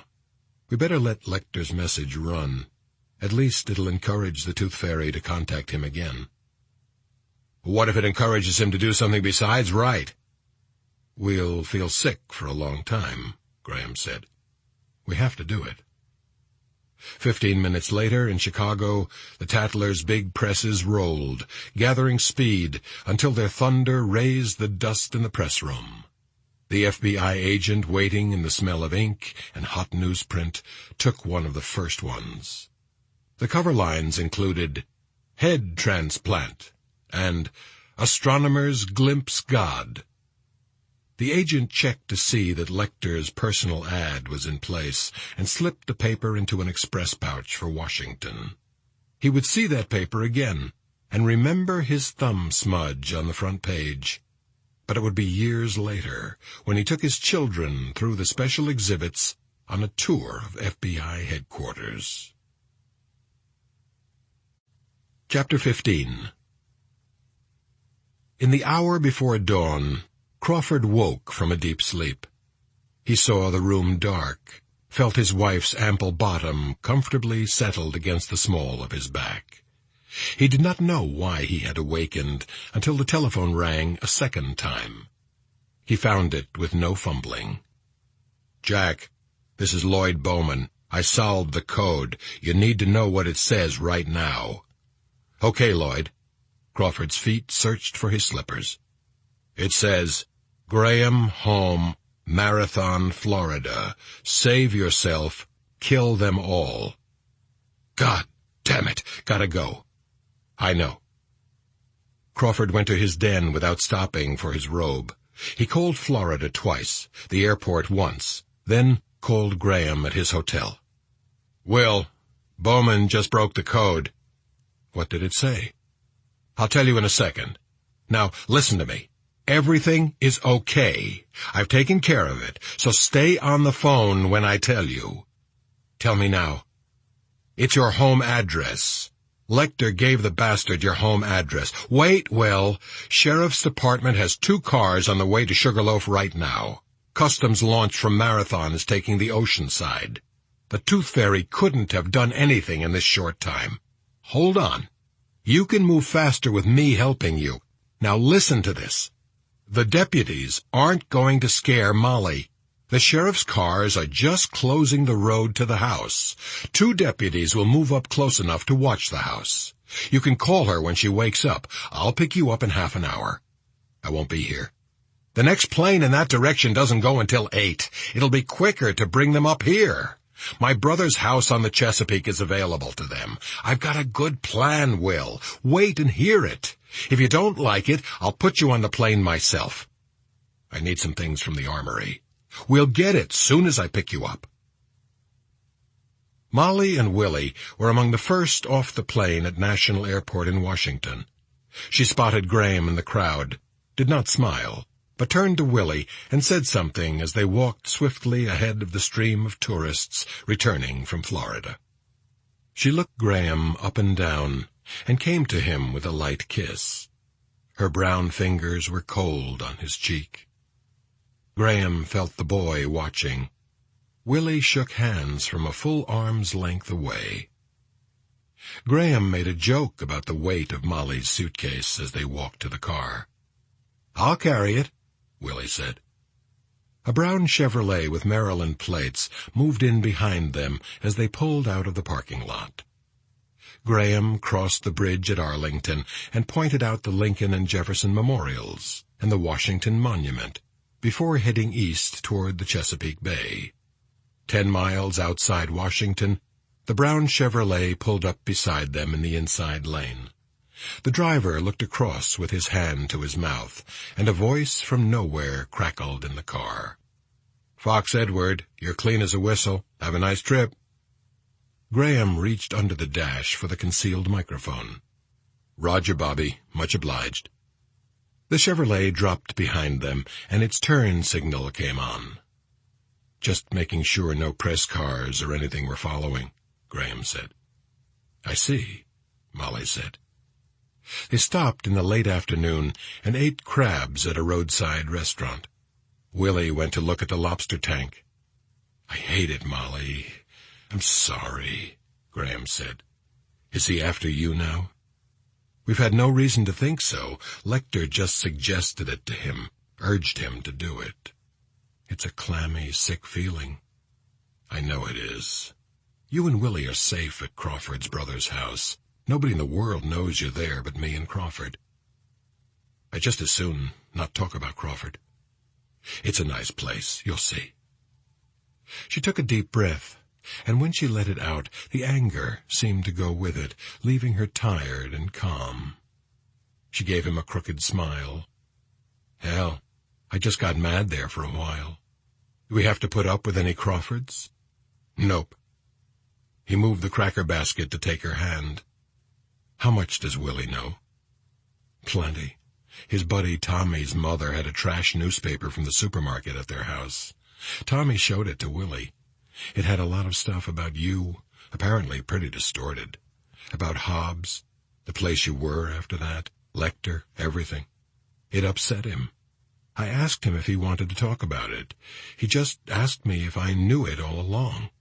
I said, yes, that you and I talked about it once, that you told me everything before we got married.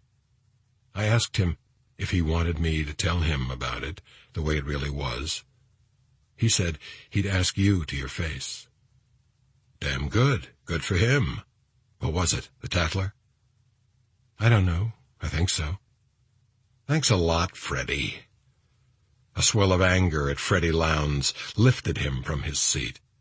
He washed his face with cold water in the restroom. Sarah was saying good night to Crawford in the office when the telephone rang. She put down her purse and umbrella to answer it. "Special Agent Crawford's office?"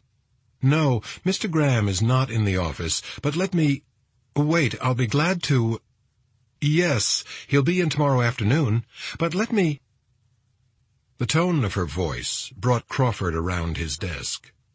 She held the receiver as though it had died in her hand. He asked for Will and said he might call back tomorrow afternoon. I tried to hold him. Who? He said, just tell Graham it's the Pilgrim. That's what Dr. Lecter called the Tooth Fairy, Crawford said. Graham went to the grocery store while Molly and Willie unpacked. He found canary melons at the market and a ripe cranshaw. He parked across the street from the house and sat for a few minutes, still gripping the wheel. He was ashamed that because of him, Molly was rooted out of the house she loved and put among strangers. Crawford had done his best. This was no faceless federal safe house with chair arms bleached by palm sweat. It was a pleasant cottage, freshly whitewashed, with impatiens blooming around the steps. It was the product of careful hands and a sense of order. The rear yard sloped down to the Chesapeake Bay, and there was a swimming raft. Blue-green television light pulsed behind the curtains. Molly and Willie were watching baseball. Graham knew. Willie's father had been a baseball player, and a good one. He and Molly met on the school bus, married in college. They trooped around the Florida State League while he was in the Cardinals farm system. They took Willie with them and had a terrific time. Spam and spirit. He got a tryout with the Cardinals and hit safely in his first 2 games. Then he began to have difficulty swallowing. The surgeon tried to get it all, but it metastasized and ate him up. He died 5 months later, when Willie was 6. Willie still watched baseball whenever he could. Molly watched baseball when she was upset. Graham had no key. He knocked. "I'll get it," Willie's voice. "Wait," Molly's face between the curtains. "All right." Willie opened the door.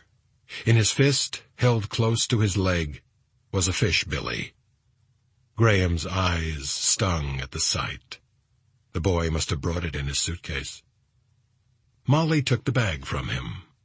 "Want some coffee? There's gin, but not the kind you like." When she was in the kitchen, Willie asked Graham to come outside. From the back porch, they could see the riding lights of boats anchored in the bay. "Will, is there any stuff I need to know to see about Mom?" "You're both safe here, Willie. Remember the car that followed us from the airport, making sure nobody saw where we went? Nobody can find out where you and your mother are. This crazy guy wants to kill you, doesn't he?" "We don't know that. I just didn't feel easy with him knowing where the house is." "You gonna kill him?" Graham closed his eyes for a moment. "No, it's just my job to find him. They'll put him in a mental hospital so they can treat him and keep him from hurting anybody. Tommy's mother had this little newspaper. Well, it said you killed a guy in Minnesota and you were in a mental hospital. I never knew that. Is it true?" "Yes." "I started to ask Mom, but I figured I'd ask you." "I appreciate your asking me straight out. It wasn't just a mental hospital. They treat everything." The distinction seemed important. "I was in the psychiatric wing. It bothers you finding out I was in there, because I'm married to your mom. I told my dad I'd take care of her. I'll do it, too."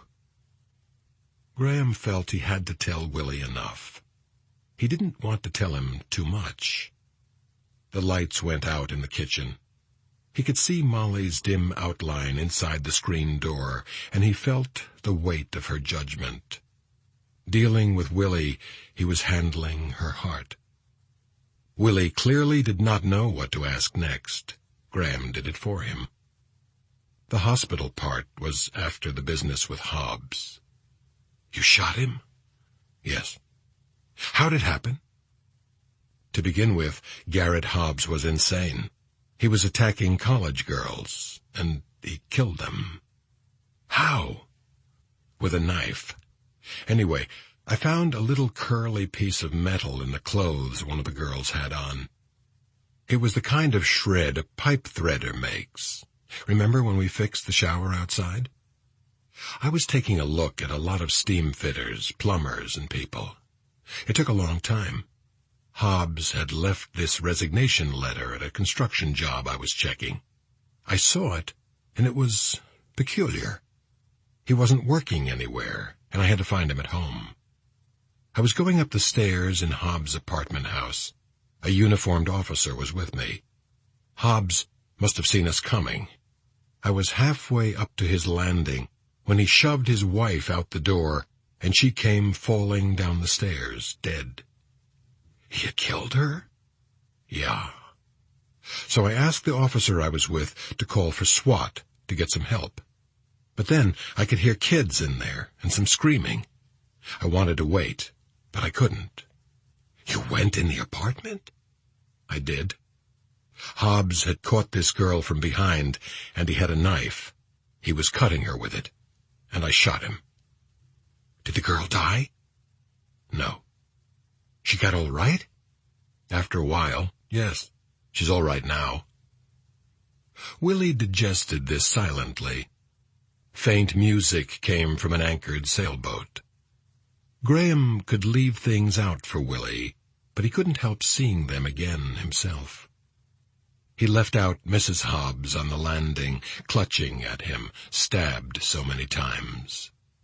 Seeing she was gone, hearing the screaming from the apartment, prying the slick red fingers off, and cracking his shoulder before the door gave in. Hobbs, holding his own daughter, busy cutting her neck when he could get to it, her struggling with her chin tucked down. The .38 knocking chunks out of him, and he still cutting, and he wouldn't go down. Hobbs sitting on the floor crying, and the girl rasping, holding her down, and seeing Hobbs had gotten through the windpipe, but not the arteries. The daughter looked at him with wide glazed eyes, and at her father sitting on the floor crying, "See, see," until he fell over dead. That was where Graham lost his faith in .38s. Willie, the business with Hobbs, it bothered me a lot. I kept it on my mind, and I saw it over and over. I got so I couldn't think about much else. I kept thinking there must be some way I could have handled it better. And then I quit feeling anything. I couldn't eat, and I stopped talking to anybody. I got really depressed. So a doctor asked me to go into the hospital, and I did. After a while, I got some distance on it. The girl that got hurt in Hobbs' apartment came to see me. She was okay, and we talked a lot. Finally, I put it aside and went back to work. Killing somebody, even if you have to do it, it feels that bad? Willie, it's one of the ugliest things in the world. Say, I'm going in the kitchen for a minute. You want something? Coke? Willie liked to bring Graham things, but he always made it a casual adjunct to something he was going to do anyway. No special trip or anything. Sure, a Coke. Mom ought to come out and look at the lights. Late in the night, Graham and Molly sat in the back porch swing. Light rain fell, and the boat lights cast grainy halos on the mist. The breeze off the bay raised goosebumps on their arms. "This could take a while, couldn't it?" Molly said. "I hope it won't, but it might." "Will, Evelyn said she could keep the shop for this week and 4 days next week, but I've got to go back to Marathon, at least for a day or two when my buyers come. I could stay with Evelyn and Sam. I should go to market in Atlanta myself. I need to be ready for September." "Does Evelyn know where you are?" "I just told her Washington." "Good. It's hard to have anything, isn't it? Rare to get it and hard to keep it. This is a damn slippery planet." "Slick as hell." "We'll be back in Sugarloaf, won't we?" "Yes, we will." "Don't get in a hurry and hang it out too far? You won't do that?" "No." Are you going back early?" He had talked to Crawford half an hour on the phone. "A little before lunch. If you're going to marathon at all, there's something we need to tend to in the morning. Willie can fish." "He had to ask you about the other." "I know. I don't blame him." "Damn that reporter. What's his name?" "Lowndes. Freddie Lowndes. I think maybe you hate him, and I wish I hadn't brought it up. Let's go to bed, and I'll rub your back." Resentment raised a minute blister in Graham. He had justified himself to an 11-year-old. The kid said it was okay that he had been in the rubber ramada. Now she was going to rub his back. "Let's go to bed. It's okay with Willie." "When you feel strain, keep your mouth shut if you can." "If you want to think a while, I'll let you alone," she said. He didn't want to think. He definitely did not. "You rub my back, and I'll rub your front," he said. "Go to it, Buster." Winds aloft carried the thin rain out over the bay, and by 9 a.m. the ground steamed. The far targets on the Sheriff's Department range seemed to flinch in the wavy air. The rangemaster watched through his binoculars until he was sure the man and woman at the far end of the firing line were observing the safety rules. The Justice Department credentials the man showed when he asked to use the range said investigator. That could be anything. The rangemaster did not approve of anyone other than a qualified instructor teaching pistol craft. Still, he had to admit, the Fed knew what he was doing. They were only using a .22 caliber revolver, but he was teaching the woman combat shooting from the Weaver stance, left foot slightly forward, a good two-handed grip on the revolver with isometric tension in the arms. She was firing at the silhouette target 7 yards in front of her. Again and again she brought the weapon up from the outside pocket of her shoulder bag. It went on until the rangemaster was bored with it. A change in the sound brought the rangemaster's glasses up again.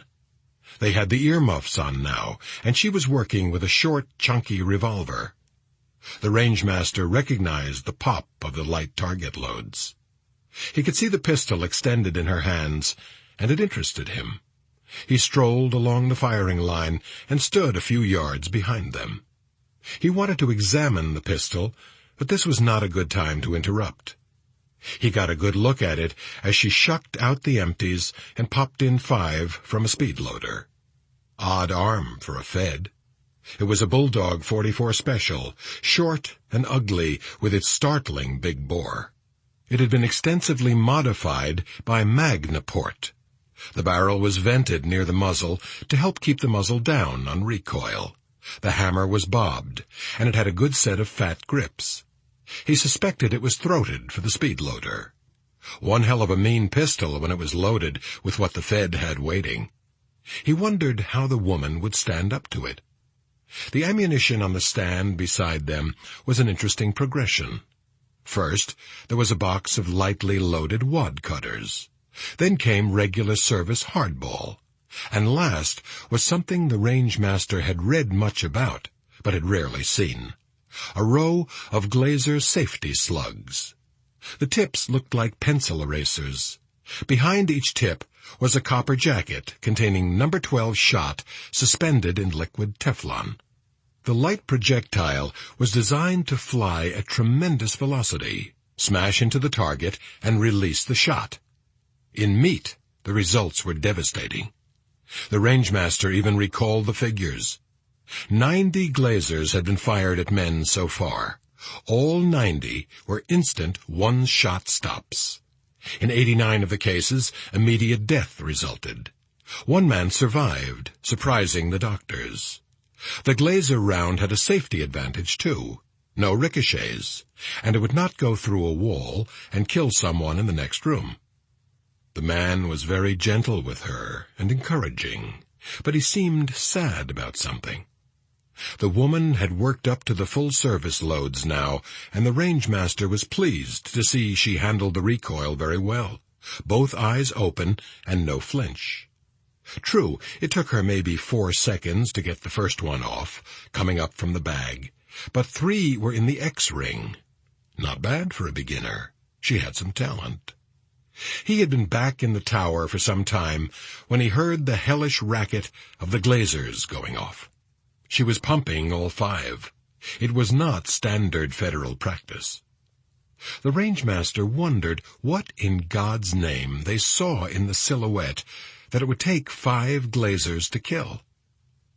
Graham came to the tower to turn in the earmuffs, leaving his pupil sitting on a bench, head down, her elbows on her knees. The rangemaster thought he should be pleased with her, and told him so. She had come a long way in one day. Graham thanked him absently. His expression puzzled the rangemaster. He looked like a man who had witnessed an irrevocable loss. Chapter 16. The caller, Mr. Pilgrim, had said to Sarah that he might call again on the following afternoon. At FBI headquarters, certain arrangements were made to receive the call. Who was Mr. Pilgrim? Not Lecter. Crawford had made sure of that. Was Mr. Pilgrim the Tooth Fairy? Maybe so, Crawford thought. The desks and telephones from Crawford's office had been moved overnight to a larger room across the hall. Graham stood in the open doorway of a soundproof booth. Behind him in the booth was Crawford's telephone. Sarah had cleaned it with Windex. With the voice print spectrograph, tape recorders, and stress evaluator taking up most of her desk, and another table beside it, and Beverly Katz sitting in her chair, Sarah needed something to do. The big clock on the wall showed 10 minutes before noon. Dr. Allen Bloom and Crawford stood with Graham. They had adopted a sideline stance, hands in their pockets. A technician seated across from Beverly Katz drummed his fingers on the desk until a frown from Crawford stopped him. Crawford's desk was cluttered with 2 new telephones, an open line to the Bell System's Electronic Switching Center, ESS, and a hotline to the FBI communications room. "How much time do you need for a trace?" Dr. Bloom asked. "With the new switching, it's a lot quicker than most people think," Crawford said. "Maybe a minute if it comes through all electronic switching. More if it's from some place where they have to swarm the frame." Crawford raised his voice to the room. "If he calls at all, it'll be short, so let's play him perfect. Want to go over the drill, Will?" "Sure. When we get to the point where I talk, I want to ask you a couple of things, Doctor." Bloom had arrived after the others. He was scheduled to speak to the behavioral science section at Quantico later in the day. Bloom could smell cordite on Graham's clothes. "Okay," Graham said. The phone rings. The circuit's completed immediately, and the trace starts at ESS. But the tone generator continues the ringing noise, so he doesn't know we've picked up. That gives us about 20 seconds on him. He pointed to the technician. "Tone generator to off at the end of the 4th ring. Got it?" The technician nodded. "End of the 4th ring. Now, Beverly picks up the phone. Her voice is different from the one he heard yesterday. No recognition in the voice. Beverly sounds bored. He asks for me. Bev says, 'I'll have to page him. May I put you on hold?' Ready with that, Bev?" Graham thought it would be better not to rehearse the lines. They might sound flat by rote.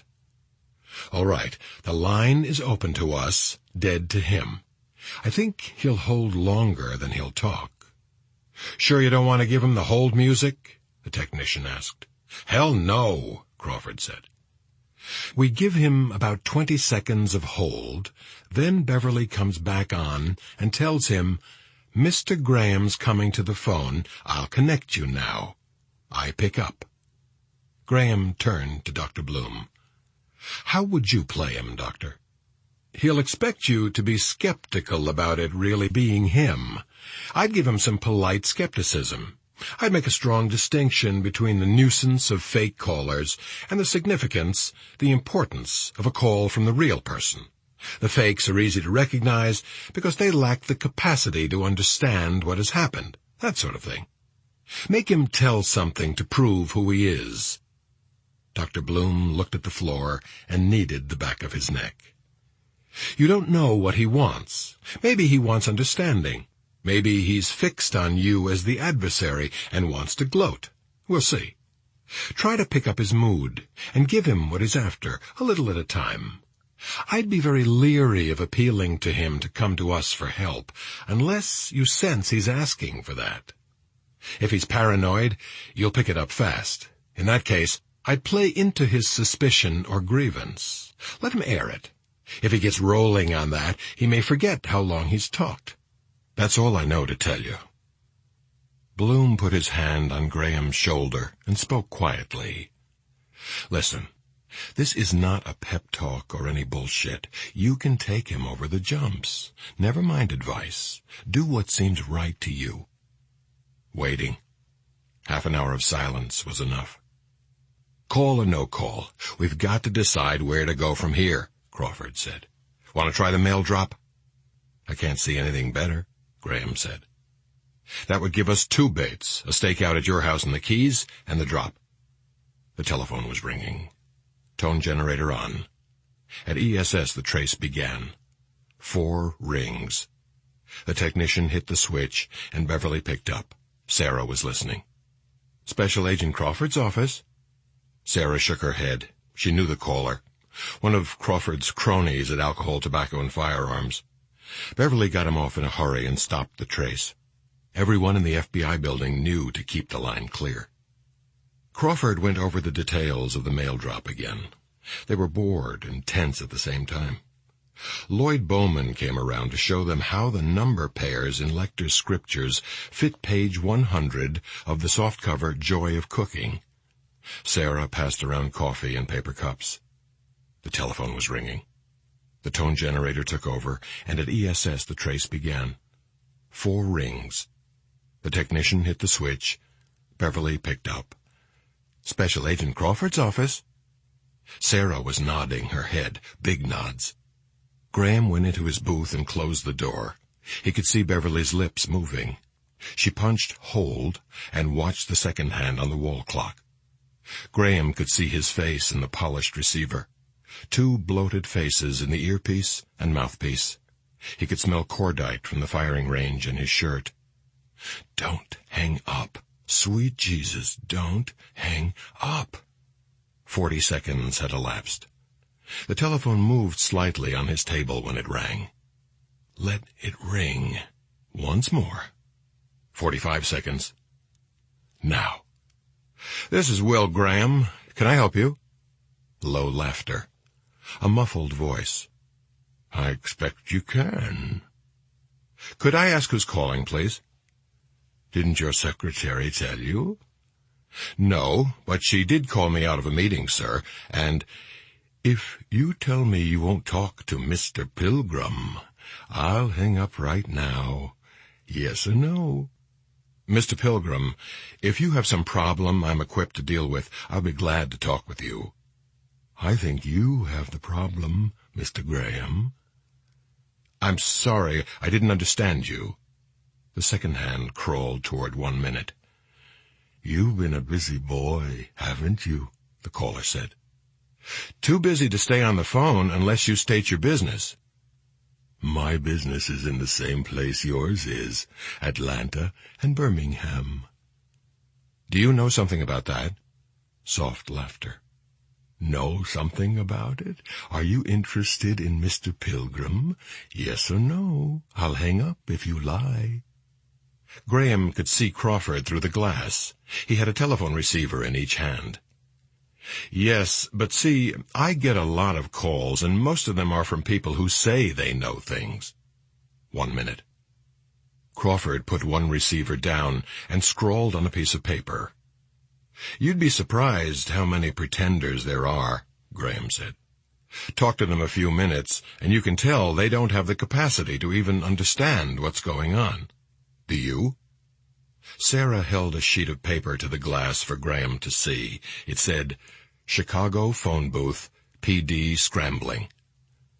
I'll tell you what, you tell me one thing you know about Mr. Pilgrim, and maybe I'll tell you whether you're right or not, the muffled voice said. Let's get straight who we're talking about, Graham said.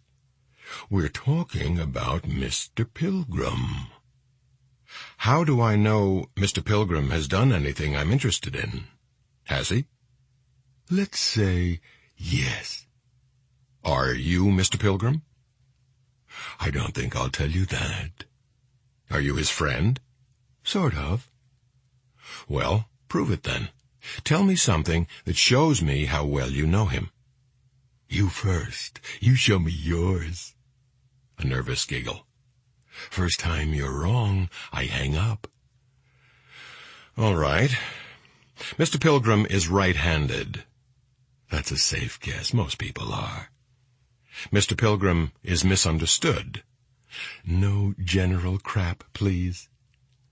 Mr. Pilgrim is really strong physically. Yes, you could say that. Graham looked at the clock. 1.5 minutes. Crawford nodded encouragement. Don't tell him anything that he could change. Mr. Pilgrim is white and about, say, 5'11". You haven't told me anything, you know. I'm not so sure you even know him at all. Want to stop talking? No, but you said we'd trade. I was just going along with you. Do you think Mr. Pilgrim is crazy? Bloom was shaking his head. I don't think anybody who is as careful as he is could be crazy. I think he's different. I think a lot of people do believe he's crazy, and the reason for that is he hasn't let people understand much about him. Describe exactly what you think he did to Mrs. Leeds, and maybe I'll tell you if you're right or not. I don't want to do that. Goodbye. Graham's heart jumped, but he could still hear breathing on the other end. I can't go into that until I know.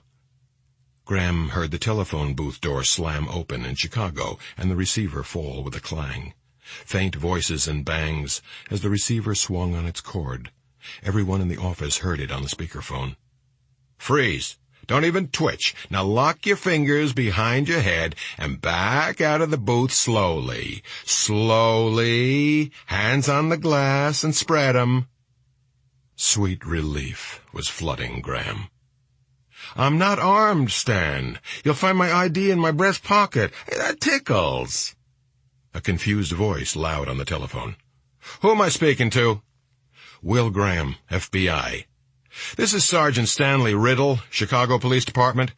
Irritated now. Would you tell me what the hell's going on? You tell me. You have a man in custody? Damn right. Freddie Lowndes, the reporter. I've known him for 10 years. Here's your notebook, Freddie. Are you preferring charges against him? Graham's face was pale. Crawford's was red. Dr. Bloom watched the tape reels go around. Can you hear me? Yes. I'm preferring charges. Graham's voice was strangled. Obstruction of justice. Please take him in and hold him for the U.S. attorney. Suddenly Lowndes was on the telephone. He spoke fast and clearly with the cotton wads out of his cheeks. Will, listen. Tell it to the U.S. attorney. Put Sergeant Riddle on the phone. I know something. Put Riddle on the goddamn telephone. Crawford's voice came on the line. Let me have it, Will. Graham slammed his receiver down with a bang that made everyone in range of the speakerphone flinch. He came out of the booth and left the room without looking at anyone. Lowndes, you have hubbed hell, my man, Crawford said. You want to catch him or not? I can help you. Let me talk 1 minute. Lowndes hurried into Crawford's silence. Listen, you just showed me how bad you need the Tattler. Before I wasn't sure. Now I am. That adds part of the Tooth Fairy case, or you wouldn't have gone balls out to nail this call. Great! The Tattler's here for you. Anything you want. How did you find out? The ad manager came to me, said your Chicago office sent this suit of clothes over to check the ads. Your guy took 5 letters from the incoming ads, said it was pursuant to mail fraud. Mail fraud, nothing. The ad manager made Xerox copies of the letters and envelopes before he let your guy have them. I looked them over. I knew he took 5 letters to smoke screen the one he really wanted. Took a day or 2 to check them all out. The answer was on the envelope. Chesapeake postmark. The postage meter number was for Chesapeake State Hospital. I was over there, you know, behind your friend with the wild hair up his ass. What else could it be? I had to be sure, though. That's why I called, to see if you'd come down on Mr. Pilgrim with both feet, and you did. You made a large mistake, Freddie. You need the Tatler, and I can open it up for you. Ads, editorial, monitoring incoming mail, anything, you name it. I can be discreet. I can. Cut me in, Crawford. There's nothing to cut you in on. Okay.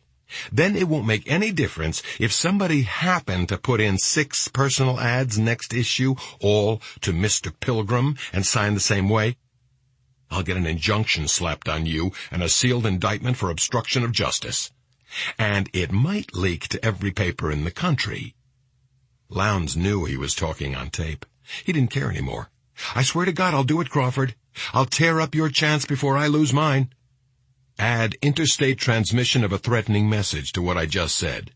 Let me help you, Jack. I can, believe me. Run along to the police station, Freddie. Now put the sergeant back on the phone. Freddie Lowndes' Lincoln Versailles smelled of hair tonic and aftershave, socks and cigars, and the police sergeant was glad to get out of it when they reached the station house. Lowndes knew the captain commanding the precinct and many of the patrolmen. The captain gave Lowndes coffee and called the U.S. Attorney's office to try and clear this shit up. No federal marshal came for Lowndes. In half an hour he took a call from Crawford in the precinct commander's office. Then he was free to go. The captain walked him to his car. Lowndes was keyed up, and his driving was fast and jerky as he crossed the loop eastward to his apartment overlooking Lake Michigan. There were several things he wanted out of this story, and he knew that he could get them. Money was one, and most of that would come from the paperback. He would have an instant paperback on the stands 36 hours after the capture. An exclusive story in the daily press would be a news coup. He would have the satisfaction of seeing the straight press, the Chicago Tribune, the Los Angeles Times, the sanctified Washington Post, and the holy New York Times, run his copyrighted material under his byline with his picture credits. And then the correspondents of those august journals, who looked down on him, who would not drink with him, could eat their fucking hearts out. Lowndes was a pariah to them because he had taken a different faith. Had he been incompetent, a fool with no other resource, the veterans of the straight press could have forgiven him for working on the Tatler, as one forgives a retarded geek. But Lowndes was good. He had the qualities of a good reporter, intelligence, guts, and the good eye. He had great energy and patience. Against him were the fact that he was obnoxious, and therefore disliked by news executives, and his inability to keep himself out of his stories. In Lowndes was the lunging need to be noticed that is often miscalled ego. Lowndes was lumpy and ugly and small. He had buck teeth, and his rat eyes had the sheen of spit on asphalt. He had worked in straight journalism for 10 years when he realized that no one would ever send him to the White House. He saw that his publishers would wear his legs out, use him until it was time for him to become a broken-down old drunk, manning a dead-end desk, drifting inevitably toward cirrhosis or a mattress fire. They wanted the information he could get, but they didn't want Freddie. They paid him top scale, which is not very much if you have to buy women. They patted his back and told him he had a lot of balls, and they refused to put his name on a parking place. One evening in 1969, while in the office working rewrite, Freddie had an epiphany. Frank Larkin was seated near him taking dictation on the telephone. Dictation was the glue factory for old reporters on the paper where Freddie worked. Frank Larkin was 55, but he looked 70. He was oyster-eyed, and he went to his locker every half hour for a drink. Freddie could smell him from where he sat. Larkin got up and shuffled over to the slot and spoke in a hoarse whisper to the news editor, a woman. Freddie always listened to other people's conversations. Larkin asked the woman to get him a Kotex from the machine in the ladies' room. He had to use them on his bleeding behind. Freddie stopped typing. He took the story out of his typewriter, replaced the paper, and wrote a letter of resignation. A week later, he was working for the Tatler. He started as cancer editor at a salary nearly double what he had earned before. Management was impressed with his attitude. The Tatler could afford to pay him well, because the paper found cancer very lucrative. 1 in 5 Americans dies of it. The relatives of the dying, worn out, prayed out, trying to fight a raging carcinoma with pats and banana pudding and copper-tasting jokes, are desperate for anything hopeful. Marketing surveys showed that a bold new cure for cancer, or cancer miracle drug, cover line, boosted supermarket sales of any Tatler issue by 22.3%. There was a 6th percentile drop in those sales when the story ran on page 1 beneath the cover line, as the reader had time to scan the empty text while the groceries were being totaled. Marketing experts discovered it was better to have the big cover line in color on the front and play the story in the middle pages, where it was difficult to hold the paper open and manage a purse and grocery cart at the same time.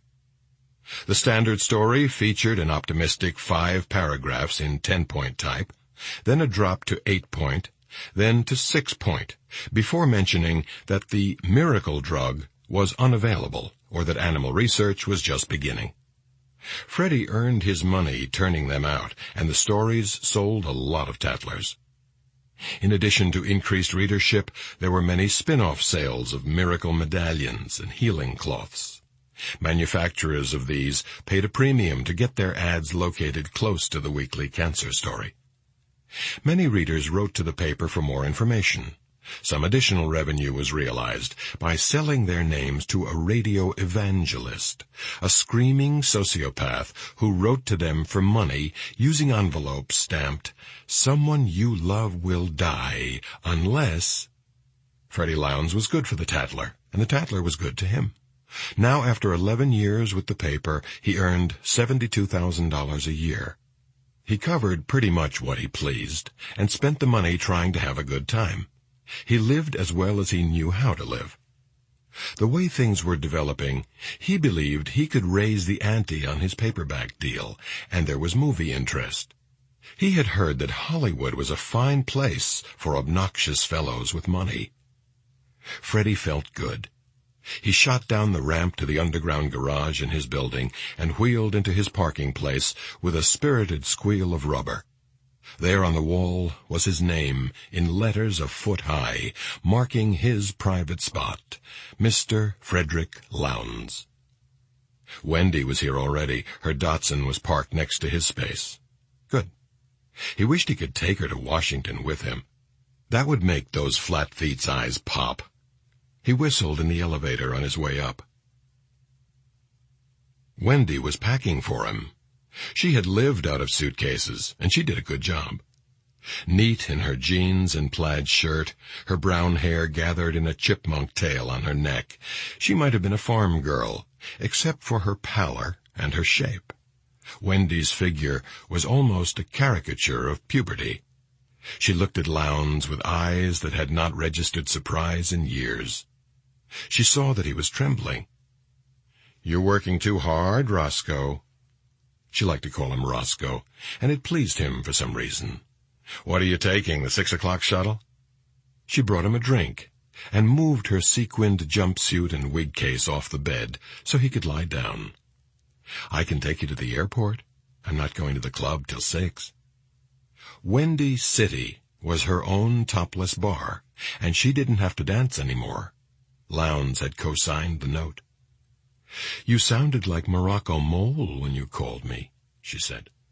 "Who?"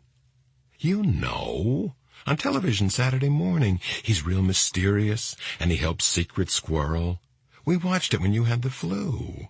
You really pulled one off today, didn't you? You're really pleased with yourself." "Damn straight. I took a chance, baby, and it paid off. I've got a chance at something sweet." "You've got time for a nap before you go. You're running yourself in the ground." Lowndes lit a cigarette. He already had one burning in the ashtray. "You know what?" she said. "I bet if you drink your drink and get it off, you could go to sleep."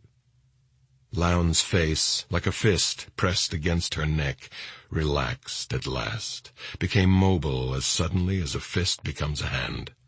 His trembling stopped. He told her all about it, whispering into the buck jut of her augmented breasts, she tracing eighths on the back of his neck with a finger. "That is some kind of smart, Roscoe," she said. "You go to sleep now. I'll get you up for the plane. It'll be all right, all of it. And then we'll have a high old time."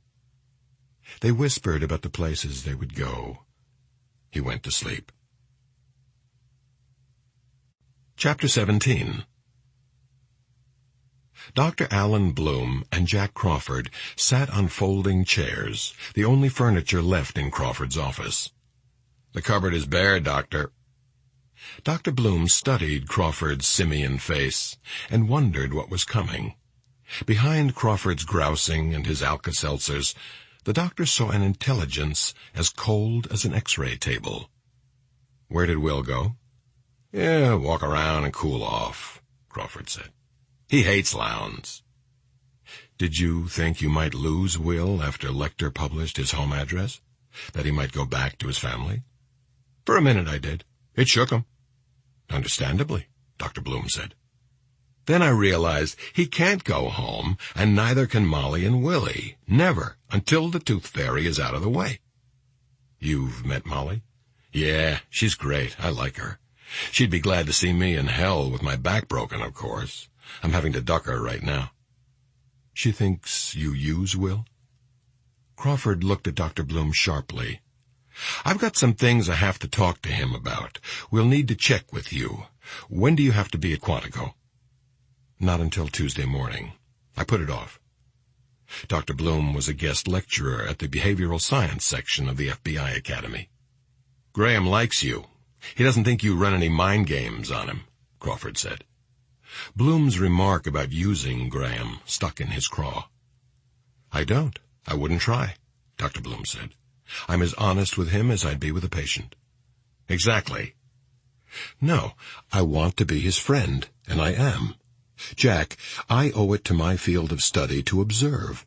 Remember, though, when you asked me to give you a study on him, I refused?" "That was Peterson upstairs wanted the study." "You were the one who asked for it.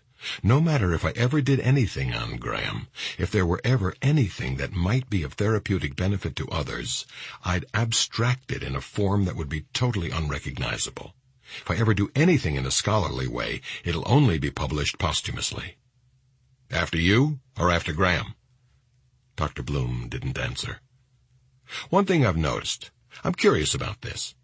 You're never alone in a room with Graham, are you? You're smooth about it, but you're never one-on-one with him. Why's that? Do you think he's psychic? Is that it?" "No. He's an eye-detector. He has a remarkable visual memory, but I don't think he's psychic. He wouldn't let Duke test him. That doesn't mean anything, though. He hates to be prodded and poked. So do I. But Will wants to think of this as purely an intellectual exercise, and in the narrow definition of forensics, that's what it is. He's good at that. But there are other people just as good, I imagine." "Not many," Crawford said. "What he has in addition is pure empathy and projection," Dr. Bloom said. "He can assume your point of view or mine, and maybe some other points of view that scare and sicken him.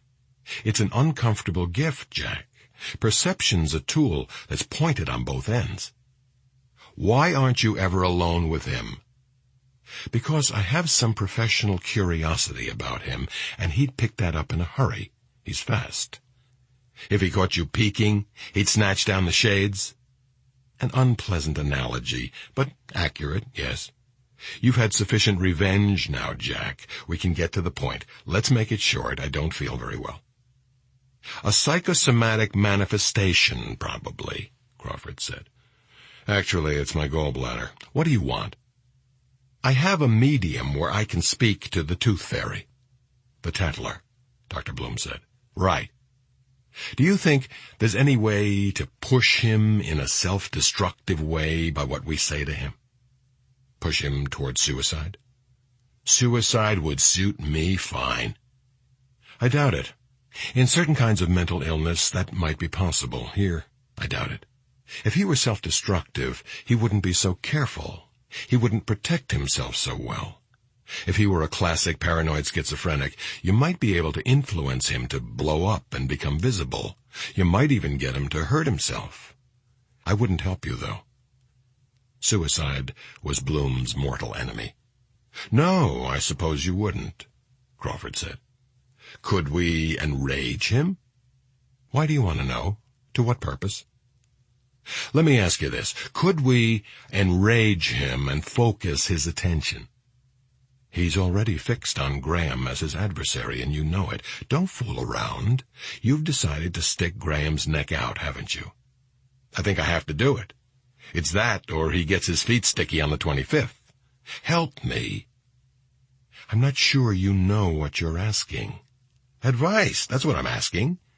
I don't mean from me, Dr. Bloom said. What you're asking from Graham. I don't want you to misinterpret this, and normally I wouldn't say it, but you ought to know. What do you think one of Will's strongest drives is? Crawford shook his head. It's fear, Jack. The man deals with a huge amount of fear. Because he got hurt? No, not entirely. Fear comes with imagination. It's a penalty. It's the price of imagination. Crawford stared at his blunt hands folded on his stomach. He reddened. It was embarrassing to talk about it. Sure, it's what you don't ever mention on the big boys' side of the playground, right? Don't worry about telling me he's afraid. I won't think he's not a stand-up guy. I'm not a total asshole, Doctor. I never thought you were, Jack. I wouldn't put him out there if I couldn't cover him. Okay, if I couldn't cover him 80%. He's not bad himself, not the best, but he's quick. Will you help us stir up the tooth fairy, Doctor? A lot of people are dead. Only if Graham knows the entire risk ahead of time and assumes it voluntarily. I have to hear him say that. I'm like you, Doctor. I never bullshit him. No more than we all bullshit each other. Crawford found Graham in the small workroom near Zeller's lab, which he had commandeered, and filled with photographs and personal papers belonging to the victims. Crawford waited until Graham put down the law enforcement bulletin he was reading. Let me fill you in on what's up for the 25th. He did not have to tell Graham that the 25th would bring the next full moon. When he does it again? Yeah, if we have a problem on the 25th. Not if. When? Both times it's been on Saturday night. Birmingham, June 28th, a full moon falling on a Saturday night. It was July 26th in Atlanta. That's one day short of a full moon, but also Saturday night. This time, the full moon falls on Monday, August 25th. He likes the weekend, though, so we're ready from Friday on. Ready? We're ready? Correct. You know how it is in the textbooks, the ideal way to investigate a homicide? I never saw it done that way, Graham said. It never works out like that. No, hardly ever.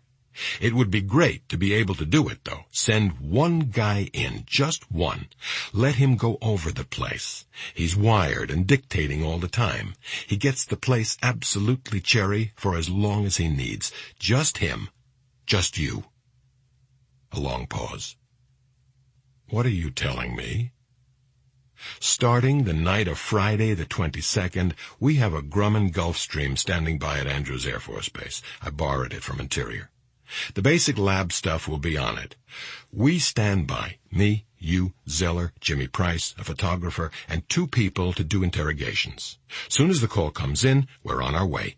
Anywhere in the east or south, we can be there in an hour and 15 minutes. What about the locals? They don't have to cooperate. They won't wait. We're blanketing the chiefs of police and sheriff's departments, every one of them. We're asking orders to be posted on the dispatcher's consoles and the duty officers' desks. Graham shook his head. Balls. They'd never hold off. They couldn't. This is what we're asking. It's not so much. We're asking that when a report comes in, the first officers at the scene go in and look.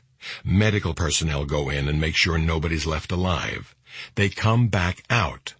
Roadblocks, interrogations go on any way they like. But the scene, that's sealed off until we get there. We drive up, you go in. You're wired. You talk it out to us when you feel like it. Don't say anything when you don't feel like it. Take as long as you want. Then we'll come in. The locals won't wait. Of course they won't. They'll send in some guys from homicide, but the request will have some effect. It'll cut down on traffic in there, and you'll get it fresh. Fresh. Graham tilted his head back against his chair and stared at the ceiling. Of course, Crawford said. We've still got 13 days before that weekend. Oh, Jack. Jack what? Crawford said. You kill me. You really do. I don't follow you. Yes, you do. What you've done, you've decided to use me for bait because you don't have anything else. So before you pump the question, you pump me up about how bad next time will be. Not bad psychology to use on a fucking idiot. What did you think I'd say? You worried I don't have the onions for it since that with Lecter? No. I wouldn't blame you for wondering. We both know people it happened to. I don't like walking around in a Kevlar vest with my butt puckered up. But hell, I'm in it now. We can't go home as long as he's loose. I never doubted you'd do it. Graham saw that this was true. It's something more then, isn't it? Crawford said nothing. No, Molly. No way. Jesus, Will, even I wouldn't ask you that. Graham stared at him for a moment. Oh, for Christ's sake, Jack. You've decided to play ball with Freddie Lowndes, haven't you? You and little Freddie have cut a deal. Crawford frowned at a spot on his tie. He looked up at Graham. You know yourself it's the best way to bait him. The Tooth Fairy's going to watch the Tattler. What else have we got? It has to be Lowndes doing it. He's got the corner on the Tattler. So I really badmouth the Tooth Fairy and the Tattler, and then we give him a shot.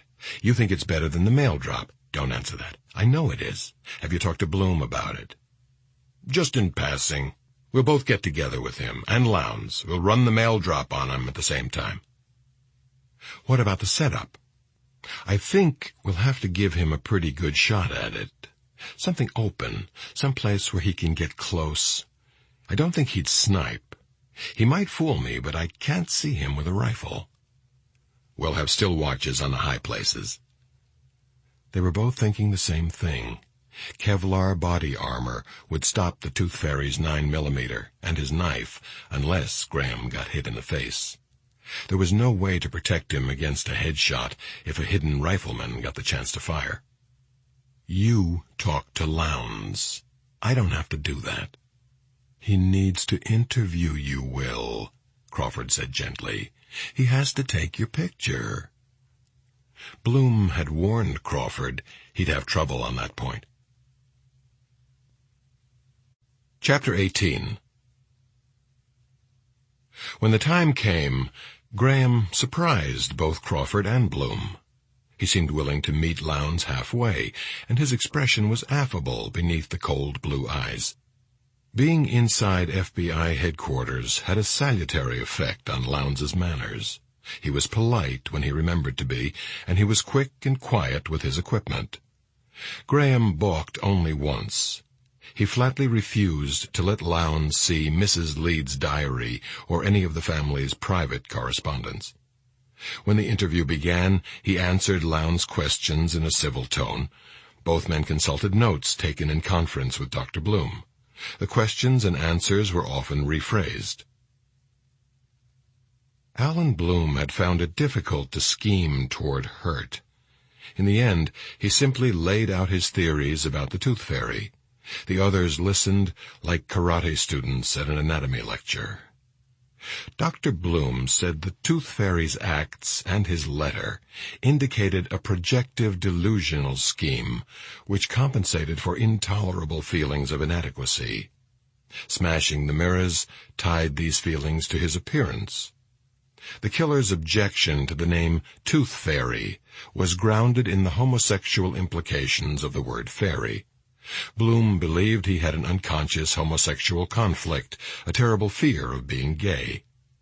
Dr. Bloom's opinion was reinforced by one curious observation at the Leeds house. Fold marks and covered bloodstains indicated the Tooth Fairy put a pair of shorts on Charles Leeds after he was dead.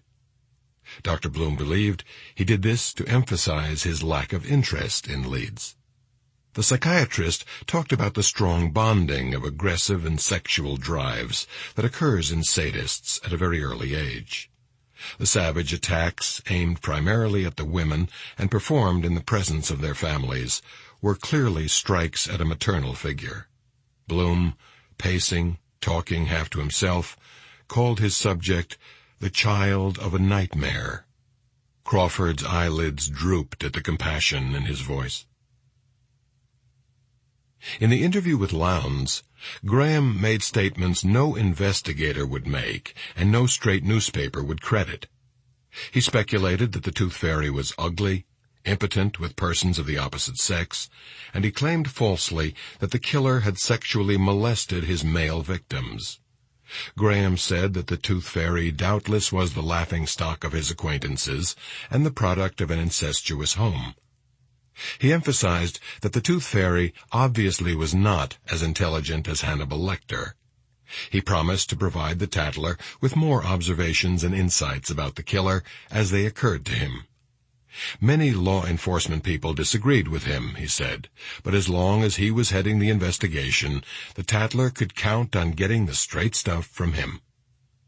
Lowndes took a lot of pictures. The key shot was taken in Graham's Washington hideaway, an apartment he had borrowed to use until he squashed the fairy. It was the only place where he could find solitude in the carnival atmosphere of the investigation. The photograph showed Graham in a bathrobe at a desk, studying late into the night. He was poring over a grotesque artist's conception of the fairy. Behind him, a slice of the floodlit Capitol dome could be seen through the window. Most importantly, in the lower left corner of the window, blurred but readable, was the sign of a popular motel across the street. The Tooth Fairy could find the apartment if he wanted to. At FBI headquarters, Graham was photographed in front of a mass spectrometer. It had nothing to do with the case, but Lowndes thought it looked impressive. Graham even consented to have his picture taken with Lowndes interviewing him. They did it in front of the vast gun racks in Firearms and Tool Marks. Lowndes held a 9mm automatic of the same type as the Tooth Fairy's weapon. Graham pointed to the homemade silencer, fashioned from a length of television antenna mast. Dr. Bloom was surprised to see Graham put a comradely hand on Lowndes' shoulder just before Crawford clicked the shutter. The interview and pictures were set to appear in the Tattler, published the next day, Monday, August 11th. As soon as he had the material, Lowndes left for Chicago. He said he wanted to supervise the layout himself. He made arrangements to meet Crawford on Tuesday afternoon, 5 blocks from the trap. Starting Tuesday, when the Tattler became generally available, 2 traps would be baited for the monster. Graham would go each evening to his temporary residence, shown in the Tatler picture. A coded personal notice in the same issue invited the Tooth Fairy to a mail drop in Annapolis, watched around the clock. If he were suspicious of the mail drop, he might think the effort to catch him was concentrated there. Then Graham would be a more appealing target, the FBI reasoned. Florida authorities provided a still watch at Sugarloaf Key. There was an air of dissatisfaction among the hunters. 2 major stakeouts took manpower that could be used elsewhere, and Graham's presence at the trap each night would limit his movement to the Washington area. Though Crawford's judgment told him this was the best move, the whole procedure was too passive for his taste. He felt they were playing games with themselves in the dark of the moon, with less than 2 weeks to go before it rose full again. Sunday and Monday passed in curiously jerky time. The minutes dragged, and the hours flew. Spurgeon, chief SWAT instructor at Quantico, circled the apartment block on Monday afternoon. Graham rode beside him. Crawford was in the back seat. The pedestrian traffic falls off around 7:15. Everybody settled in for dinner, Spurgeon said. With his wiry, compact body and his baseball cap tipped back on his head, he looked like an infielder. Give us a toot on the clear band tomorrow night when you cross the B&O railroad tracks. You ought to try to make it about 8:30, 8:40 or so. He pulled into the apartment parking lot. This setup ain't heaven, but it could be worse.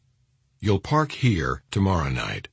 We'll change the space you use every night after that, but it'll always be on this side. It's 75 yards to the apartment entrance. Let's walk it.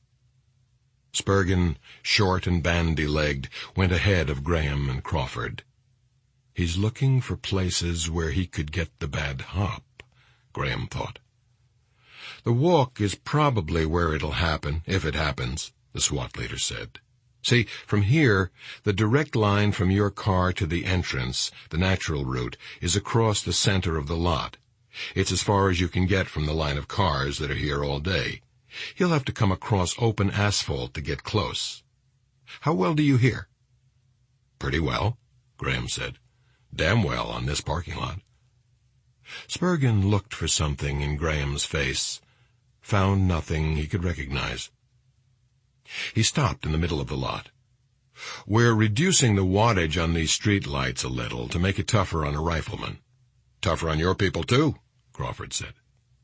2 of ours have Startron night scopes, Spurgeon said. I've got some clear spray I'll ask you to use on your suit jackets, Will. By the way, I don't care how hot it is, you will wear body armor each and every time, correct? Yes. What is it? It's Kevlar. What, Jack? Second chance? Second chance, Crawford said.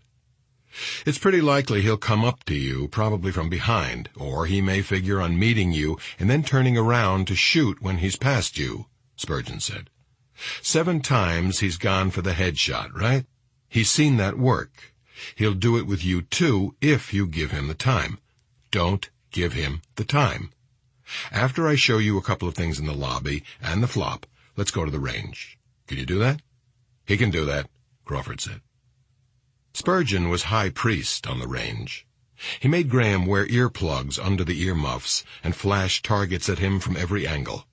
He was relieved to see that Graham did not carry the regulation .38, but he worried about the flash from the ported barrel. They worked for 2 hours.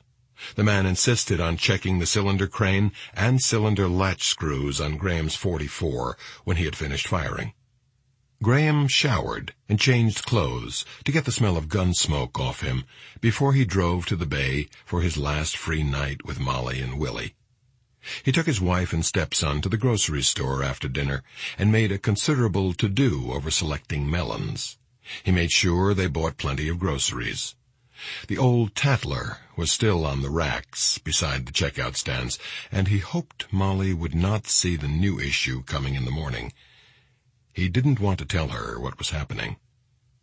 When she asked him what he wanted for dinner in the coming week, he had to say he'd be away, that he was going back to Birmingham.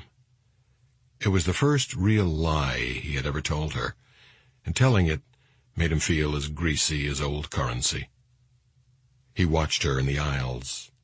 Molly, his pretty baseball wife, with her ceaseless vigilance for lumps, her insistence on quarterly medical checkups for him and Willie, her controlled fear of the dark, her hard-bought knowledge that time is luck. She knew the value of their days. She could hold a moment by its stem. She had taught him to relish. Pachelbel's cannon filled the sun-drowned room where they learned each other, and there was the exhilaration too big to hold, and even then the fear flickered across him like an osprey's shadow. This is too good to live for long. Molly switched her bag often from shoulder to shoulder in the grocery aisles, as though the gun in it weighed much more than its 19 ounces. Graham would have been offended had he heard the ugly thing he mumbled to the melons. I have to put that bastard in a rubber sack, that's all. I have to do that. Variously weighted with lies, guns, and groceries, the three of them were a small and solemn troop. Molly smelled a rat. She and Graham did not speak after the lights were out. Molly dreamed of heavy, crazy footsteps coming in a house of changing rooms. Chapter 19. There is a newsstand in Lambert St. Louis International Airport which carries many of the major daily newspapers from all over the United States. The New York, Washington, Chicago, and Los Angeles papers come in by air freight, and you can buy them on the same day they are published. Like many newsstands, this one is owned by a chain, and along with the standard magazines and papers, the operator is required to take a certain amount of trash. When the Chicago Tribune was delivered to the stand at 10 o'clock on Monday night, a bundle of tattlers thumped to the floor beside it. The bundle was still warm in the center. The newsstand operator squatted in front of his shelves, arranging the Tribunes. He had enough else to do. The day guys never did their share of straightening. A pair of black zippered boots came into the corner of his vision. A browser. No, the boots were pointed at him. Somebody wanted some damn thing. The newsie wanted to finish arranging his Tribunes, but the insistent attention made the back of his head prickle. His trade was transient. He didn't have to be nice. "What is it?" he said to the knees. "A tattler. You'll have to wait until I bust the bundle." The boots did not go away. They were too close. "I said you'll have to wait until I bust the bundle, understand? See, I'm working here." A hand and a flash of bright steel, and the twine on the bundle beside him parted with a pop. A Susan B. Anthony dollar rang on the floor in front of him. A clean copy of the tattler, jerked from the center of the bundle, spilled the top ones to the floor. The newsstand operator got to his feet. His cheeks were flushed. The man was leaving with the paper under his arm. Hey, you!" The man turned to face him. "Me?" "Yeah, you. I told you—" "You told me what?" He was coming back. He stood too close. "You told me what?" Usually, a rude merchant can fluster his customers.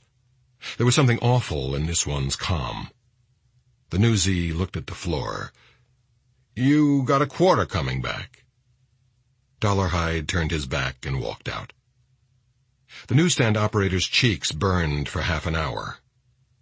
"Yeah, that guy was in here last week, too. He comes in here again. I'll tell him where to fucking get off. I got something under the counter for wise asses." Dollarhide did not look at the tattler in the airport. Last Thursday's message from Lecter had left him with mixed feelings. Dr. Lecter had been right, of course, in saying that he was beautiful, and it was thrilling to read. He was beautiful. He felt some contempt for the doctor's fear of the policeman. Lecter did not understand much better than the public. Still, he was on fire to know if Lecter had sent him another message. He would wait until he got home to look. Dollarhide was proud of his self-control. He mused about the newsstand operator as he drove. There was a time when he would have apologized for disturbing the man and never come back to the newsstand. For years, he had taken shit unlimited from people. Not anymore. The man could have insulted Francis Dollarhide. He could not face the dragon. It was all part of becoming. At midnight, the light above his desk still burned. The message from the Tatler was decoded and wadded on the floor. Pieces of the Tatler were scattered where Dollarhide had clipped it for his journal. The great journal stood open beneath the paintings of the dragon, glue still drying where the new clippings were fastened. Beneath them, freshly attached, was a small plastic bag, empty as yet. The legend beside the bag said, "With these he offended me." But Dollarhide had left his desk. He was sitting on the basement stairs in the cool must of earth and mildew. The beam from his electric lantern moved over draped furniture, the dusty backs of the great mirrors that once hung in the house, and now leaned against the walls, the trunk containing his case of dynamite. The beam stopped on a tall draped shape, one of several in the far corner of the cellar. Cobwebs touched his face as he went to it. Dust made him sneeze when he pulled off the cloth cover. He blinked back the tears and shone his light on the old oak wheelchair he had uncovered. It was high-backed, heavy and strong, one of 3 in the basement. The county had provided them to Grandmother in the 1940s when she ran her nursing home here. The wheels squeaked as he rolled the chair across the floor. Despite its weight, he carried it easily up the stairs. In the kitchen, he oiled the wheels. The small front wheels still squeaked, but the back ones had good bearings and spun freely at a flip of his finger. The searing anger in him was eased by the wheels' soothing hum. As he spun them, Dollarhide hummed too. Chapter 20. When Freddie Lowndes left the Tatler office at noon on Tuesday, he was tired and high. He had put together the Tatler story on the plane to Chicago and laid it out in the composing room in 30 minutes flat. The rest of the time he had worked steadily on his paperback, brushing off all callers. He was a good organizer, and now he had 50,000 words of solid background. When the Tooth Fairy was caught, he'd do a whammo lead and an account of the capture. The background material would fit in neatly. He had arranged to have 3 of the Tatler's better reporters ready to go on short notice. Within hours of the capture, they could be digging for details wherever the Tooth Fairy lived. His agent talked very big numbers. Discussing the project with the agent ahead of time was, strictly speaking, a violation of his agreement with Crawford. All contracts and memos would be post-dated after the capture to cover that up. Crawford held a big stick. He had Lowndes' threat on tape. Interstate transmission of a threatening message was an indictable offense outside any protection Lowndes enjoyed under the First Amendment. Lowndes also knew that Crawford, with one phone call, could give him a permanent problem with the Internal Revenue Service. There were polyps of honesty in Lowndes. He had few illusions about the nature of his work, but he had developed a near-religious fervor about this project. He was possessed with a vision of a better life on the other side of the money. Buried under all the dirt he had ever done, his old hopes still faced east. Now they stirred and strained to rise. Satisfied that his cameras and recording equipment were ready, he drove home to sleep for 3 hours before the flight to Washington, where he would meet Crawford near the trap. A damned nuisance in the underground garage. The black van, parked in the space next to his, was over the line. It crowded into the space clearly marked Mr. Frederick Lowndes. Lowndes opened his door hard, banging the side of the van and leaving a dent and a mark that would teach the inconsiderate bastard. Lowndes was locking his car when the van door opened behind him. He was turning, had half turned, when the flat sap thucked over his ear. He got his hands up, but his knees were going, and there was tremendous pressure around his neck, and the air was shut off. When his heaving chest could fill again, it sucked chloroform. Dollarhide parked the van behind his house, climbed out, and stretched. He had fought a crosswind all the way from Chicago, and his arms were tired. He studied the night sky. The Perseid meteor shower was due soon, and he must not miss it. Revelation. And his tail drew the third part of the stars of heaven, and did cast them down to the earth. His doing in another time. He must see it and remember. Dollarhide unlocked the back door and made his routine search of the house. When he came outside again, he wore a stocking mask. He opened the van and attached a ramp. Then he rolled out Freddie Lowndes. Lowndes wore nothing but his shorts and a gag and blindfold. Though he was only semi-conscious, he did not slump. He sat up very straight, his head against the high back of the old oak wheelchair. From the back of his head to the soles of his feet, he was bonded to the chair with epoxy glue. Dollarhide rolled him into the house and parked him in a corner of the parlor with his back to the room, as though he had misbehaved. "Are you too cool? Would you like a blanket?" Dollarhide peeled off the sanitary napkins covering Lowndes' eyes and mouth. Lowndes didn't answer. The odor of chloroform hung on him. "I'll get you a blanket." Dollarhide took an afghan from the sofa and tucked it around Lowndes up to the chin, then pressed an ammonia bottle under his nose. Lowndes' eyes opened wide on a blurred joining of walls. He coughed and started talking. "Accident? Am I hurt bad?" The voice behind him. "No, Mr. Lowndes, you'll be just fine." "My back hurts. My skin. Did I get burned? I hope to God I'm not burned." "Burned? Burned? No. You just rest here. I'll be with you in a little while." "Let me lie down. Listen, I want you to call my office. My God, I'm in a striker frame. My back's broken. Tell me the truth." Footsteps going away. "What am I doing here?" A question shrill at the end. The answer came from far behind him. "Atoning, Mr. Lowndes." Lowndes heard footsteps mounting stairs. He heard a shower running. His head was clearer now. He remembered leaving the office and driving, but he couldn't remember after that. The side of his head throbbed, and the smell of chloroform made him gag. Held rigidly erect, he was afraid he would vomit and drown. He opened his mouth wide and breathed deep. He could hear his heart.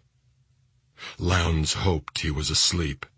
He tried to raise his arm from the armrest, increasing the pull deliberately until the pain in his palm and arm was enough to wake him from any dream. He was not asleep. His mind gathered speed. By straining, he could turn his eyes enough to see his arm for seconds at a time. He saw how he was fastened. This was no device to protect broken backs. This was no hospital. Someone had him. Lowndes thought he heard footsteps on the floor above, but they might have been his heartbeats. He tried to think, strained to think. "Keep cool and think," he whispered. "Cool and think." The stairs creaked as Dollarhide came down. Lowndes felt the weight of him in every step, a presence behind him now. Lowndes spoke several words before he could adjust the volume of his voice. "I haven't seen your face. I couldn't identify you. I don't know what you look like. The Tatler, I work for the National Tatler, would pay a reward, a big reward for me, $500,000, $1 million maybe, $1 million. Silence behind him. then a squeak of couch springs. He was sitting down then. "What do you think, Mr. Lowndes?" "Put the pain and fear away and think.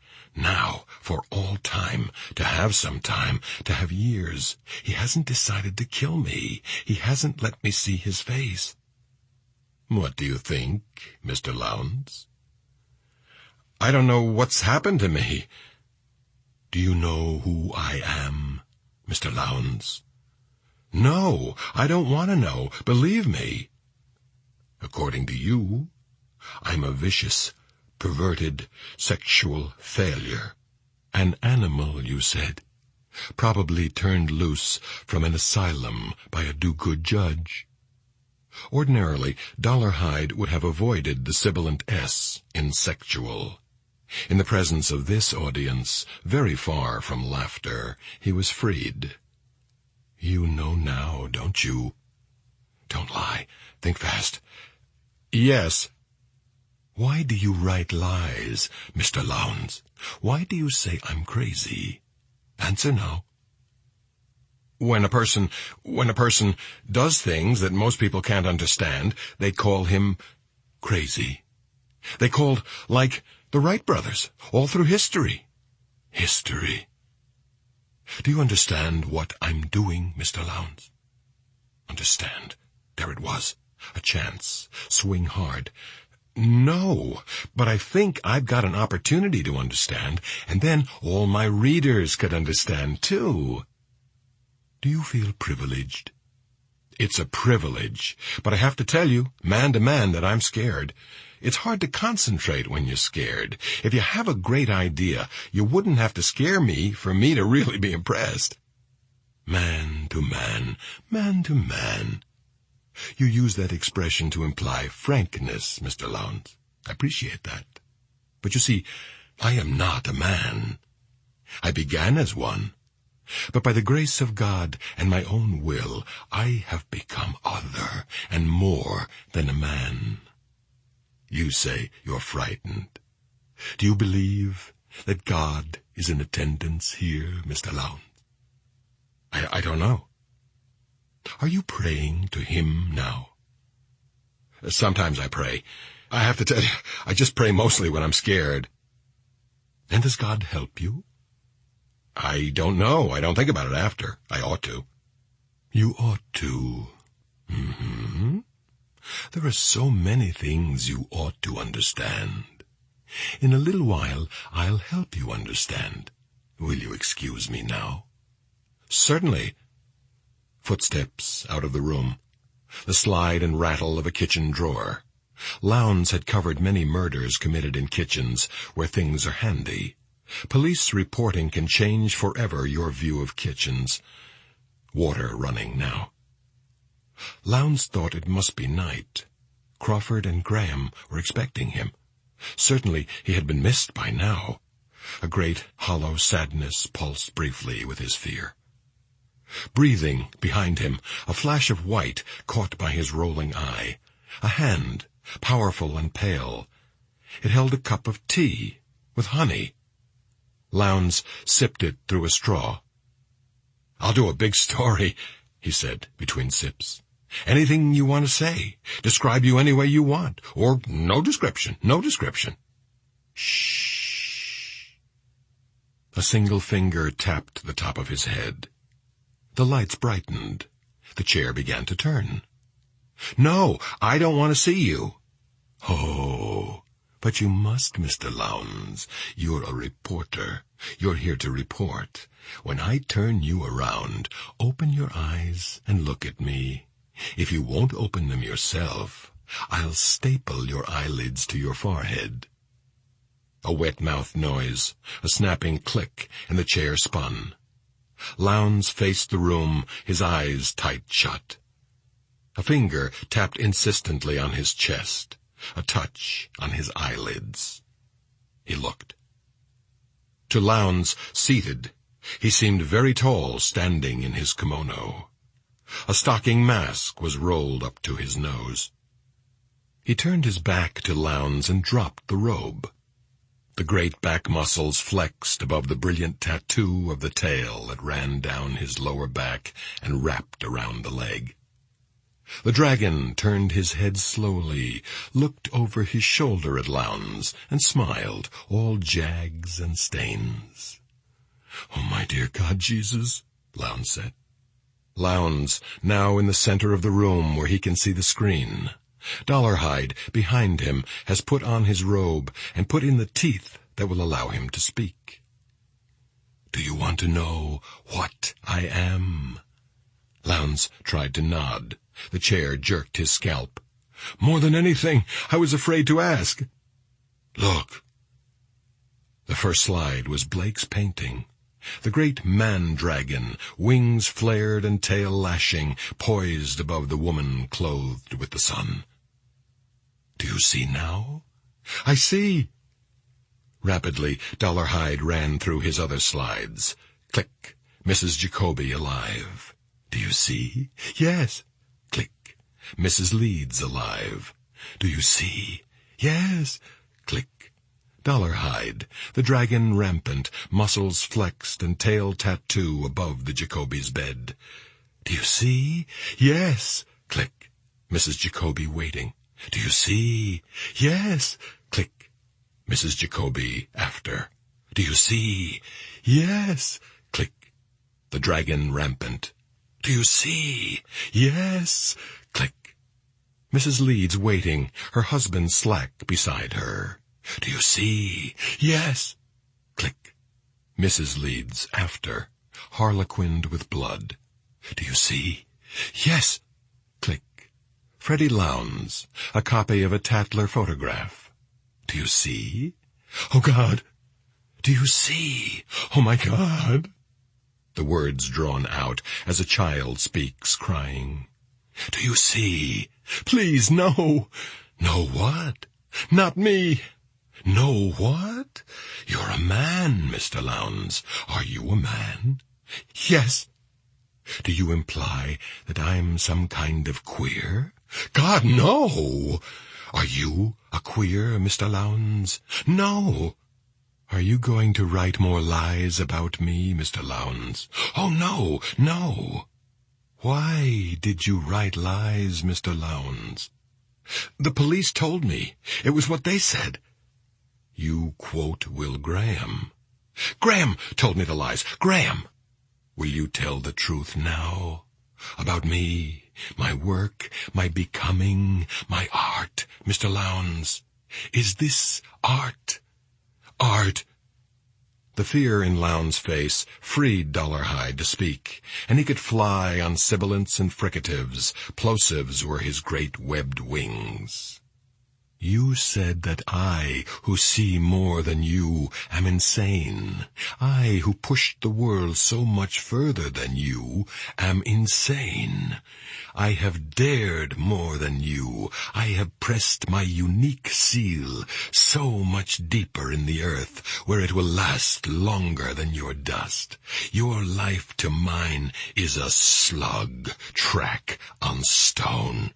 A thin silver mucus track in and out of the letters on my monument." The words Dollarhide had written in his journal swarmed in him now. "I am the dragon, and you call me insane? My movements are followed and recorded as avidly as those of a mighty guest star. Do you know about the guest star in 1054? Of course not.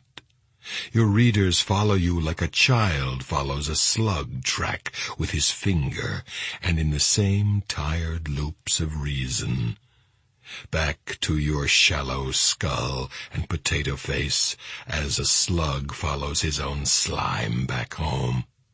Before me, you are a slug in the sun. You are privy to a great becoming, and you recognize nothing. You are an ant in the afterbirth. It is in your nature to do one thing correctly. Before me, you rightly tremble. Fear is not what you owe me, Lowndes, you and the other Pissmires. You owe me awe. Dollarhide stood with his head down, his thumb and forefinger against the bridge of his nose. Then he left the room. He didn't take off the mask, Lowndes thought. He didn't take off the mask. If he comes back with it off, I'm dead. God, I'm wet all over. He rolled his eyes toward the doorway and waited through the sounds from the back of the house. When Dollarhide returned, he still wore the mask. He carried a lunchbox and 2 thermoses. For your trip back home. He held up a thermos. Ice. We'll need that. Before we go, we'll tape a little while. He clipped a microphone to the Afghan near Lowndes' face. Repeat after me. They taped for half an hour. Finally, That's all, Mr. Lowndes. You did very well. You'll let me go now? I will. There's one way, though, that I can help you better understand and remember. Dollarhide turned away. I want to understand. I want you to know I appreciate you turning me loose. I'm really going to be fair from now on. You know that. Dollarhide could not answer. He had changed his teeth. The tape recorder was running again. He smiled at Lowndes, a brown-stained smile. He placed his hand on Lowndes' heart, and leaning to him intimately, as though to kiss him, he bit Lowndes' lips off and spit them on the floor. Chapter 21. Dawn in Chicago, heavy air and the gray sky low. A security guard came out of the lobby of the Tatler building and stood at the curb, smoking a cigarette and rubbing the small of his back. He was alone on the street, and in the quiet he could hear the clack of the traffic light changing at the top of the hill, a long block away. Half a block north of the light, out of the guard's sight, Francis Dollarhide squatted beside Lowndes in the back of the van. He arranged the blanket in a deep cowl that hid Lowndes' head. Lowndes was in great pain. He appeared stuporous, but his mind was racing. There were things he must remember. The blindfold was tented across his nose, and he could see Dollarhide's fingers checking the crusted gag. Dollarhide put on the white jacket of a medical orderly, laid a thermos in Lowndes' lap, and rolled him out of the van. When he locked the wheels of the chair and turned to put the ramp back in the van, Lowndes could see the end of the van's bumper beneath his blindfold. Turning now, seeing the bumper guard. Yes, the license plate. Only a flash, but Lowndes burned it into his mind. Rolling now, sidewalk seams, around a corner and down a curb. Paper crackled under the wheels. Dollarhide stopped the wheelchair in a bit of littered shelter between a garbage dumpster and a parked truck. He pulled at the blindfold. Lowndes closed his eyes. An ammonia bottle under his nose. The soft voice, close beside him. Can you hear me? You're almost there. The blindfold off now. Blink if you can hear me. Dollarhide opened his eye with a thumb and forefinger. Lowndes was looking at Dollarhide's face. I told you one fib. Dollarhide tapped the thermos. I don't really have your lips on ice. He whipped off the blanket and opened the thermos. Lowndes strained hard when he smelled the gasoline, separating the skin from under his forearms and making the stout chair groan. The gas was cold all over him, fumes filling his throat, and they were rolling toward the center of the street. Do you like being Graham's pet, Freedy? Lit with a whump, and shoved, sent rolling down on the Tatler. Eek, eek, eek, the wheels. The guard looked up as a scream blew the burning gag away. He saw the fireball coming, bouncing on the potholes, trailing smoke and sparks, and the flames blown back like wings, disjointed reflections leaping along the shop windows.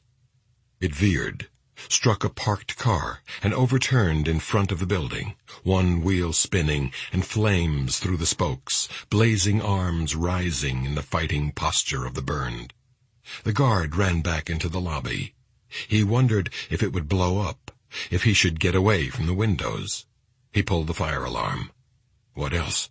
He grabbed the fire extinguisher off the wall and looked outside. It hadn't blown up yet. The guard approached cautiously through the greasy smoke spreading low over the pavement and, at last, sprayed foam on Freddie Lowndes.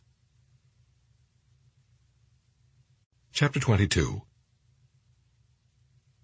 The schedule called for Graham to leave the staked-out apartment in Washington at 5:45 a.m., well ahead of the morning rush. Crawford called while he was shaving. "Good morning." "Not so good," Crawford said. "The Tooth Fairy got Lowndes in Chicago." "Oh, hell no." "He's not dead yet, and he's asking for you. He can't wait long." "I'll go." "Meet me at the airport, United 245. It leaves in 40 minutes. You can be back for the stakeout if it's still on." Special Agent Chester from the Chicago FBI office met them at O'Hare in a downpour. Chicago is a city used to sirens. The traffic parted reluctantly in front of them as Chester howled down the expressway, his red light flashing pink on the driving rain. He raised his voice above the siren. "Chicago PD says he was jumped in his garage. My stuff is second-hand. We're not popular around here today." "How much is out?" Crawford said. "The whole thing. Trap, all of it." "Did Lowndes get a look at him?" "I haven't heard a description. Chicago PD put out an all-points bulletin for a license number about 6:20. "Did you get hold of Dr. Bloom for me?" "I got his wife, Jack. Dr. Bloom had his gallbladder taken out this morning."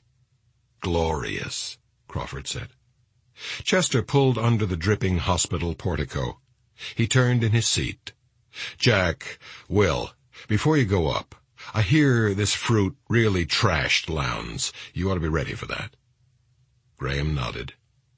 All the way to Chicago he had tried to choke his hope that Lowndes would die before he had to see him. The corridor of Page Burn Center was a tube of spotless tile. A tall doctor with a curiously old-young face beckoned Graham and Crawford away from the knot of people at Lowndes' door. "Mr. Lowndes' burns are fatal," the doctor said. "I can help him with the pain, and I intend to do it. He breathed flames, and his throat and lungs are damaged. He may not regain consciousness. In his condition, that would be a blessing. In the event that he does regain consciousness, the city police have asked me to take the airway out of his throat so that he might possibly answer questions. I've agreed to try that, briefly. At the moment, his nerve endings are anesthetized by fire. A lot of pain is coming, if he lives that long. I made this clear to the police, and I want to make it clear to you. I'll interrupt any attempted questioning to sedate him if he wants me to. Do you understand me?" "Yes," Crawford said. With a nod to the patrolman in front of the door, the doctor clasped his hands behind his white lab coat and moved away like a wading egret. Crawford glanced at Graham. "You okay?" "I'm okay. I had the SWAT team." Lowndes' head was elevated in the bed, his hair and ears were gone, and compresses over his sightless eyes replaced the burned-off lids. His gums were puffed with blisters. The nurse beside him moved an IV stand so Graham could come close. Lowndes smelled like a stable fire. "Freddie, it's Will Graham." Lowndes arched his neck against the pillow. "The movement's just reflex. He's not conscious," the nurse said. The plastic airway holding open his scorched and swollen throat hissed in time with the respirator. A pale detective sergeant sat in the corner with a tape recorder and a clipboard on his lap. Graham didn't notice him until he spoke. "Lowndes said your name in the emergency room before they put the airway in. You were there?" "Later I was there, but I've got what he said on tape. He gave the firemen a license number when they first got to him. He passed out, and he was out in the ambulance, but he came around for a minute in the emergency room when they gave him a shot in the chest. Some Tatler people had followed the ambulance. They were there. I have a copy of their tape. Let me hear it. The detective fiddled with his tape recorder. I think you want to use the earphone, he said, his face carefully blank. He pushed the button. Graham heard voices, the rattle of casters. Put him in there. The bump of a litter on a swinging door, a retching cough, and a voice croaking, speaking without lips. Tooth, Harry. Freddie, did you see him? What did he look like, Freddie? Wendy, please, Wendy. Graham set me up. The cunt knew it. Graham set me up. Cunt took his hand on me in the picture like a fucking tit. Wendy. A noise like a drain sucking. A doctor's voice. That's it. Let me get there. Get out of the way. Now. That was all. Graham stood over Lowndes while Crawford listened to the tape. We're running down the license number, the detective said. Could you understand what he was saying? Who's Wendy? Crawford asked. That hooker in the hall, the blonde, with the chest. She's been trying to see him. She doesn't know anything. Why don't you let her in? Graham said from the bedside. His back was to them. No visitors. The man's dying. Think I don't know it? I've been here since 6:15. Excuse me, nurse. Take a few minutes, Crawford said. Get some coffee. Put some water on your face. He can't say anything. If he does, I'll be here with the recorder. Okay, I could use it. When the detective was gone, Graham left Crawford at the bedside and approached the woman in the hall. Wendy? Yeah? If you're sure you want to go in there, I'll take you. I want to. Maybe I ought to go comb my hair? It doesn't matter, Graham said. When the policeman returned, he didn't try to put her out. Wendy of Wendy City held Lowndes' blackened claw and looked straight at him. He stirred once, a little before noon. It's going to be just fine, Roscoe, she said. We'll have us some high old times. Lowndes stirred again and died. Chapter 23. Captain Osborne of Chicago Homicide had the gray, pointed face of a stone fox. Copies of the Tatler were all over the police station. One was on his desk. He didn't ask Crawford and Graham to sit down. You had nothing at all working with Lowndes in the city of Chicago? No, he was coming to Washington, Crawford said. He had a plane reservation. I'm sure you've checked it. Yeah, I got it. He left his office about 1:30 yesterday, got jumped in the garage of his building. Must have been about 2:10. Anything in the garage? His keys got kicked under his car. There's no garage attendant. They had a radio-operated door, but it came down on a couple of cars and they took it out. So nobody saw it happen. That's getting to be the refrain today. We're working on his car. Can we help you there? You can have the results when I get 'em. You haven't said much, Graham. You had plenty to say in the paper. I haven't heard much either, listening to you. You pissed off, Captain? Crawford said. Me? Why should I be? We run down a phone trace for you and collar a fucking news reporter. Then you've got no charges against him. You have got some deal with him, gets him cooked in front of this scandal sheet. Now the other papers adopt him like he was their own. Now we've got our own Tooth Fairy murder right here in Chicago. That's great. Tooth Fairy in Chicago, boy. Before midnight, we'll have 6 accidental domestic shootings. Guy trying to sneak in his own house, drunk. Wife hears him. Bang. The Tooth Fairy may like Chicago, decide to stay around, have some fun. We can do like this, Crawford said. Butt heads. Get the police commissioner and the U.S. attorney all stirred up. Get all the assholes stirred up, yours and mine. Or we can settle down and try to catch the bastard. This was my operation and it went to shit. I know that. You ever have that happen right here in Chicago? I don't want to fight you, Captain. We want to catch him and go home.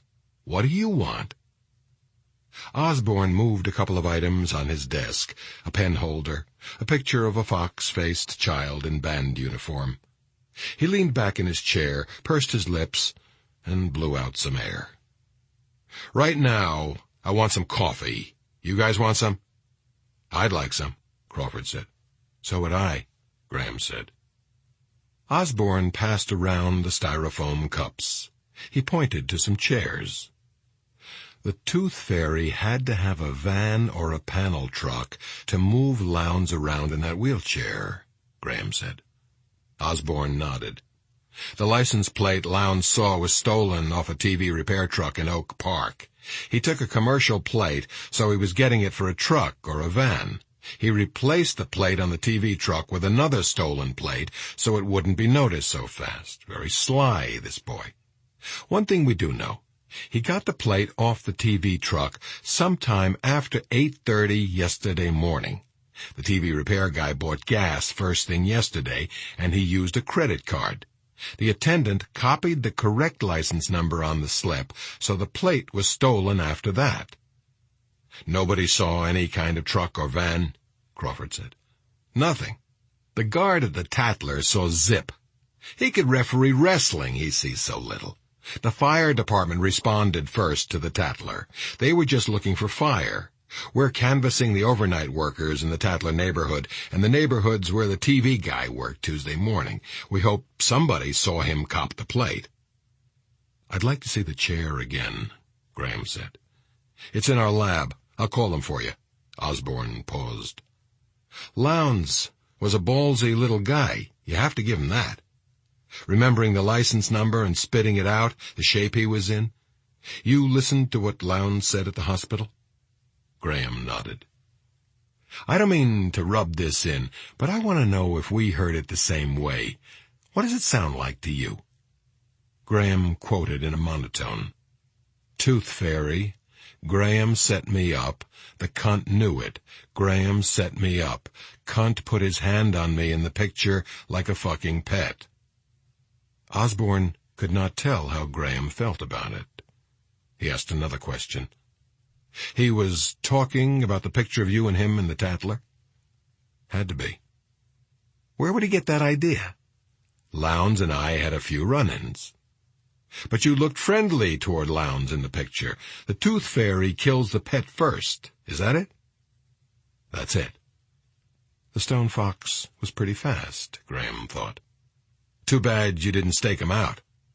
Graham said nothing. Lowndes was supposed to be with us by the time the Tooth Fairy saw the Tatler, Crawford said. Does what he said mean anything else to you? Anything we can use? Graham came back from somewhere and had to repeat Osborne's question in his mind before he answered. We know from what Lowndes said that the Tooth Fairy saw the Tatler before he hit Lowndes, right? Right. If you start with the idea that the Tatler set him off, does it strike you that he set this up in a hell of a hurry? The thing came off the press Monday night. He's in Chicago stealing license plates sometime Tuesday, probably Tuesday morning, and he's on top of Lowndes Tuesday afternoon. What does that say to you? That he saw it early, or he didn't have far to come, Crawford said. Either he saw it here in Chicago, or he saw it someplace else Monday night. Now bear in mind, he'd be watching for it to get the personal column. Either he was already here, or he came from driving distance, Graham said. He was on top of Lowndes too fast, with a big old wheelchair you couldn't carry on a plane. It doesn't even fold.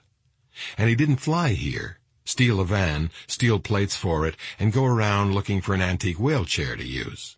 He had to have an old wheelchair. A new one wouldn't work for what he did. Graham was up, fiddling with the cord on the Venetian blinds, staring at the brick wall across the air shaft. He already had the wheelchair, or he saw it all the time. Osborne started to ask a question, but Crawford's expression cautioned him to wait. Graham was tying knots in the blind cord. His hands were not steady. "He saw it all the time," Crawford prompted. "Uh-huh," Graham said. "You can see how the idea starts with the wheelchair. From the sight and thought of the wheelchair, that's where the idea would come from when he's thinking what he'll do to those fuckers. Freddie rolling down the street on fire. It must have been quite a sight." "Do you think he watched it?" "Maybe. He certainly saw it before he did it, when he was making up his mind what he'd do." Osborne watched Crawford. Crawford was solid. Osborne knew Crawford was solid, and Crawford was going along with this. "If he had the chair, or he saw it all the time, we can check around the nursing homes, the VA, Osborne said. "It was perfect to hold Freddie still," Graham said. "For a long time. He was gone 15 hours and 25 minutes, more or less," Osborne said. "If he had just wanted to snuff Freddie, he could have done that in the garage," Graham said. "He could have burned him in his car. He wanted to talk to Freddie, or hurt him for a while." "Either he did it in the back of the van, or he took him somewhere," Crawford said. "That length of time, I'd say he took him somewhere. It had to be somewhere safe. If he bundled him up good, he wouldn't attract much notice around a nursing home going in and out," Osborne said. "He'd have the racket, though," Crawford said. "A certain amount of cleaning up to do. Assume he had the chair, and he had access to the van, and he had a safe place to take him to work on him. Does that sound like home?" Osborne's telephone rang. He growled into it. "What? No, I don't want to talk to the tattler." "Well, it better not be bullshit. Put her on." "Captain Osborne, yes?" "What time?" "Who answered the phone initially, at the switchboard?" "Take her off the switchboard, please. Tell me again what he said." "I'll have an officer there in 5 minutes." Osborne looked at his telephone thoughtfully after he hung up. "Lowndes' secretary got a call about 5 minutes ago," he said. "She swears it was Lowndes' voice. He said something she didn't get. Strength of the great red dragon. That's what she thought he said.